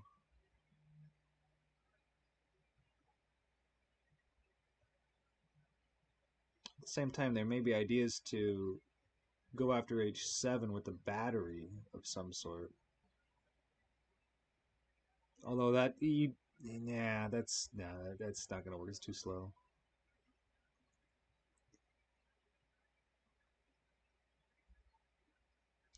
How do you deal with f5?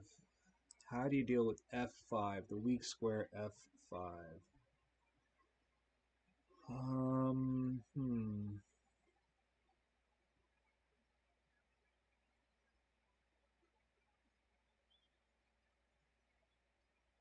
Be nice to start trading off.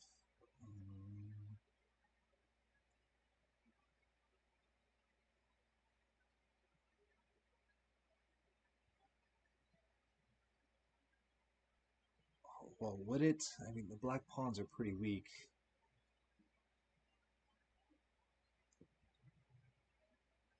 But if Shakith can get to an endgame,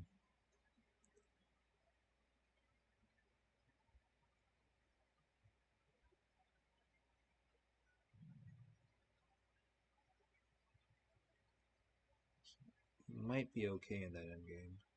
Give back a pawn as needed. Yeah, okay.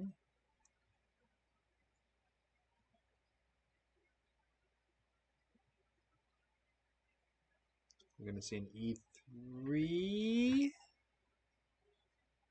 Or is a knight going to go backwards to d4?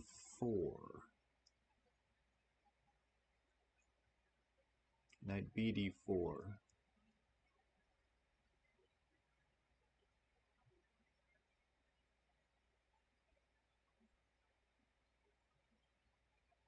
Rook fe1, but there's a bishop with tension on f2. For the beginners watching this, whenever it is, when there's a bishop eyeballing the f-pawn, directly attacking it, directly attacking the pawn, do you want the king as the only defender of that pawn? Probably not. Generally speaking, no. Because there's a lot greater chance for tactics. If it's sustained by, the classic rook that you castled with, it can make things much safer. If the king is the only defender of a piece or a pawn, that piece or pawn is weak. The king can be manipulated very easily in chess. So do you want to play rook f to e1 here? I think you can. I don't see why not, but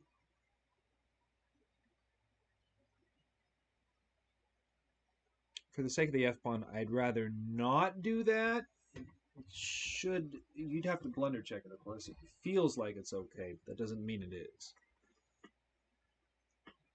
Feelings don't really matter. It matters what is. I felt this, coach. What? Doesn't matter what you felt. It matters what is. What about the position? What does it want? I'd rather play e3. Play e3. Trouble is, do you help black with a d4 kind of thing? And you also weaken the knight in the f3 square. Yeah, I don't know about all that.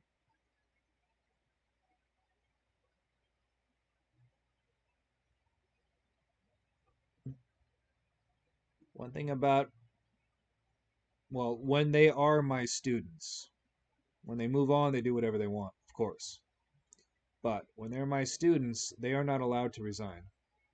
My students are never these days, and it's been that way for quite a while now, never allowed to resign.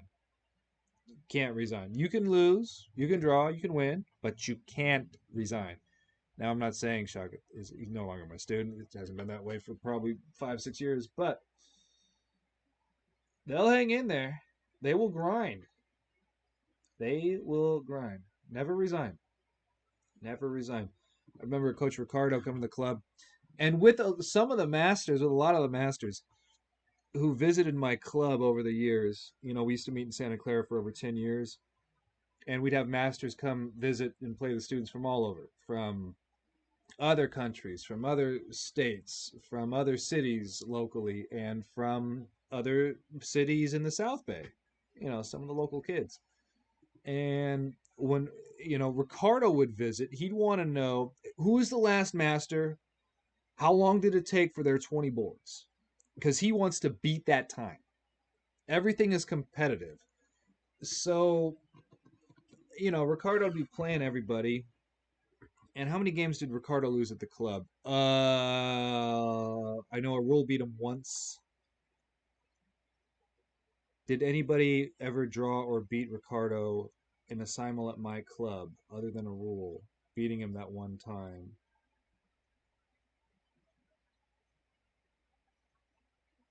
No. No. I want to say Ricardo. No, I don't think anybody got a half point or a full point off of him. No way. Based on my memory, my recollection, I don't think so.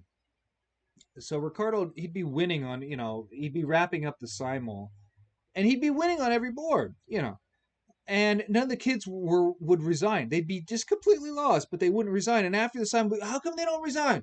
How come they don't resign? Like, hey, they're not allowed to. I don't let them resign. And it makes the the simuler has to go make another loop, walk around some more, make another loop. Even though they're completely winning, they have to put forth the effort. So yeah, that was somewhat of a compliment, even though it was a complaint. But they'll hang in there. They'll grind.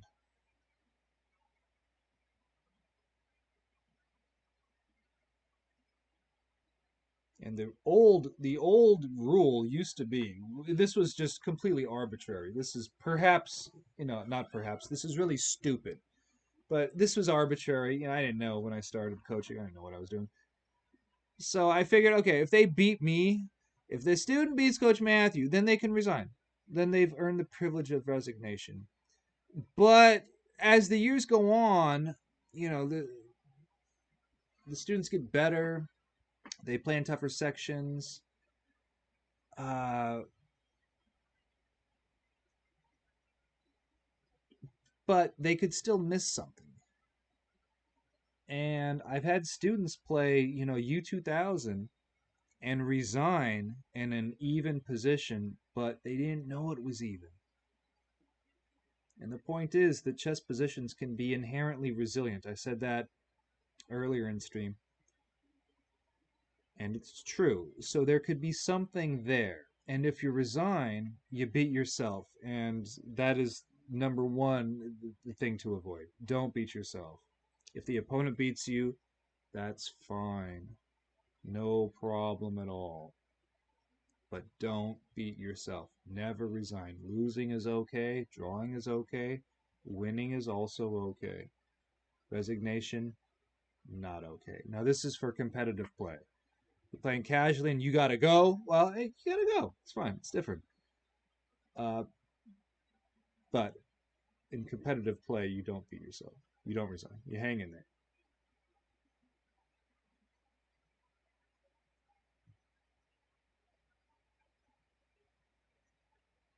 So it's the F3 knight that goes to D4, not the other one, huh?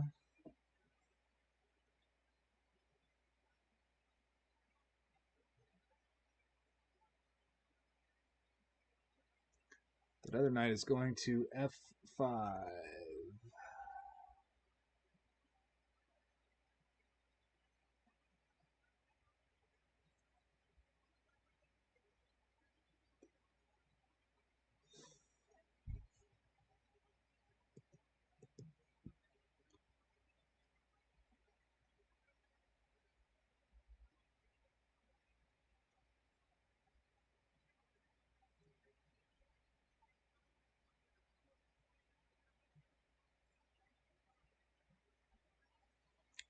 Where is the knight going next? Right here. Where it's going to help coordinate against D6, hit the queen, eyeball H6, eyeball G7. This queen is going to have to play some defense. She may well go backwards. Because what you don't want, she came forward, what you don't want is, well, by going backwards, she may box in this king.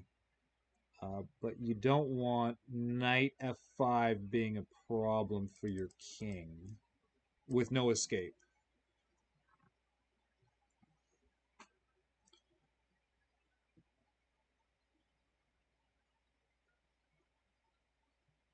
Sounds like it's raining outside again.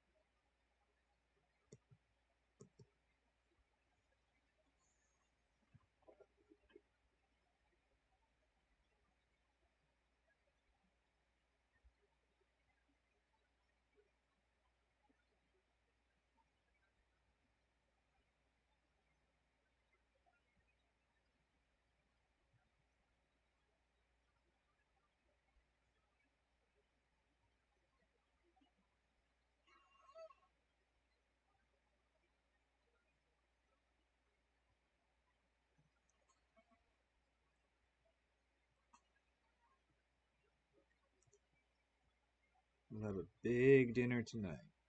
Big, big.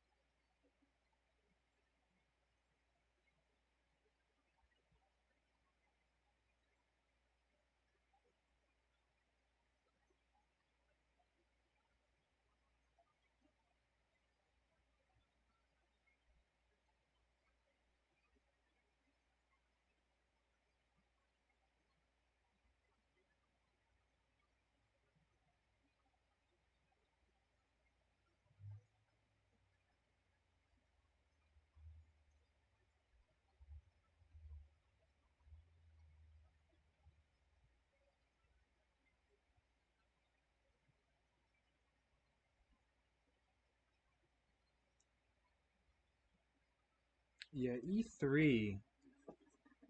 E3, I think with the idea of take, queen takes, and then knight f5 with no possible retaliation on e3, and this queen also has a way to get to g4 to coordinate on g7 with the knight on f5.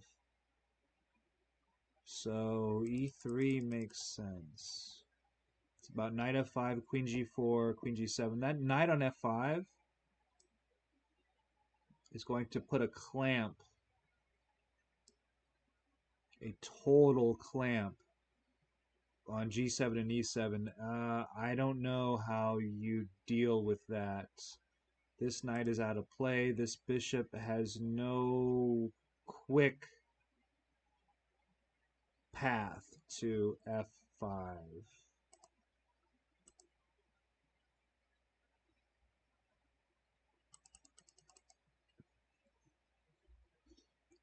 Knight f5, queen g4. How do you stop knight f5? How do you stop knight f5? How do you stop knight f5?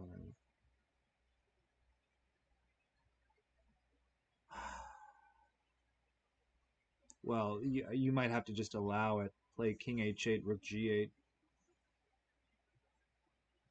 That is an option. If your shield gets cracked, which happens, you're going to have a cracked castle. The shield in front of your castled king will be cracked. It's going to happen at some point. But you may be able to use it as an advantage. I'm not saying that's the case here, but king h8, rook g8 to use the space potentially against the opponent. Not as flexible for a defensive option, but you can try to attack your way via the g-file, or at least put a rook there to coordinate with the king on g7. That might be the only way to deal with this knight f5, queen g4.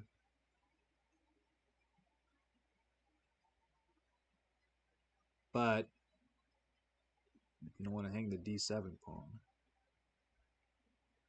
So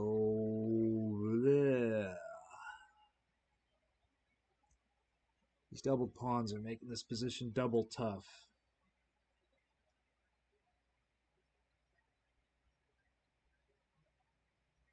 And we didn't see the opening to this game. We caught up, we streamed it a little late.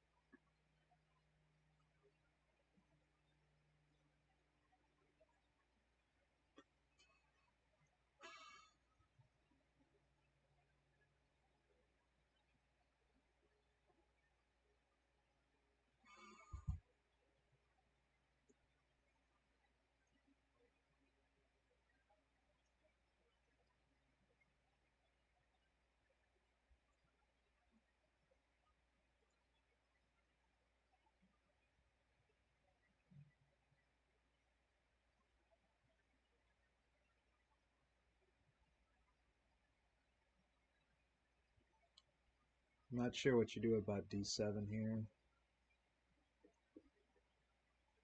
Aside from bishop c6, but you don't want to do that. With trying to be cheap and keep a pawn, I don't think you can do that.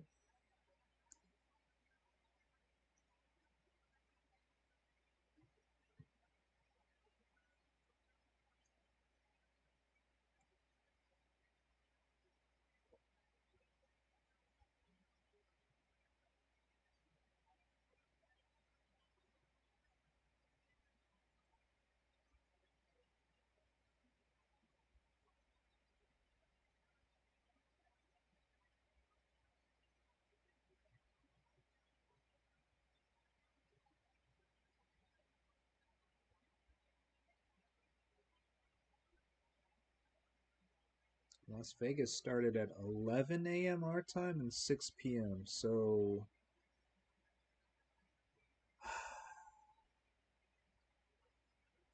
if they start at 11 tomorrow, I might be able to stream that round.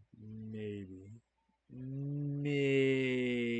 I don't know. I might be cutting it close. What I don't want to do is start streaming a game and then not be able to finish it. If it's one of my old students, I'd feel bad about that.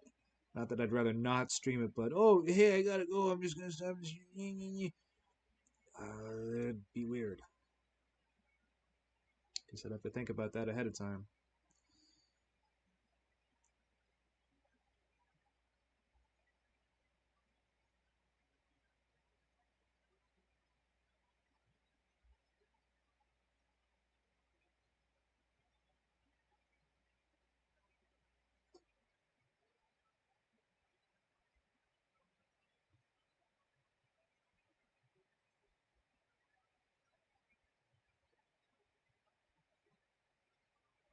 Tomorrow, I suppose the World Blitz Championship starts. World Women's Blitz Championship starts.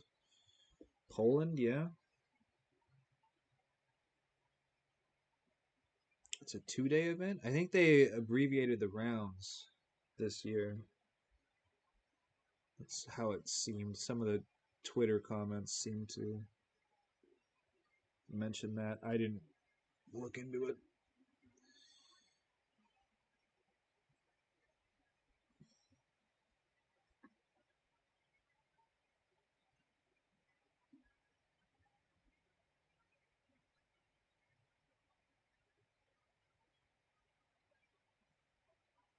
Busy chess week. Very busy chess week.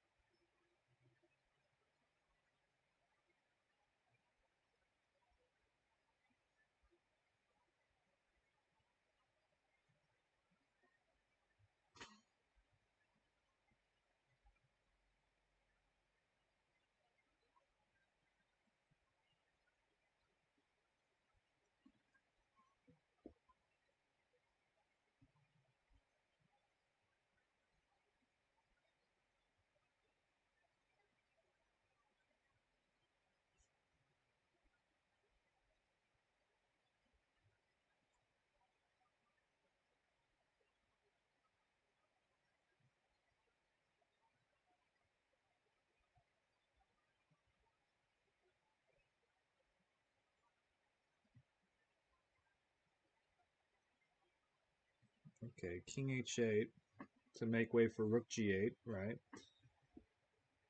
So are we going to see Bishop takes or not?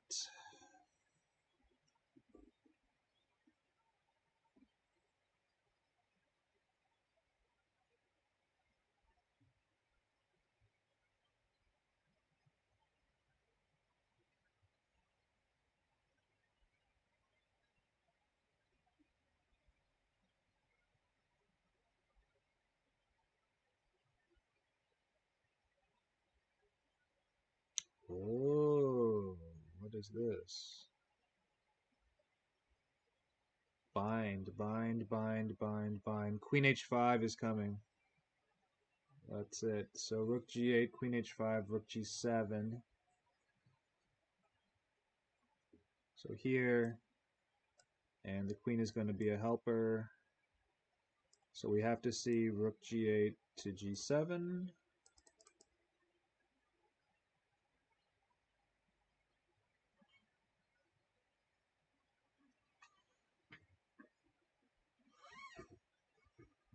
Weak squares, weak squares. How does white continue after the Rook G8, Rook G7?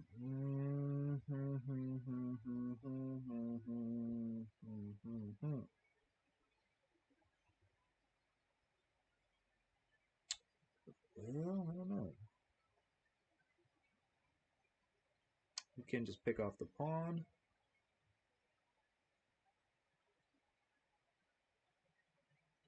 Don't want your queen getting trapped, but she can always retreat diagonally. It should not be an issue.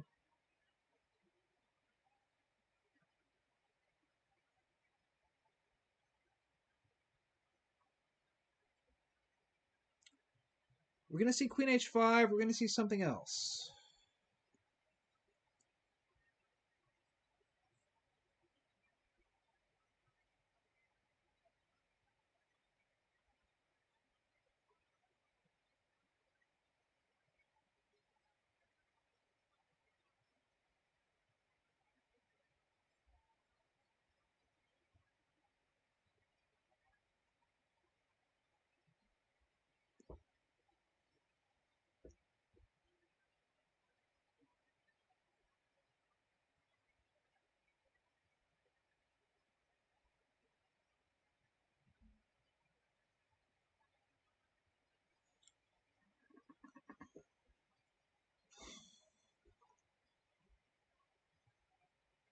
So I get this down quite a bit on the clock.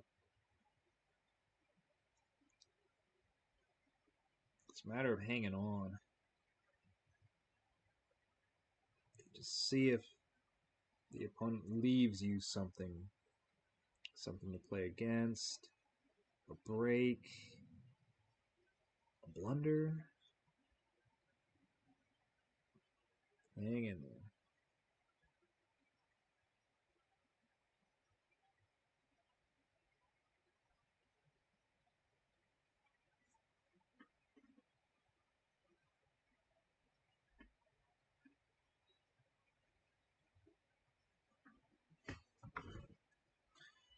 The opponent was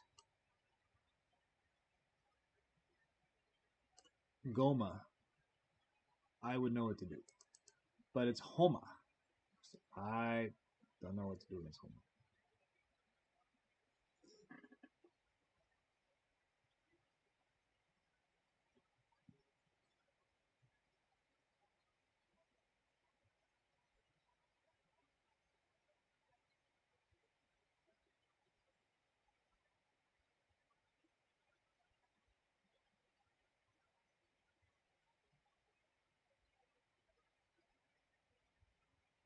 Oh.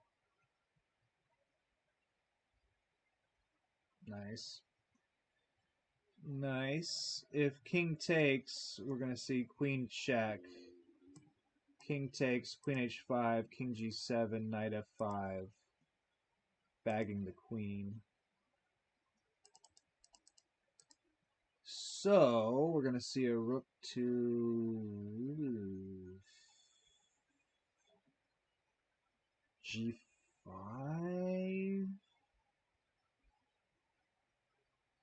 Yikes.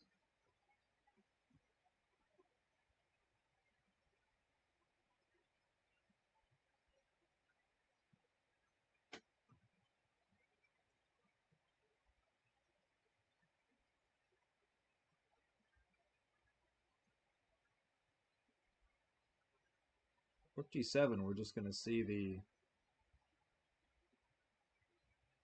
Well, hang on.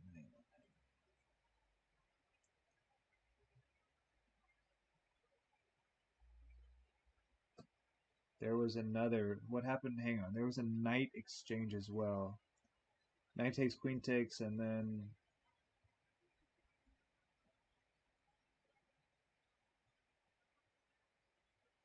Okay. Yeah, okay. That's why you want to attack the opponent's pieces directly. It gives you more attacking options, generally speaking, than not attacking their pieces at all. You may take direct action.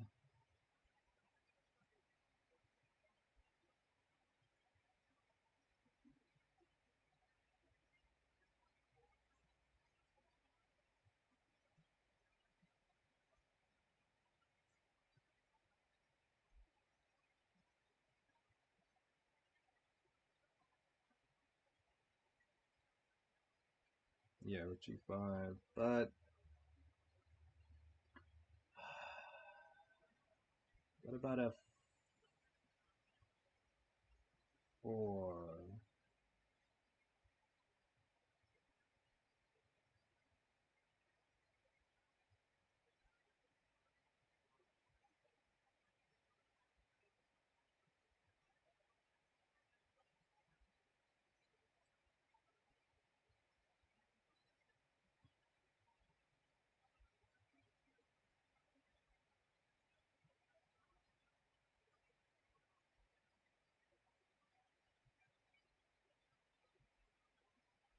I'm not sure how that rook can stay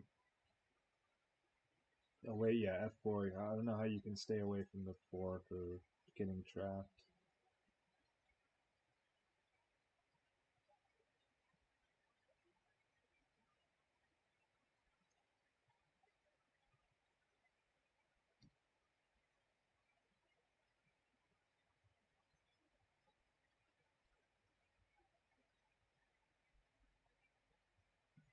Let's see a knight F5.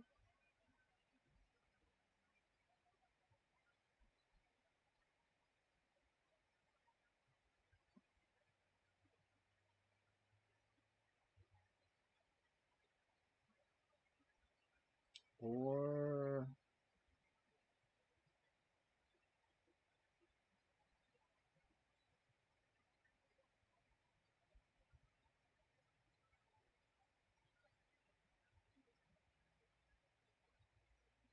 let's see like a, get the bishop out of there and then a knight F5.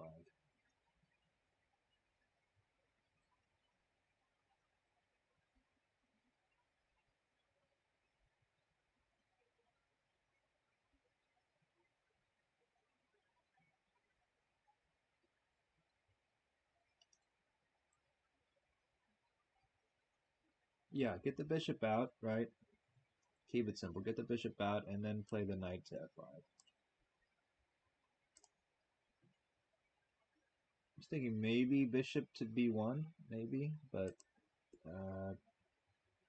this does retain tension here. You've got this idea, got this idea.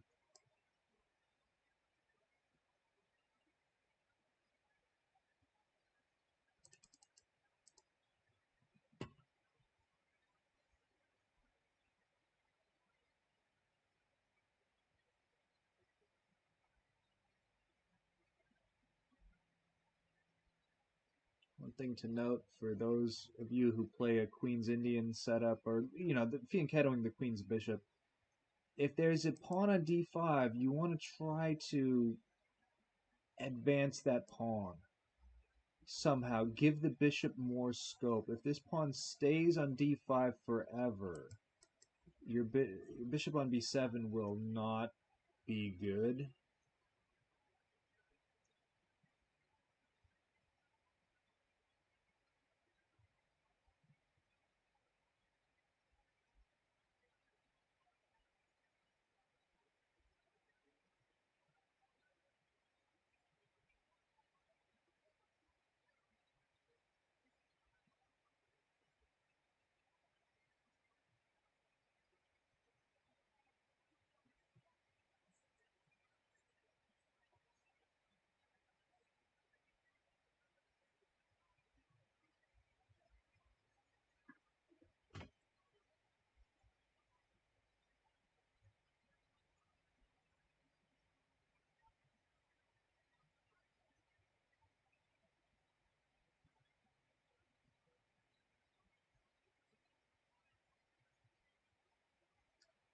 Another note for beginners, not that this is the beginner section, but if you put a knight on the rim, get it off the rim shortly thereafter. If not, maybe out of play.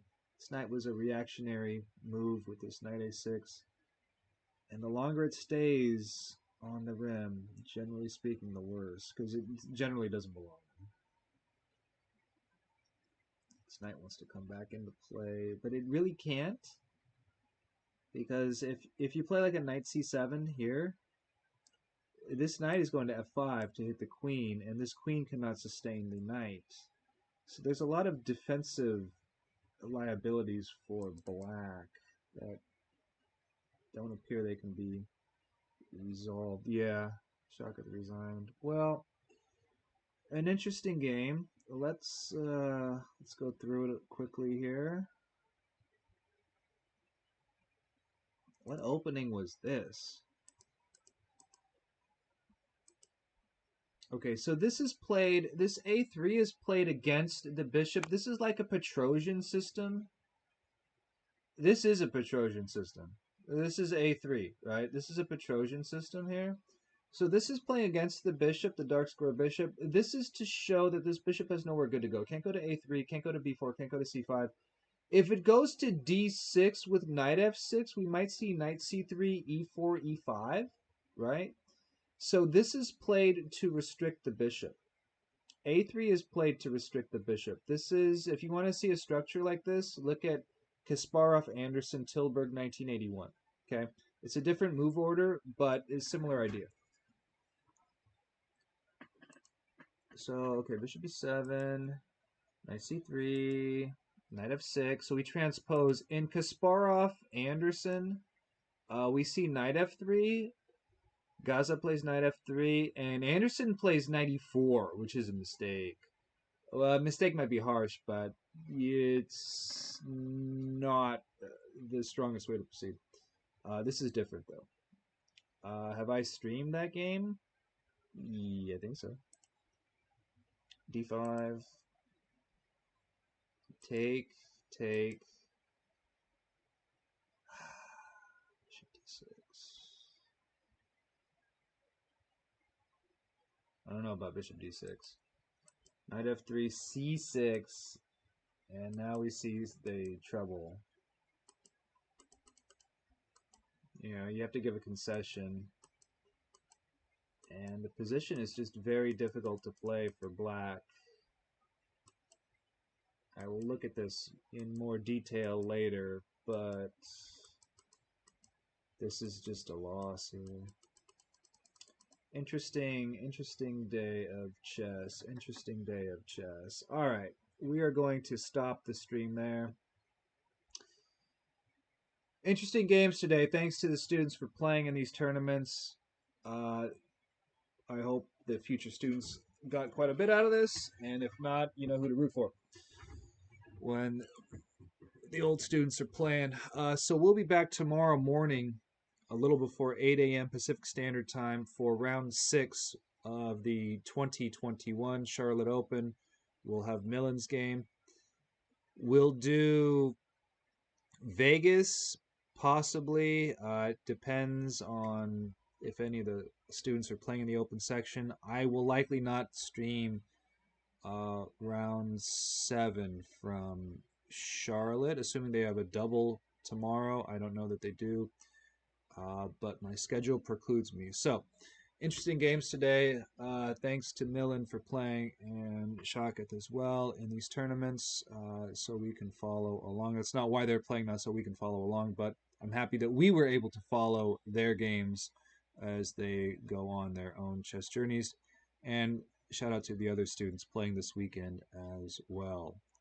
So, we'll stop it there. Thanks for watching, and we'll see you.